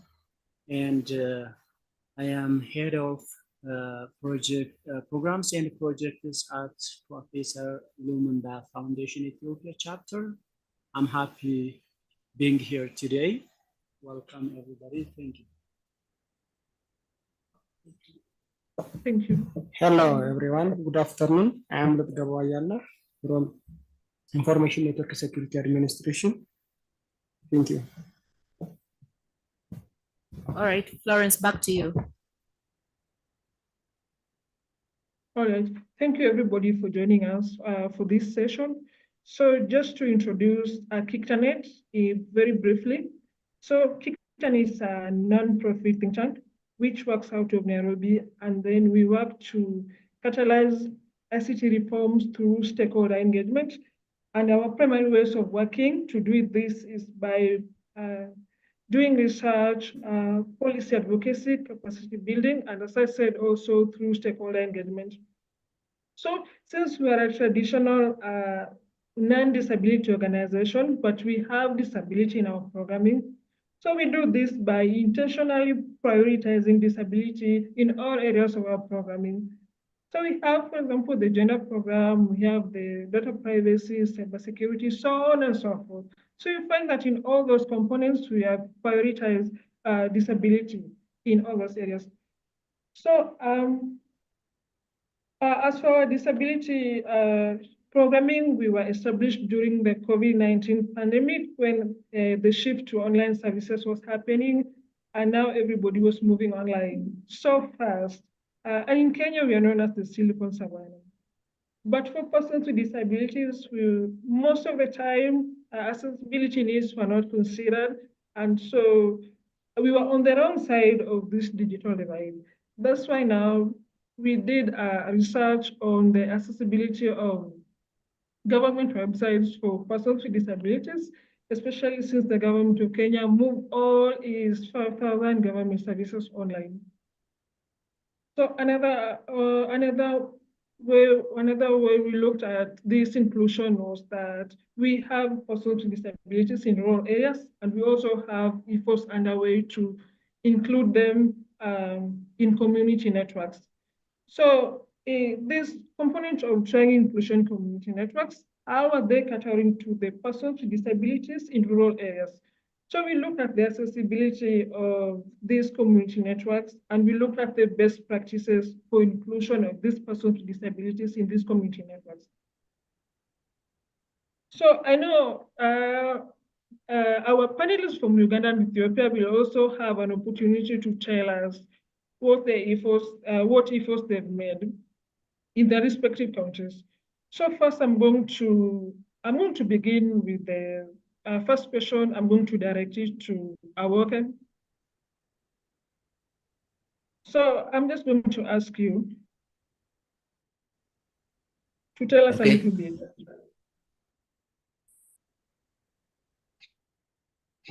Okay, ready? Okay, so my first question to you is that what are the most pressing challenges that are preventing persons with disabilities in Ethiopia from achieving meaningful digital connectivity? Thank you very much, Florence, and thank you very much for the audience. Just to introduce with you some highlights about Together, I would like to say some works that Together has been doing for the digital inclusion for persons with disabilities in Ethiopia. So the organization is well known for its digital skill training for persons with visual impairment. It's a pioneer, we can say, that gives a 1-year-long training on information communication technology for persons with visual impairment in Ethiopia. And it has other economic and social empowerment programs focusing on the awareness raising about the challenges and the potentials of persons with disabilities in many parts of the country. When it comes to the most pressing challenges that are preventing PWDs from achieving the meaningful digital connectivity, especially when it comes to in Ethiopia, there are different challenges, including the technological, social, family level, and structural challenges that have been like hindering full inclusion of persons with visual impairment in the meaningful digital connectivity. When it comes to the technology, as you know, technology is already there. There are innovations, there are big developments in the technology side, but when we think of usability of the technology, it becomes one of the major questions for persons with disabilities, because we are innovating technologies, but at the same time, usability of the technology is not well thought out at the beginning of the development of technologies. This has a comprehensive look for the accessibility, affordability issues of the technologies that we're inventing or innovating. So this is one of the major gap in the technology side, that there are inaccessible and unaffordable digital tools and assistive devices for all kinds of persons with disabilities, be it a person with visual impairment or be it deaf or someone with other developmental delays. So the other major problem, especially when it comes to in Ethiopia, is the screen readers problem. Screen readers are like, for the technology to be usable and for persons with disabilities to make use of those technologies, screen readers becomes much challenging, that are like hindering the digital connectivity, the meaningful digital connectivity of persons with disabilities. There are problems associated with like the inaccessibility of the screen readers, and at the same time, they are also unaffordable, and there is no any mechanism of like paying for any accessible screen readers. That's hindering the meaningful connectivity, digital connectivity of persons with disabilities. The script problems, the language barrier, and the absence of protection from the legal perspective are also some of the major challenges that are like hindering the meaningful connectivity of persons with disabilities. Thank you very much, Florence. Over to you. So thank you so much for those insights from Ethiopia. Actually, it's very interesting to know that some of these challenges are similar across East Africa because some of them we are actually struggling with that now. So I want to know if, Patricia, you also have something to add on to what our guest said concerning some of these challenges that persons with disabilities in Uganda face. Thank you, Florence. And just like you've mentioned, most of these challenges actually do cut across. Earlier today, I was in this session where we're talking about the USF, the Universal Service Fund. And when you look at governments in East Africa, not particularly Uganda, you sort of want to know how much is allocated to cater for persons with disabilities, to sort of to encourage them or support them to be able to enjoy their digital rights. For a case of Uganda, just like he mentioned, and I think it also still cuts across to other countries in the region, or let's say on the continent, we still have an issue of infrastructure where most organizations, even schools, do not cater for persons with disabilities. So they are sort of left behind just because of the circumstances. And we as an organization, we've gone ahead to do some advocacy around it. We've gone ahead to support organizations in these spaces with small grants here and there, in a way to have more people advocate for persons with disabilities, and also to encourage governments having roundtable conversations and showing them like, look, we cannot do this without the other person. And it's a no-brainer whenever we have our meetings, even conferences. For those of you that were in Dakar in Senegal in September for our FIFA Africa 2024, we had simultaneous interpretation and sign language. Like we are always very aware of having an inclusive agenda and having no one to be left behind. Thank you. Okay, thank you so much for those insights. Actually, I believe that nobody should be left behind in digital accessibility, actually, which is why most of our work actually focus on having a platform design that persons with various disabilities can actually independently use for themselves. Because you find that in Kenya, some of these services that you need to access can only be accessed on one single mandated platform. That's called the eCitizen, which is the only platform where Kenyans can access services like applying for your ID, applying for your birth certificate, or the platform called iTax, which is the only platform persons in Kenya can file their tax returns. So you find that when these platforms are not accessible, persons with disabilities in Kenya actually cannot have access to these government services. So to my fellow countryman Nicodemus, do you feel like there's something we've left out concerning the challenges that persons with disabilities in Kenya face? Yeah, thank you, Flo. One thing actually has already stood out for me, the one that Awok said that inaccessible assistive technologies. I think that is something that should sink in, that it's the role of assistive technology is to help out in breaking the barriers, but then you have inaccessibility bits of them. I think that's a very big challenge because it means that even the designing of such tools or programs doesn't incorporate the issues of person with disability to the deepest levels. Then to my part, I'll say another challenge we are facing is I feel like we have not fully demystified what digital disability is, because when we reference to the CRPD, you'll find out that it defines disability from the impairment and the interactions with the environment. And here we have a digital environment. So how best can we define disability from that perspective? What other areas should we explore to ensure that we cover the issue of digital disability in our works and so forth? So for me, we need to demystify disability, a digital disability in this case. Thank you.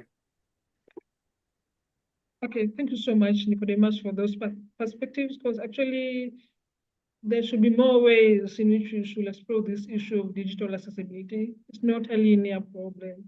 So yes, I agree with you. So I'm going back to our work for perspectives from Ethiopia. Now, my question to you is, what are some unique opportunities or even more barriers that exist in Ethiopia to enhance digital inclusion for the persons with disabilities in the country? Thanks again, Lawrence. So I share all the perspectives from Nick and Patricia. Thank you very much for your insights. So there are some unique barriers, and there are also, of course, some opportunities which are helping us to make sure persons with disabilities are meaningfully connected to the digital space. But when I start with some of the unique barriers, which I said before, and let me build up on that. One thing that I'm unable to see in the government policy and the government institutional structures in Ethiopia is the lack of proper monitoring and evaluation, and at the same time, the lack of accessibility, accountability programs in Ethiopia whenever websites are built, whenever applications are developed.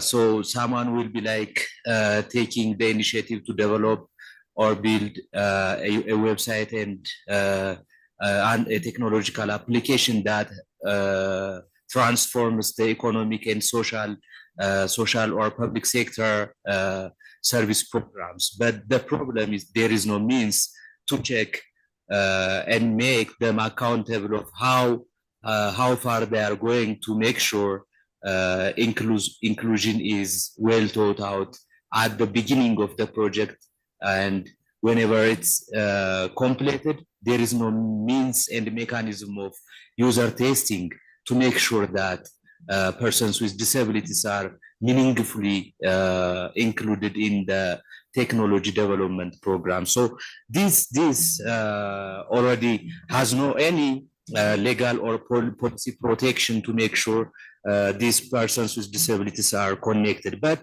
there are some good initiatives and opportunities that are helping us to make sure the digital space is meaningfully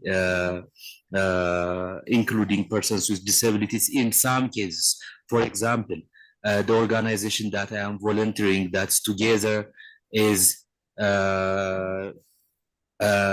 making and expanding its inclusive ICT accessibility programs across different higher education institutions. For example, one of the higher education institution in Ethiopia, which is called Ambo University, is adapting the curriculums that we are teaching persons with disabilities to expand the program to bachelor's level.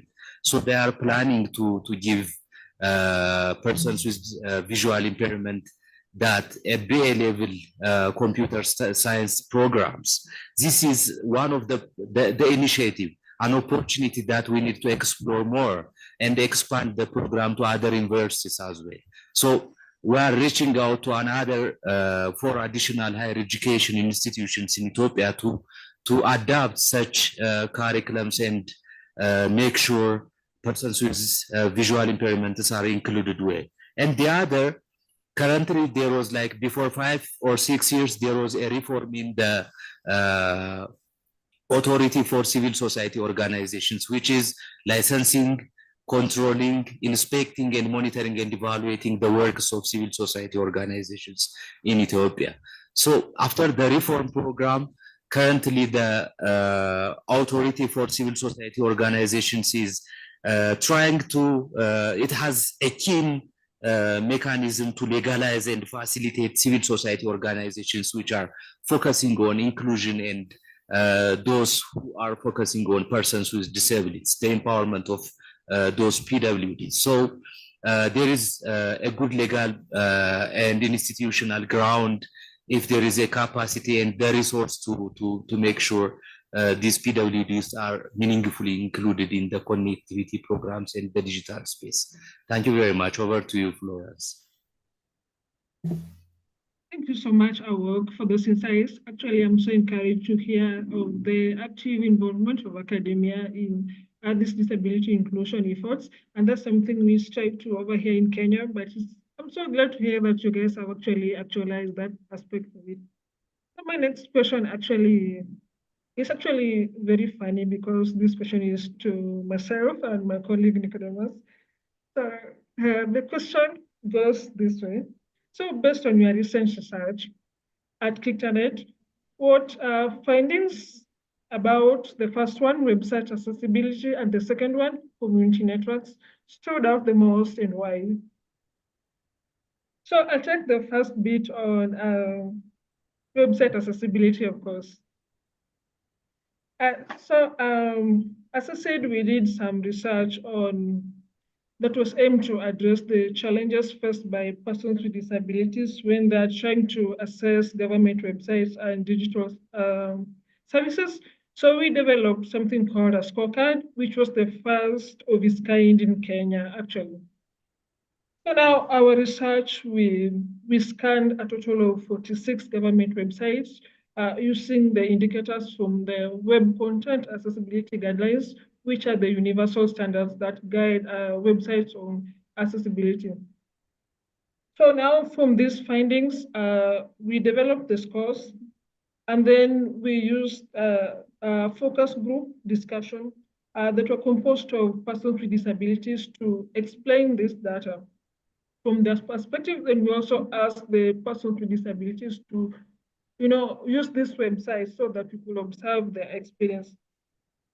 Now this data, we found that what stood out most was some of the different compliance levels. We found that only less than 20% of the government websites in Kenya, they scored above average of between 70 to 100% in compliance with accessibility guidelines. We found that most of them actually fell below, between average to below average for the rest of the website. So we found that, just a small percentage for really low level of compliance, around 8% is a small number, but still a very concerning number for government website that offers such crucial services. So another thing we found was that there were some key accessibility issues. For example, audio descriptions, which is very useful for persons with visual disabilities. They scored 0% because this indicator was not included in any of the websites we examined. So for persons with visual disabilities, they're actually highly marginalized when it comes to accessing government services in Kenya. So we also found that the perceivability indicator, perceivability, I can define it as how information on the website accommodates some various sensory differences in, for example, sight, audio, and touch. So we found that this principle had the lowest score as content in most Kenyan government websites. They often lacked a multimodal presentation to accommodate diverse disabilities. So you find that we can accommodate probably persons with hearing disabilities, but persons with visual and cognitive disabilities are not accommodated on the same website. However, we also observed some positive trends because most Kenyan government websites were able to be compatible with software like DOS, which assists persons with visual impairment. to be able to navigate these websites as a third party. So the research also highlighted that there was a lack of engagement with persons with disabilities during the website design stages and development. So in the end, we had products and interfaces that failed to address the practical needs. And in a sense where it's mandatory to apply for these services online, we felt that this is a finding that needed to be highlighted for further action in the future. So I'm going to hand over Nicodemus to answer the second part on the community networks and what stood out in that research. Yes, thank you so much, Florence. This is funny because in my earlier panelists, which there are two panelists still were there, I mentioned the study report and so much in it. But here I will take another perspective, like Florence has already asked, on what stood out. First thing is the setup of this report. The first thing is that it was not based in urban centers. We went down to the rural areas. And that is the most unique thing about it, that we sought to ensure inclusion from the rural ends upwards. So that's one thing that stood another about it. The other thing, now going into the details, is that the report went to look through the policies, the education frameworks, the laws, and the acts, and so forth. But we came to realize that as a country, we have a robust laws. We have a number of laws protecting persons with disabilities. And I know now you have a question there, like, are they effective? We will see. So that's one thing that stood out, that as a country, we have done so much in terms of ensuring inclusion of persons with disabilities from the law point of view.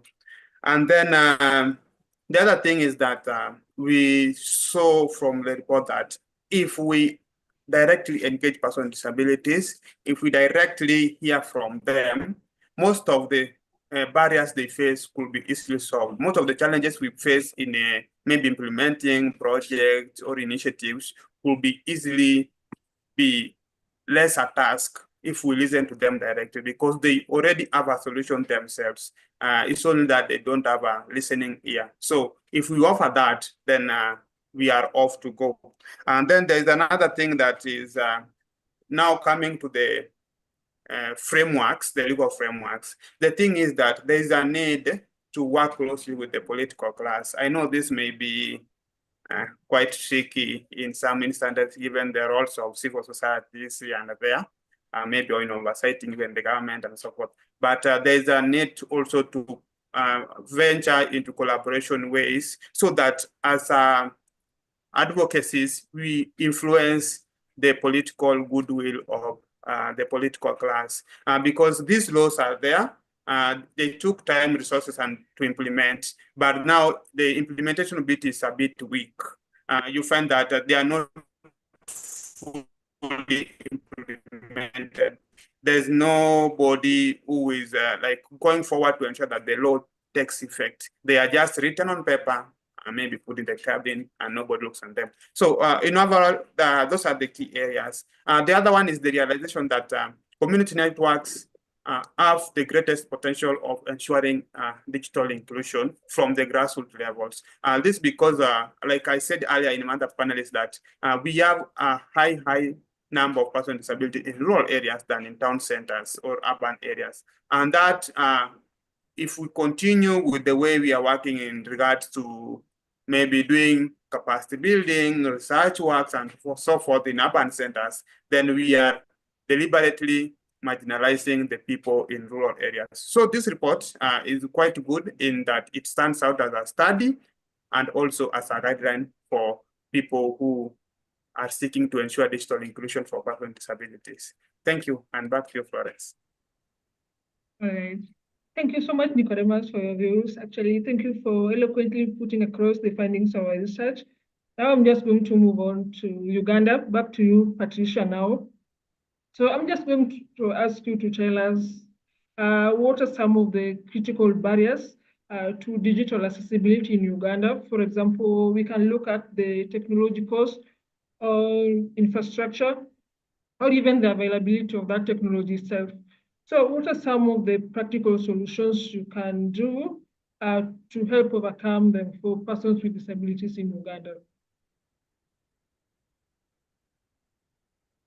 Thank you, Florence. And before I forget, maybe Nicodemus, you could help. I am very particularly interested in looking at that report because I believe there is so much we can learn from each other as countries. The challenges that we've talked about, I would maybe now pivot to what we could look at recommendations in closing the gaps. And definitely having sustainable funding is one thing that we have to look at. And for the case of Uganda, I know for a fact there's been allocation of such, so that's like schools and hospitals or anywhere, the infrastructure in a way that they could have like adequate resources for digital inclusion. There is a program currently that is being rolled out where they are looking at having schools have some sort of technology, have some sort of technology equipment, if it's classrooms, if it is hospitals or hospitals or offices. And at the same time, we're looking at interagency coordination. We've looked at establishing clear frameworks for collaboration across ministries, private sector, and players in civil society. When we talk of private sector, we also have to keep in mind that people are looking at money. So when you talk, when you want to engage, let's say, MTN or Airtel to have inclusive products, or have a way that will not leave persons with disabilities behind, you have to look at what is in it for them and how governments can help them to perhaps maybe subsidize their licenses in the countries that they're practicing in and entice them to have more products that will work for the general public. Then also another thing that could be helpful is accountability mechanisms, where we hold governments or practitioners accountable. Going back to USF, I know in Kenya you have the same issue where you have this universal service fund, but you don't know what villages or what communities have been helped, like what infrastructure has been put up by that fund to help persons with disabilities in the sense of digital inclusion. So I would say that as CSOs or even people or persons in the same space, we should prompt regulators, prompt government, prompt people in those spaces to always show us what they're doing. And I know Kenya is doing actually a better job on this than any other country in the region. On having conversations, when you Google about like the Universal Service Fund, you have people, blogs, or even podcasts where you're engaging your communications authorities, like asking them to tell you what they've been doing with the fund and if that fund in particular is helping persons with disabilities. Community engagement at the local stakeholder level is very important. And it's something that was also very missing for a case of Uganda.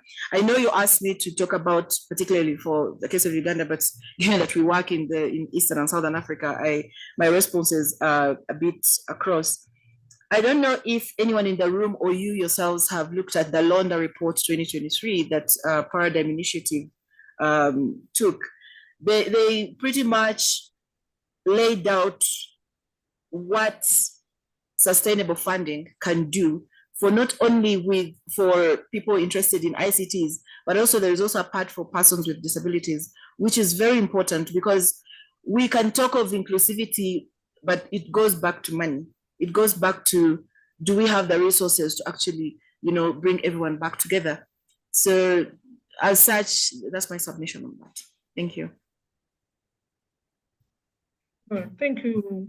Thank you so much, Patricia, for cutting across the workings of East Africa. Actually, I appreciate that answer more than focusing just on Ugandan perspective. Actually, that's a better answer than what I expected, yeah. So At this point, we are almost turning our attention to the audience. But before we do that, I want us to look at one last question, which is the issue of policy. So for this question, I think each and every one of us on the panel can be able to contribute something to it. So my question is, why is there often a gap between policy intent and practical implementation when it comes to digital inclusion for persons with disabilities? So I think we can start with the work and then we see. Thanks again, Florence. So yeah, that's a big question that needs to be asked at this time, because one of the things that has to be thought out when we think of about the issue of digital inclusion for meaningful connectivity of persons with disabilities, the issue of policies and laws that have been enacted or maybe under the table for the round table discussion between officials and policymakers or any experts, because they are the frameworks, the guiding frameworks for us to devise our mechanism to ensure persons with disabilities are meaningfully included in the process in the digital space, especially when it comes to in Ethiopia. I think I didn't see any problem in our governments and officials or policymakers when it comes to signing or ratifying a policy or approving a treaty concerning the inclusion of persons with disabilities in the digital space or the endeavor. But the problem comes whenever it comes to the implementation stage. The commitment is the major gap and the problem that we can outline when it comes to the policies and laws that concern for meaningful digital connectivity for persons with disabilities. There is no any major gap, I can tell time and again, because the governments are already influenced by the multilateral and bilateral organizations to sign and highly lobbied and advocated for the issues of like signing those treaties whenever there are some international treaties and policies. But the problem is after it comes, after the signing process, the implementation becomes very much weaker, or we can say it wouldn't happen or nothing to do with the life of persons with disabilities. One thing that I can say from our perspective is there is a gap of knowledge and information in the sector. Policies are enacted, and whenever new laws or regulations are already proclaimed by the governments, even the sectors that are concerning those stakeholders and partner offices, including disabled persons organizations, are like unable to get the appropriate information and knowledge about what has been ratified and what are the laws and regulations enacted about the area. So that gap of knowledge will weaken the process of like advocacy and lobbying of to what extent we can push the government so that to bring it the policy to the implementation stage. We didn't have the collaboration and the concerted effort between ourselves. There is a gap in collaboration between those partners and the stakeholders, in addition to the lack of resources from the side of the government, or maybe the funding that my colleague Patricia was talking about. So those gaps already building up on problem again, another problems comes in that builds up on the other, and then it becomes like much barrier for the implementation of those policies, because we had plenty of policies at hand, but when it comes to the actual implementation, the execution stage is weaker when we see, because there is no mechanism to make the government with signing on those policies account. So if we are not able to, if we don't have the mechanism or the platform to make the government accountable for the policies and the laws that has been ratified by the ruling government. There is no mechanism to check whether it has been like implemented or not. If we don't have the information or the appropriate knowledge, we are not going to make the government accountable. If we are not making them accountable, they will sleep on it. That's the case when it comes to the policy intent and the actual implementation of those inclusive policy in Ethiopia. Over to you. Thank you so much, Awok. Actually, a lot of the points you said, a lot of the gaps you said, I can point out once again that these are cross-cutting across the East Africa and especially for Kenya. And maybe something I can add on top is the fact that sometimes the pace of technological advancement is so fast that the Kenyan policies and the laws are playing catch up to these new technologies that are constantly developing. So in addition, we find that our private sector here often prioritize their profit over inclusivity unless there are clear market incentives or regulation, which also brings me to the second gap that there are in fact no clear incentives for complying, or there are no clear mechanisms of accountability in case of violations. So those are some of the gaps that we experience here in Kenya. So I want to hand over the mic to my colleague Nyakundi, just in case there are more gaps that you want to add on top. And then we can go to Patricia. Florence. Okay, before he comes back, I've just been informed that we are left with 5 minutes before they take over the room, but we do have a question in the audience, so you can plan for that too. All right, so maybe I can just give Nyakundi just 1 minute, and then you just 1 minute, and then we hand over to the audience before we go. Okay, thank you. Let me try to sum this up as much as possible. So I'll just use one word like oversight. There is lack of oversight. This from the leaders or those in authority and those mandated to implementing digital inclusion initiatives. The other one is oversight from us persons with disabilities and disability champions. Why am I saying that? Because we usually have a chance to choose the leaders we want to lead us, but we fail in that. And failing that is an oversight from our side in ensuring that there's no inclusion. Thank you, Flo. Thank you, Nyakundi, for taking 1 minute. Now over to you, Patricia, for your 1 minute as well. Yeah, 1 minute. So talking about laws and policies, actually, we are going to be launching a report on that. We've taken time to look at the laws and policies across the continent that affect persons with disabilities in these spaces.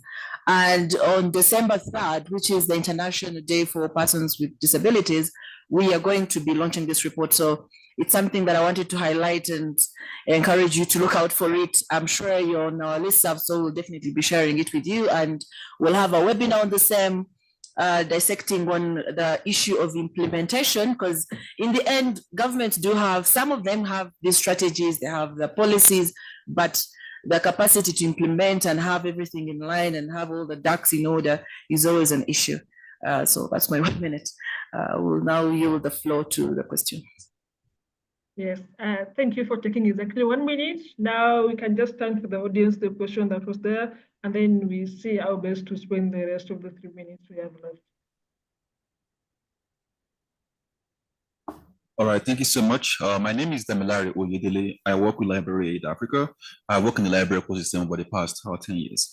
And we were speaking about connecting with other agencies and other ecosystem partners. However, I think this is also possible through libraries, because libraries can come in that ecosystem to support with assistive technologies. And also we have trained library staff to provide inclusive digital services and resources tailored to meet the needs of persons with disabilities. But however, I'm just curious to understand where and how may we start with this, right? And how would you see that process go to the libraries as digital inclusion hubs? Thank you. Okay, thank you for your question. Florence, back to you. Okay, actually, but to you, Patricia, since you can take the question. Okay, thank you. When you talk about collaborations, I think you make a very important point, having to work with libraries, and a roadmap to that would now look at the facilities that you have. Do you have equipment that is digital inclusive? The books, are they in Braille? Do you have the ICTs that enable person with disabilities to feel included? So indeed, this is not actually, it's not something that we had looked at before, and it's an eye opener, really. It's an eye opener, and as we work with governments, civil society, the private sector, we could also look at institutions, such as libraries, and how we can equip them and enable them to be more inclusive.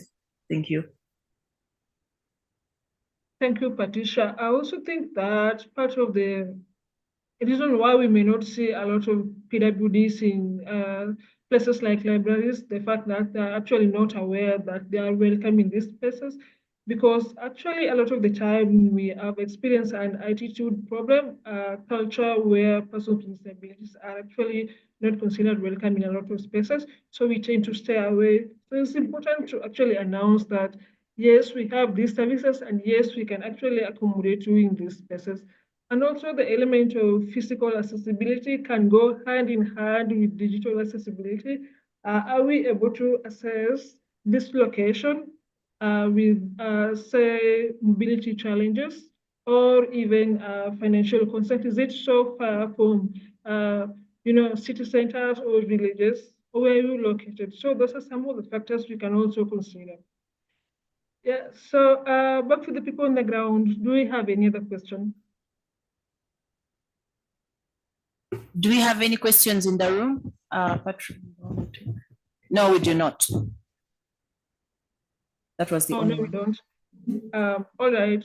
So thank you so much. I know it's 4:30 on the dot at the time when our session was supposed to end. So Patricia, could you please advise me if we have time for closing remarks or we don't have any more time? We actually do not. We're supposed to end at 4:30 on the dot, but I'm sure like parting notes could just use them. Let me consult. Is it okay? Oh, okay. There is another session waiting to start, so unfortunately we don't. They're actually already here, waiting for us to vacate. All right. Okay. Thank you, everybody, for joining this session.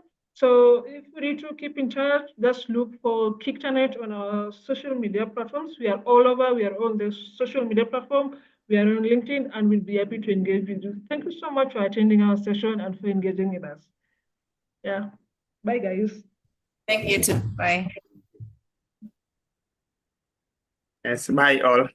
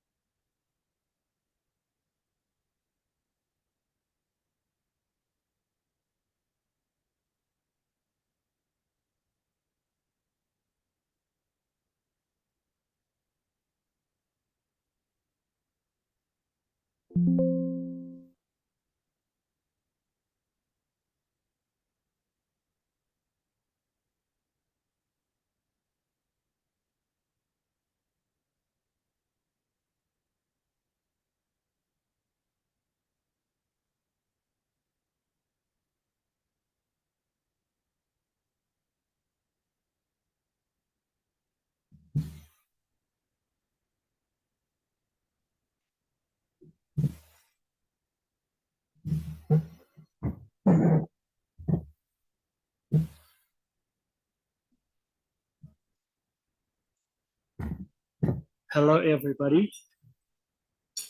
Okay.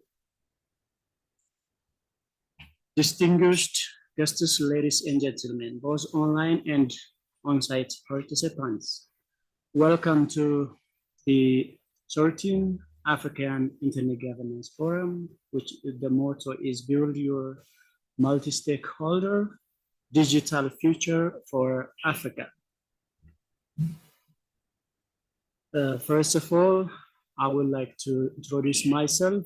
I'm Burhanu Nuguse, Pan-African Youth Ambassador for Internet Governance, Ghana School on Internet Governance 2024 Internet Governance Fellow, Internet Society Youth Ambassador Program 2024 candidate,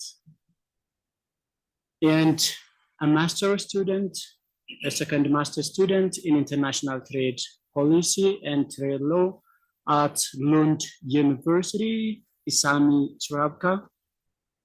It is a privilege to welcome you to this important session on promoting and conserving indigenous knowledge through digital platforms.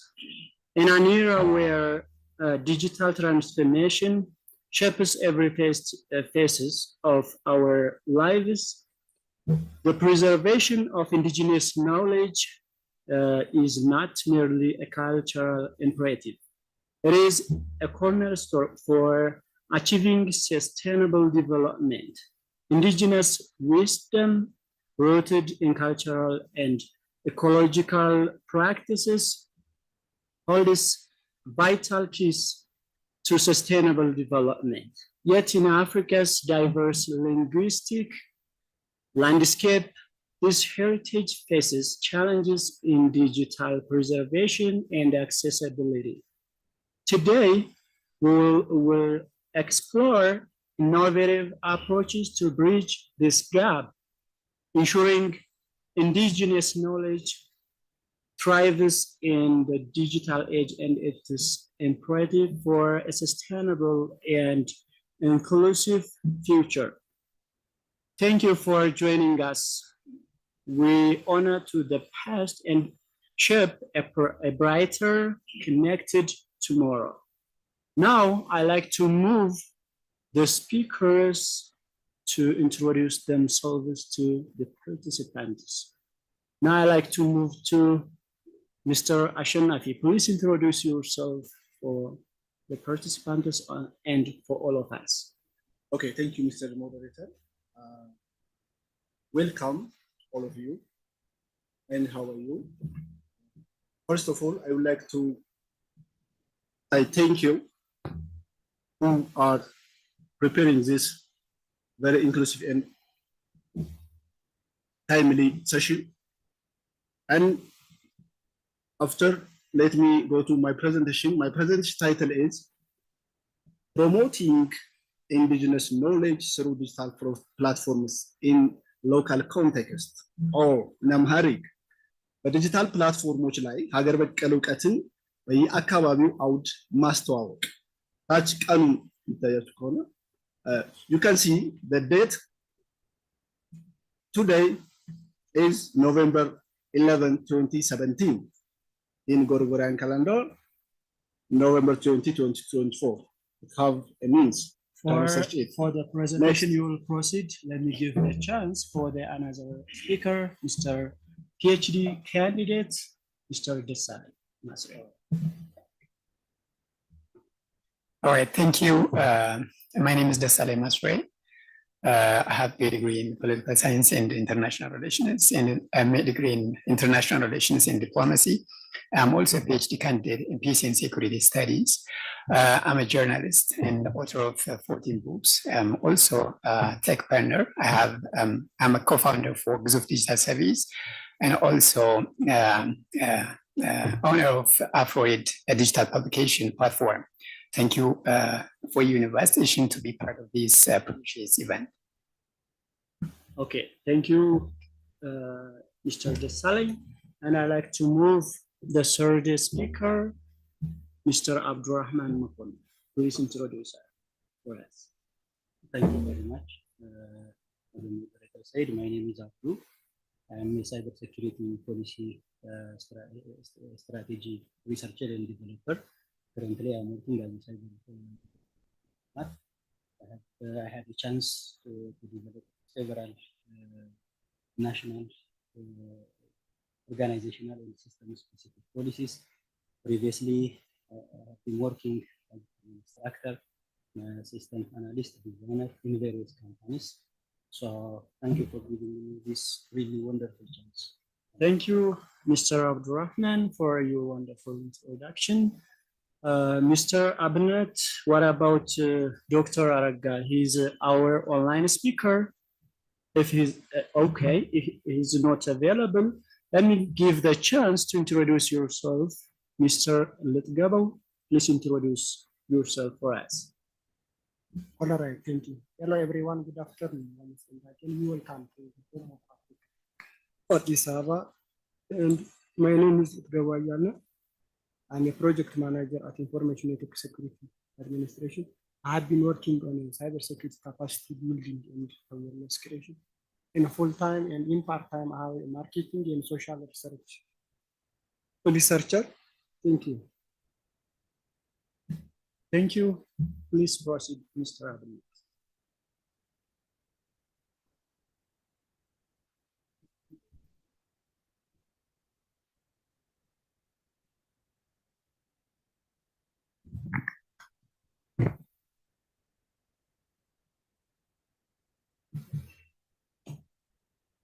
Okay, thank you, Abnet. Okay, now we can proceed, and before that, this session delves into the critical role digital platforms play in preserving and promoting indigenous knowledge within local contexts. It highlights the importance of integrating traditional wisdom into modern technological systems to foster sustainable development and cultural preservation. The discussion will cover the following key areas. First of all, I would like to invite Mr. Ashanafi on the topic promoting indigenous knowledge through digital platforms, a general overview. This segment explores the fundamental principles and strategies for utilizing digital platforms to protect and disseminate indigenous knowledge, ensuring its relevance in local contexts. Mr. Ashanafi, please proceed. Okay, thank you again, Mr. Moderator. As an introduction, as you all know, Ethiopia is one of the second populous country in Africa next to Nigeria, and its capital city is in Addis Ababa. It also hosted like a diplomatic hub, which is next to New York and Geneva, and multiple international organizations hosted in Ethiopia, which are, for example, the Organization of Southern Cooperation, Africa Union, and numerous UN entities. So when we see this host, Ethiopia considered as a tourist hub. However, much of this indigenous wisdom has going to disappear. For example, we can see the language like Giz. Giz is much of ritual, but still now it is going to disappear. But in another country, out of Ethiopia, they are working on that. But here, we are not working pretty much. Next. As if Africa Union and Ethiopia have a priority on indigenous knowledge. For example, in an agenda of 2063 and 2013. But some researchers articulate 79% of student textbook is lack of context-based indigenous knowledge. This article is articulated in Ethiopia.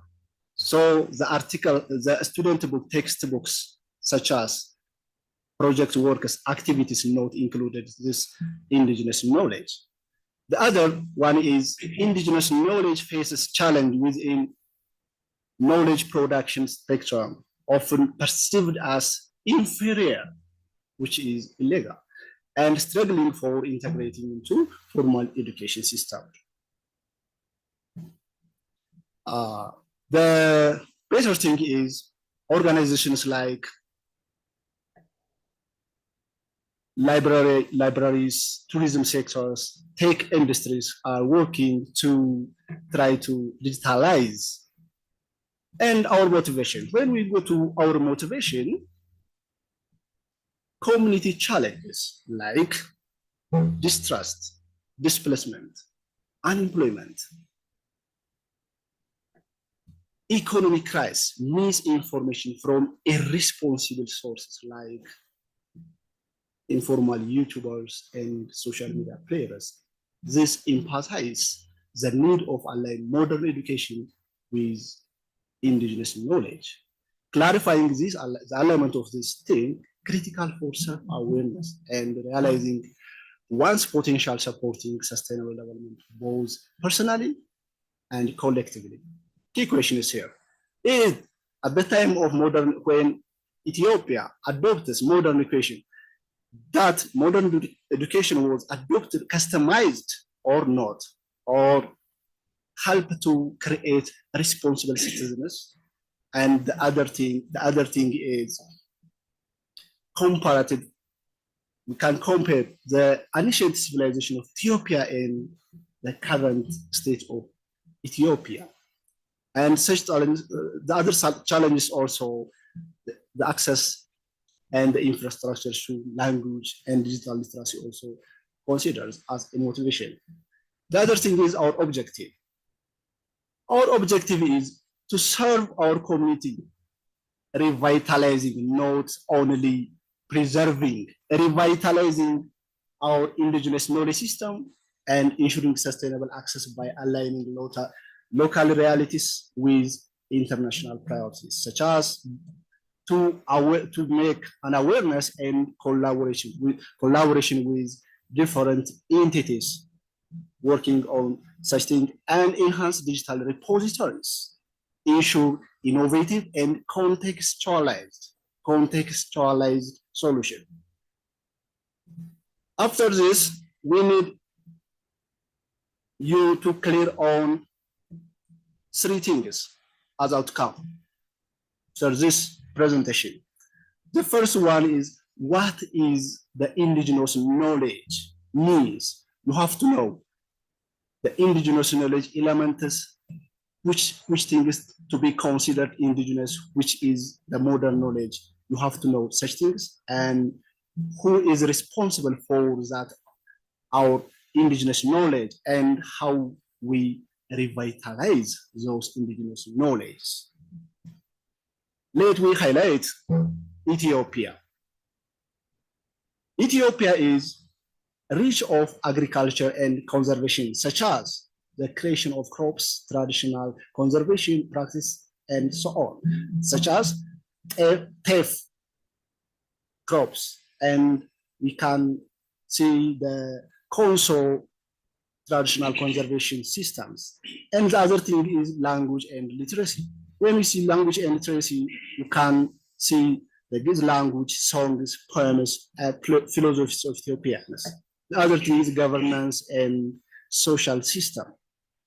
Also, we have our a range of governance and social system indigenously, such as Geda democratic system, elders negotiation system, okay? The other thing is we have our own calendar and communication system, such as Ethiopian calendar formula, the Ethiopian calendar formula, research it, and the Dagu communication system in Ethiopia. This is just for an example. The other thing is practice and crafts. We can see how to prepare Rake, Tala, clergy artifacts. We are weaving of works and pottery. Okay. And let me go with the central theme, relevance of indigenous knowledge. When you see the relevance of the indigenous knowledge, two authors write about this, just for highlight. Preservation of indigenous knowledge is not only essential for the cultural continuity, but also it holds a significant outcome in our modern world, Messiah 2024. Preserving indigenous knowledge is essential for sustainable environment and stewardship. And collaborative measure toward this, the sustainability of indigenous knowledge. Collaborative measure in a sense,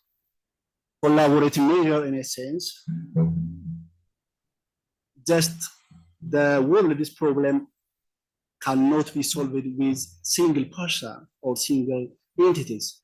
It needs a collaborative measure with different bodies, locally or internationally, exactly, such as making or creating a partnership with responsible bodies and take a collaborative effort to achieve our indigenous knowledge to be revitalized for our indigenous community. And the other thing, you can see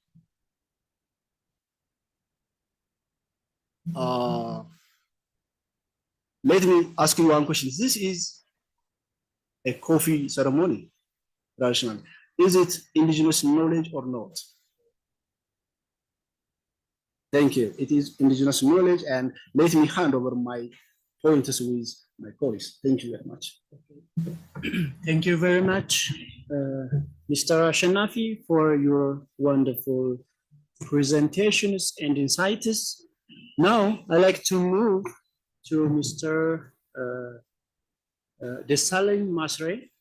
He will discuss how digital media serves as a bridge between tradition and technology, examining specific tools and methodologies that support the preservation of indigenous knowledge in Africa. Please, Mr. Desalegn.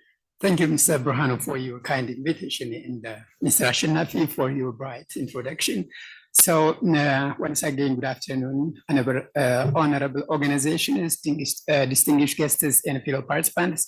My name is Desalegn.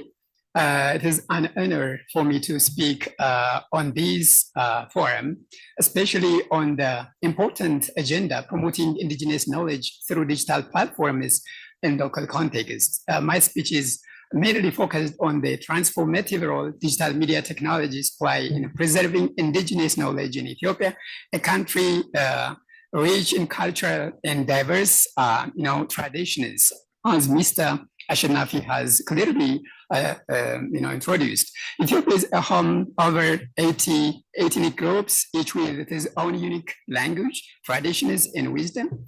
Our indigenous knowledge system passed down through generations, offering invaluable insights into areas such as agriculture, biodiversity, and traditional healing mechanisms and community governance, just like what he said, that data system and others. So, however, as the world rapidly modernizes, these knowledge systems face the threat of being lost or misrepresented. This is where digital technology steps in, offering innovative and sustainable ways to document and preserve and share our cultural heritage in a way that is both culturally sensitive and globally impactful. So to show that the role of digital media technology in preserving Indigenous knowledge, I wanted to say that digital media plays a pivotal role in preserving Indigenous knowledge by serving as a modern tool to document, disseminate, and also protect cultural heritage for present and future generations. Most importantly, we see that in Ethiopia, Indigenous knowledge is not just a collection of factors, but a way of life that embedded in our language, in our tradition, in our literature, and many others. So digital media technologies such as mobile apps, social media platforms, and other interactive softwares are essential in preserving and revitalizing these aspects, making them more accessible and also shareable within easy ways.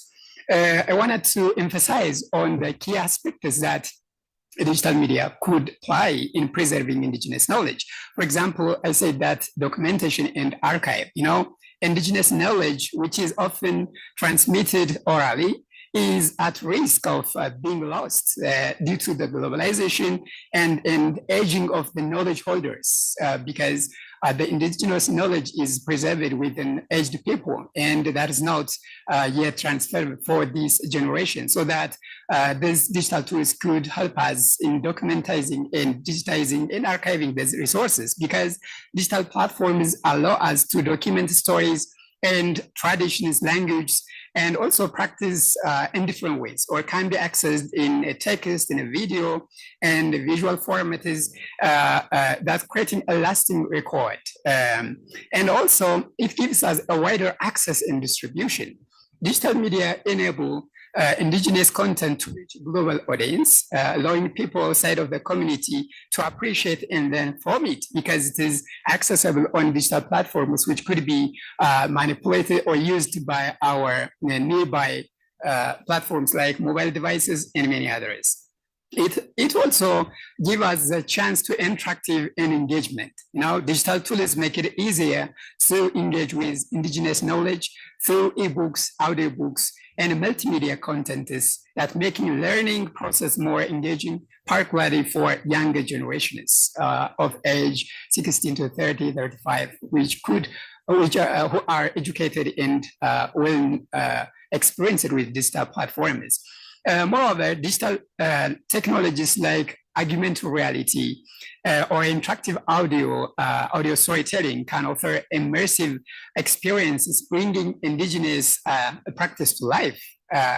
And also, unlike the ancient times where languages were extinct, where their speakers are dead, or today we can preserve language because Indigenous language can be preserved by creating written or audio recorders through digital platforms, because that help to revitalize language, especially among young audience, and ensure they are passed on through generations.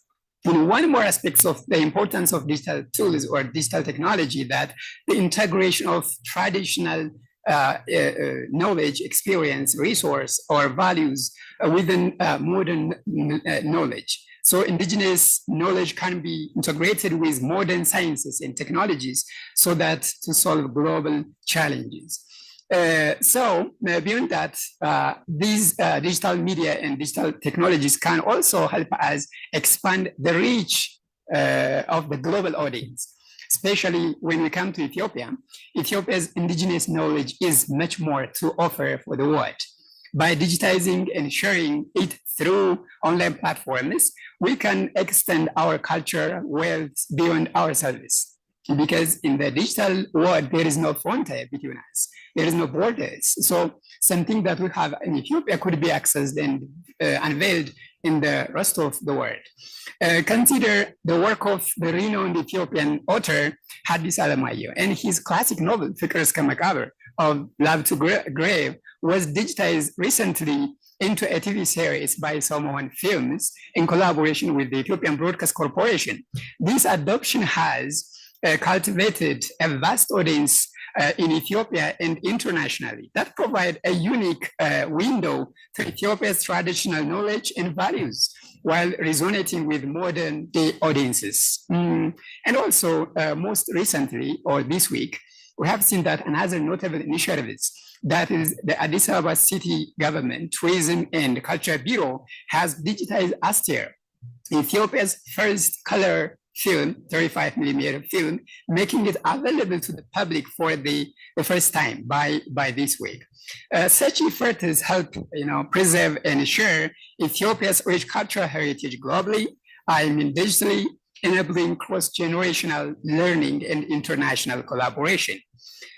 This clearly shows us how digital media platforms are very important in this digital age. One more to emphasize on digital tools and applications for indigenous knowledge preservation. I wanted to share you some notable application. Across the Africa continent, we are seeing exciting examples of how digital tools are being used to preserve and promote indigenous knowledge. In Ethiopia, efforts are already underway to digitize language and cultural traditions. One such initiative is AfroRead, an innovative mobile app developed by our company, or Gizuf Digital Service PLC.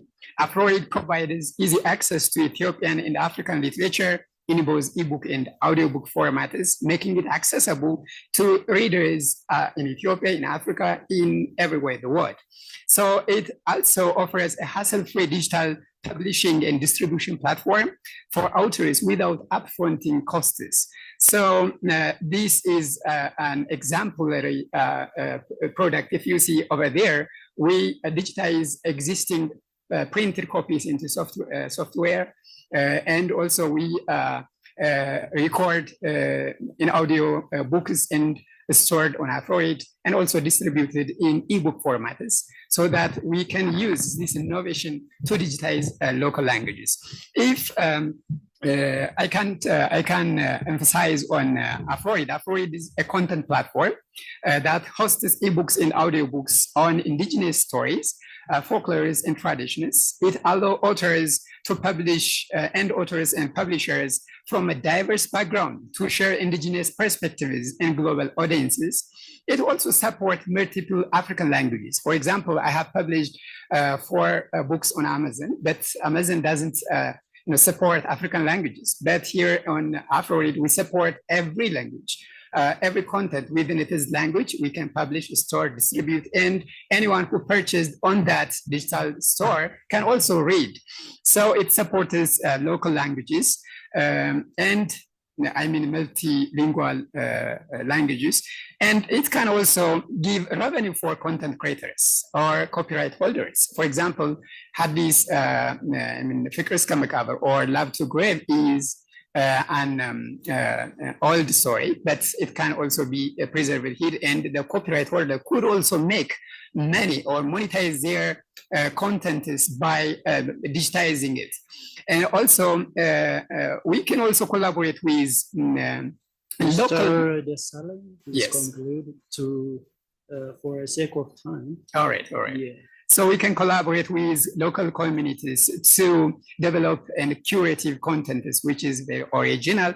So in conclusion, digital platforms and tools have the power to preserve, protect, and promote indigenous knowledge in a way that we are one is unimaginable. And we don't have to underestimate how digital technologies are very important and good to digitize preserving indigenous knowledge. Thank you so much. Okay, thank you very much for your wonderful initiatives. Just as you have seen here, Gizuf Service, what? Gizuf Digital Service and AfroRead, both are his initiatives. I really appreciate. So using this such kind of digital platforms, it's important for promoting indigenous knowledge. Thank you very much. Now I'd like to move the next speaker, Mr. Abdurrahman. Please, Mr. Abdurrahman. Thank you very much, Mr. Moderator. So the previous presenters have said a lot about indigenous and indigenous knowledge. So my portion is a bit related to the technological aspect of indigenous knowledge. That means how can we promote and preserve indigenous knowledge using especially emerging technologies? What will be the future trend of indigenous knowledge, the challenges in preserving and promoting indigenous knowledge, and the opportunities we have, the best practices that we have been witnessing thus far. And finally, I will conclude by mentioning some factors which are really important for sustainable digitization of indigenous knowledge. So for what do we expect the situation of indigenous knowledge will be like in the future? Number one, emerging technologies will transform indigenous knowledge preservation.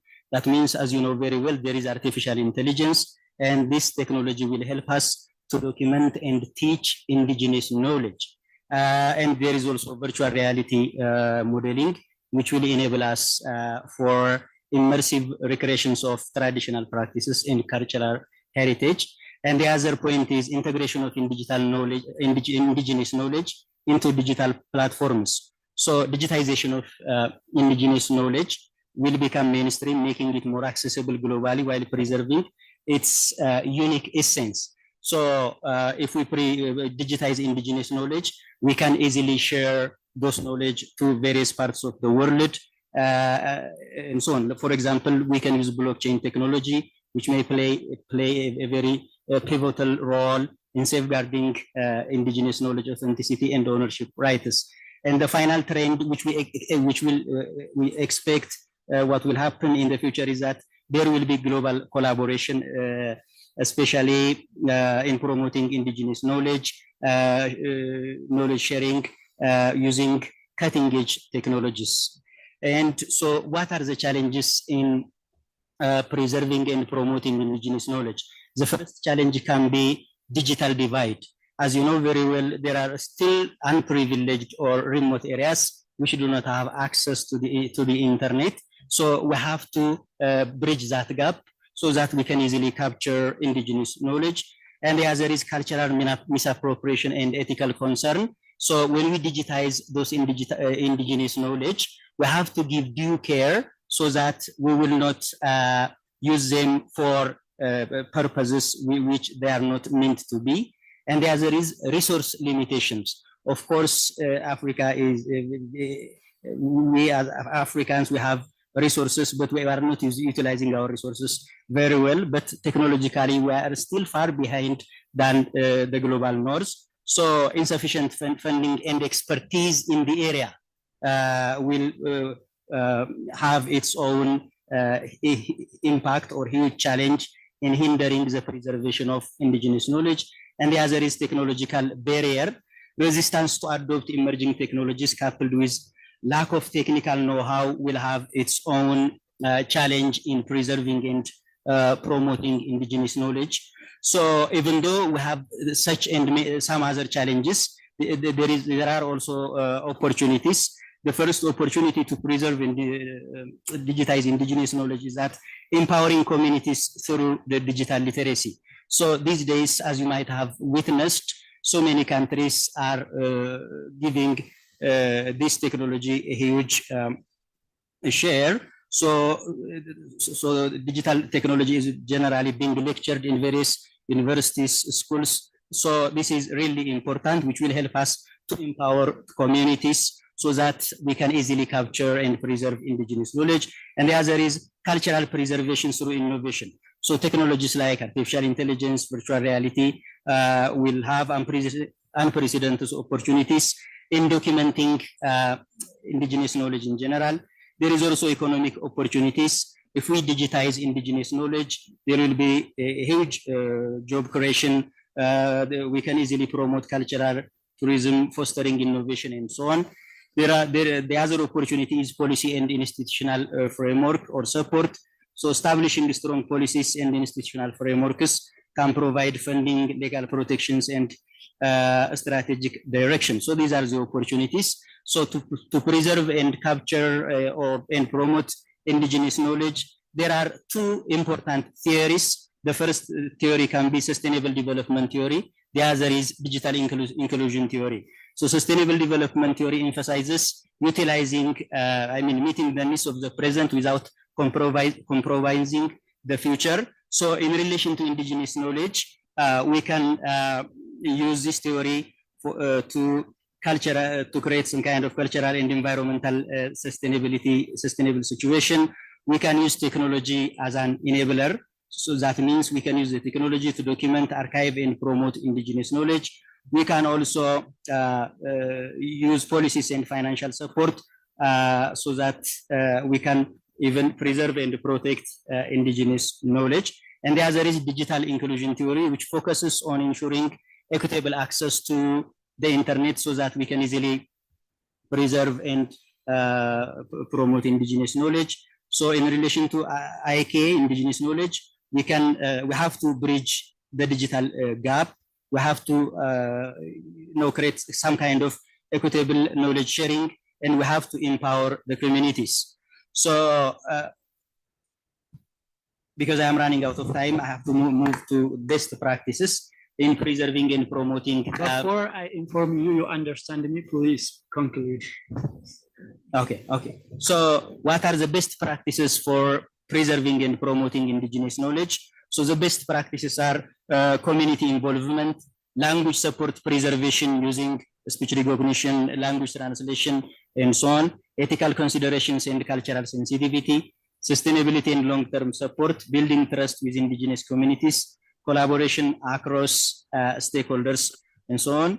So factors for long-term sustainability of indigenous knowledge preservation are education and transmission. So we have to educate our youngsters concerning indigenous knowledge, and we have to involve the community actively.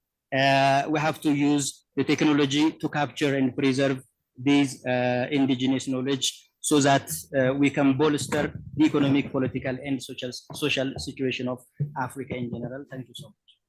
Thank you very much for your wonderful presentation, speaking and insights on this, the future of indigenous knowledge, predicted trends, challenges, and opportunities. Mr. Abdurrahman highlights or outline the future trajectory of indigenous knowledge, highlighting emerging trends, potential obstacles, and opportunities for innovation in leveraging indigenous knowledge for sustainable development. Thank you very much. I hope Dr. Araga Nuguse from America join us. Can you hear us, Dr. Araga? I want to make sure you hear me. Oh, okay, great. We are happy to having you in this program. You have 5 minutes, and first of all, introduce yourself and proceed your presentations and explanation on the topic, the status of indigenous knowledge system and challenges in Africa. Thank you very much. Thank you. And first of all, you are a brave and a committed people from Africa to bring this subject into existence. And it is a very important and very substantially needed kind of subject that has to be raised. And my name is Aragan Gusey, actually Dr. Aragan Gusey. I actually have indigenous knowledge and education on my side. I represent that kind of title for now. And I did work for the United States government, and at the same time, I did use some of, you can say that I have connected with the United States government that is in Illinois. I was a child welfare specialist. I was a public service administrator, and I was area administrator, actually managing a region. That is me. Right now, I do work with Walden University, and I'm an ambassador Actually, looking at people coming in and going out from the Department of Education at Walden. Yes, I want just briefly to stop taking it to the subject of indigenous knowledge. Let me take you to the start of the ancient civilization, which we are entitled, Africans entitled, the Black Africans entitled.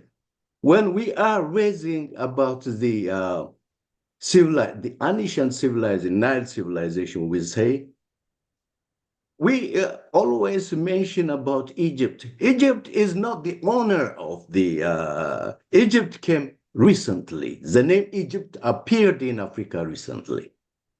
That is the Nubian Black civilization, the Cushitic civilization, the Black indigenous civilization that we're talking about.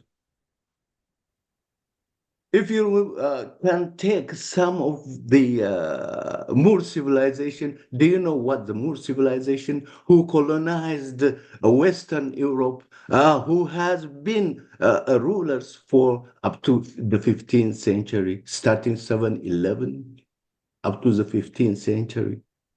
They taught riding horse for Europeans, the indigenous Europeans. They taught them how to comb their hair. And they taught them how to win a war. Let's mention about the Kemet people, which we call the Mantes in Ethiopia. Those are after which the Egyptians named themselves. These are Ethiopian Black people, African people from Ethiopia. We have some residue of this nation in Ethiopia right now. These commissions who built a civilization based on spirituality, racial equality, cosmic laws. These are the first people who implemented governance on earth. Before the Europeans or Americans, anybody else started this. Oh, let me just take you another. I want to take you through this exercise because I want you to understand what it means recording the indigenous knowledge of Africa. We've lost it. We don't have it. Let me tell you something. We don't write our own history, the Black history. Somebody else is writing our history. Somebody else is putting something on us when we don't have the ownership. We don't have our science. We are the people who built the pyramid, who actually stood the obelisk of Aksum, which is the marvelous and amazing work of ancient Africans. But we lost it. You know why? We lost it to the other side. The other side owns it. They are patented. They call it theirs because they have the means to claim it. They claimed it. So when we are talking about the indigenous life of ancient people, we're talking about ourselves. We're talking Okay, about... Dr. Arga, for a Yes. sake of time, please conclude your speaking. Okay. Okay. Okay. So what I'm saying is, let us free ourselves from the mental slavery and have our own indigenous records. And what you guys are talking about is having that kind of recognition. And thank you for the stage that you actually gave me. Thank you very much, Dr. Arga. You provide us your deep knowledge and insights on the current state of indigenous knowledge systems across the continent Africa, addressing structural, linguistic, and technological barriers hindering its preservation and growth. Thank you very much. So, okay, so now I like to open the floor for questioners for both online and on-site participants. Okay. Thank you so much. My name is Tracy. I come from Kenya. First of all, I want to appreciate all the speakers for the great insights they've given us. However, working in the counter-trafficking space, that's smuggling of migrants and human trafficking, I have a few issues I would love. I didn't get his name right, but the third panelists, yes. So my question is directed to you. You spoke about the proper documentation, appreciation, engagement, and all that.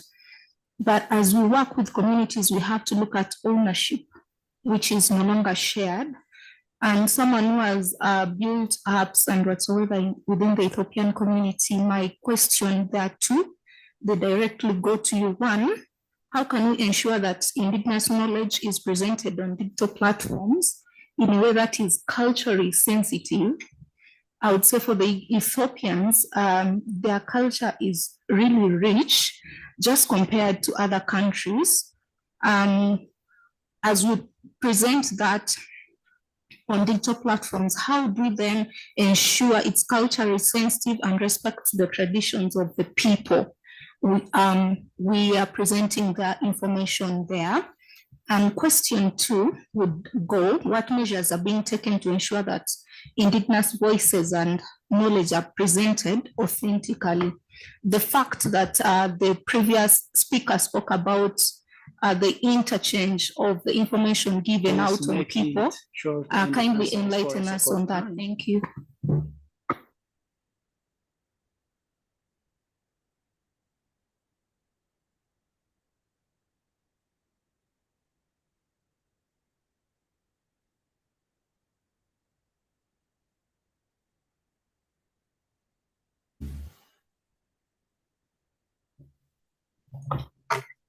Can you hear me?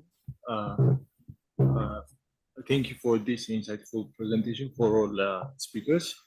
And I want to ask on how can Indigenous knowledge be effectively transformed into the digital media, and how can it be integrated to the particular cultural policies? And thank you. Mr. Abinnet is our online moderator, so he said there is a question. Please raise the question. Yeah, okay, Mr. Arjit, let us unmute yourself and ask the question. Yeah.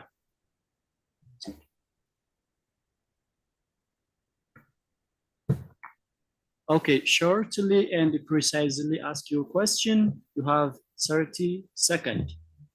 If you can hear us.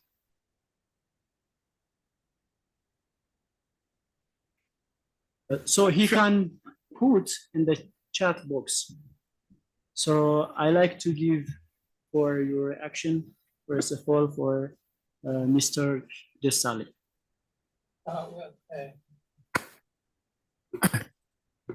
Well, thank you. My sister from Kenya, she raised a very sensitive and critical question. Yes, when I say that digital platforms are good enough to preserve Indigenous knowledge for this generation to learn from their past generations, I don't mean that platforms like TikTok, which are developed by some externals. TikTok is Chinese, donors are Chinese. If we see Facebook, donors are in America.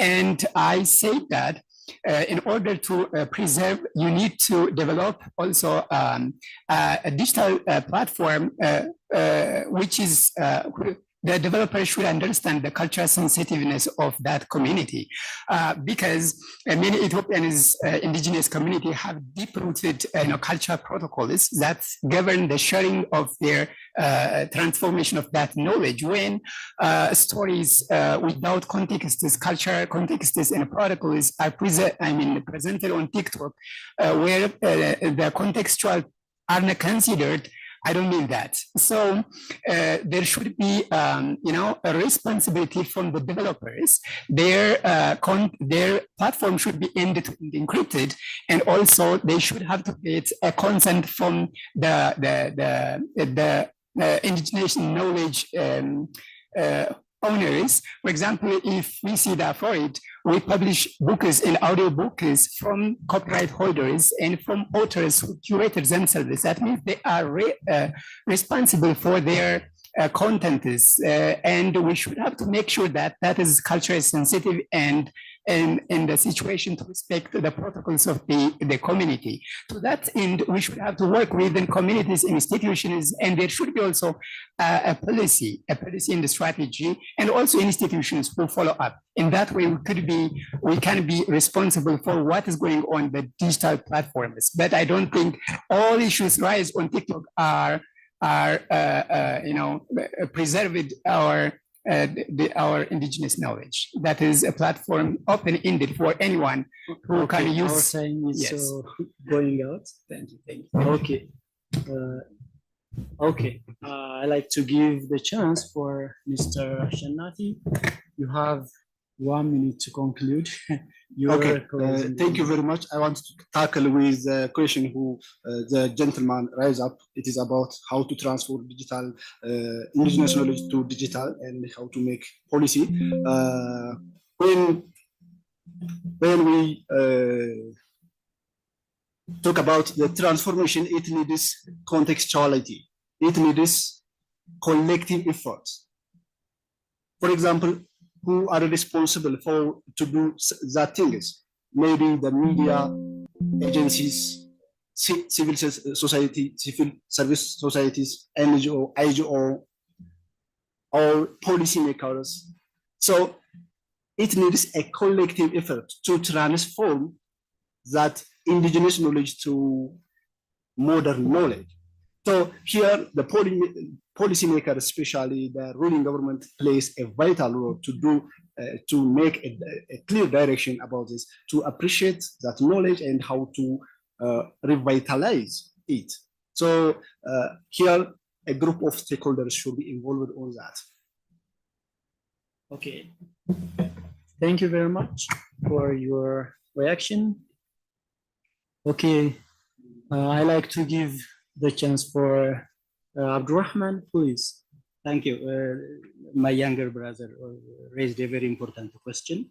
How can we transform or let's say put indigenous knowledge into digital platforms? Is a very important question, especially he's young, he's very much interested in technology. So to directly answer your question, you can use technologies like artificial intelligence and virtual reality modeling and augmented reality modeling.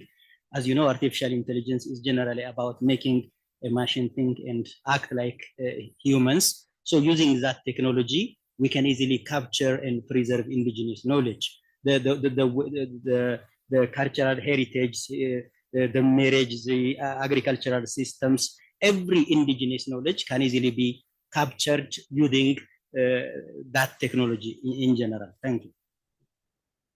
Much.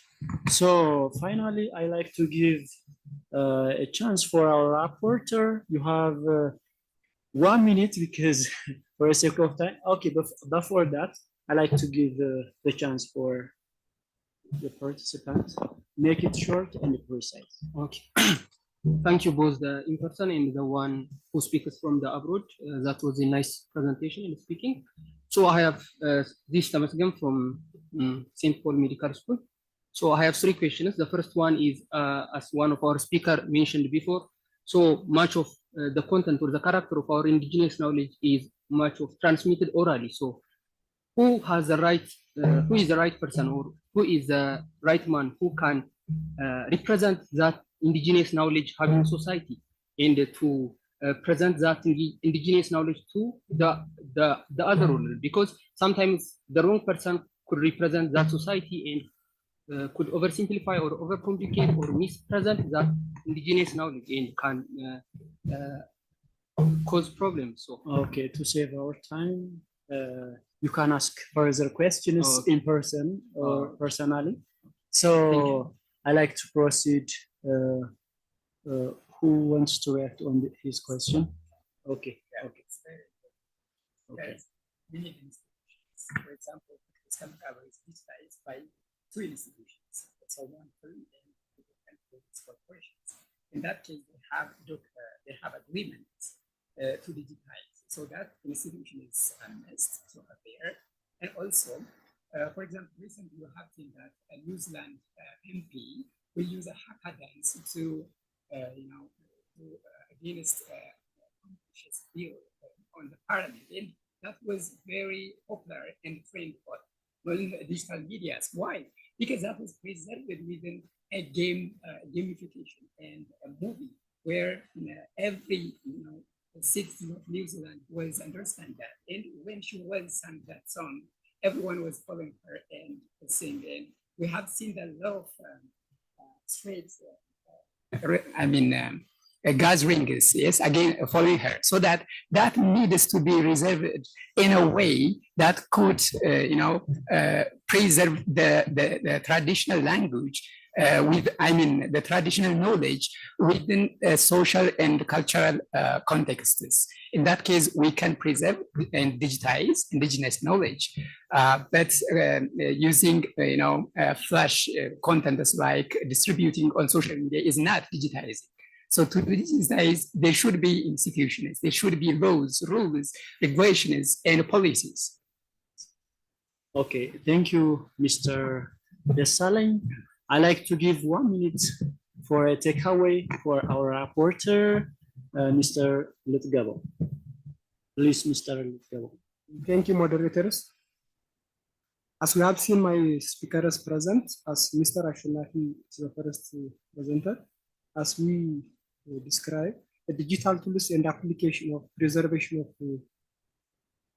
promotion, indigenous knowledge and promotion, indigenous digital archive, local initiative, and mobile application. It is the best and the main core of preservation, indigenous knowledge and preservation.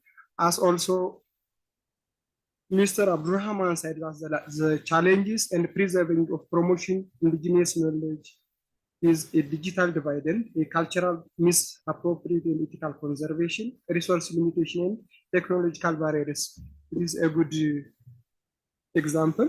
And also, as examples of indigenous knowledge in Ethiopia, as described by Mr. Ashenafi, a GEDA system and conservative of tracing and soil conservation in Conso, and also agricultural tracing systems is one of the examples of indigenous knowledge preservation in Ethiopia. As I said this, in addition to this, when we add indigenous knowledge through a digital platform in local context in information area characterized by rapid technology advancement and globalization, the preservation and promotion of indigenous knowledge have become increasingly critical. Indigenous knowledge systems which encompass the cultural, spiritual, and ecological wisdom of indigenous people offer unique insights into a sustainable practice system, often based from a cultural regime, misrepresentation, and pressure of modernity. Digital platform present a transformative opportunity to safeguard and disseminate indigenous knowledge, ensuring that it remains a vibrant and accessible for future generations. Thank you, audience. And thank you very much, our rapporteur, Mr. Gabo. As a closing remark, I like to invite Mr. Ashenafi. Please. Okay, thank you very much, Mr. Moderator. Let me finalize by the national level actionable status. By the way, our purpose is almost achieved because we see from your question that is what the things we put on our objective. One thing for the sustainable development of indigenous knowledge, advocacy and documentation, policy and support strategy, those things are performed by different stakeholders, define and prioritize three things. What are specialties of indigenous knowledge? First, we have to know, and organize stakeholders who will do. One of Mr. Who raised the question, and the other thing, in which strategic method, way of strategy we achieve and for the business continuity and developing indigenous or homegrown technologies. This is one thing. If you put our indigenous knowledge into the other side, that is not ours. For example, in the cloud, when our indigenous in the cloud is the owner of the others. Cloud is technology by itself, the owner of the others. So we have to build our homegrown technology to reserve and revitalize our indigenous knowledge. Thank you so much. Okay, thank you very much, Mr. Shanafi. So as a closing remark, I'd like to give you for my speakers 30 seconds only. First for Mr. Desalegn, please. Welcome. Thank you so much. I found this initiative and especially the title Promoting Indigenous Knowledge Through Digital Platforms in Local Context very important. And this should not be live here and we should have to work on. And I want to emphasize to develop homegrown technologies other than customizing something that is developed by Westerners or somewhere outside of Ethiopia. So as an Ethiopian, as an African, we should have to develop our own systems and digitize our cultural context, indigenous knowledge for this in the next generation. Thank you. Thank you very much. So, Please, Mr. Abdurrahman. So thank you so much. So this session, you can consider it as an icebreaker. At the very beginning, this is it. You can consider it as an advocacy. So as we said, indigenous knowledge is very important. We have to capture it using emerging technologies and preserve it so that the future generation can have a look at it. And for that, we have to create some kind of trust and transparency among the various communities. We have to involve various stakeholders. We need to have institutional and policy frameworks so that the indigenous knowledge capturing and preservation activity in general to be legally based. Thank you so much. Thank you very much. Mr. Abinat? Okay, if you don't want, okay. Thank you very much, all of our participants. Dr. Araga, can you hear us? Dr. Araga? I can hear you. I can hear you. Okay, You hear me? have 30 seconds for your closing remark, please. And I thank you, the participants, especially Dr. Ashanafi, who came to me just to be involved in this kind of I am an aspiring endogenous knowledge record-keeping person, especially in my African state, and I will be soon projecting one of my ventures there. But at the same time, I want to stress this. You guys broke the ice. Yes, you are really patriotic in the first place, raising this question in Africa. It is time due, and everybody has to contribute something towards this. This is the main thing in Africa, record keeping, to come out of the mental slavery that we are in. Thank you. Thank you very much, Dr. Araga Nuguse from America. We are proud of you having in this session. We got a lot of things and your deep insights and knowledge. Thank you very much. We keep in touch and we will work together. Okay, now I like to say one thing. Let us promote indigenous knowledges through digital platforms. በዲጂታል ፕላትፎርሞች ሀገር በቀል እውቀቶችን በየአካባቢያችን አውድ እናስተዋውቅ እላለሁኝ። Thank you very much. We have finished our programs and thank you very much. Tomorrow we will proceed.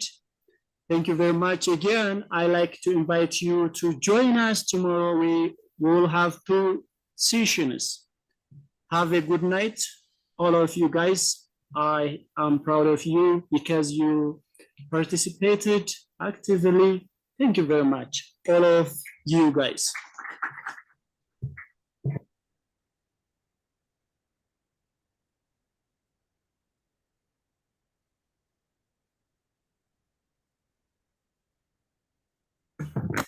We can take a group picture, please.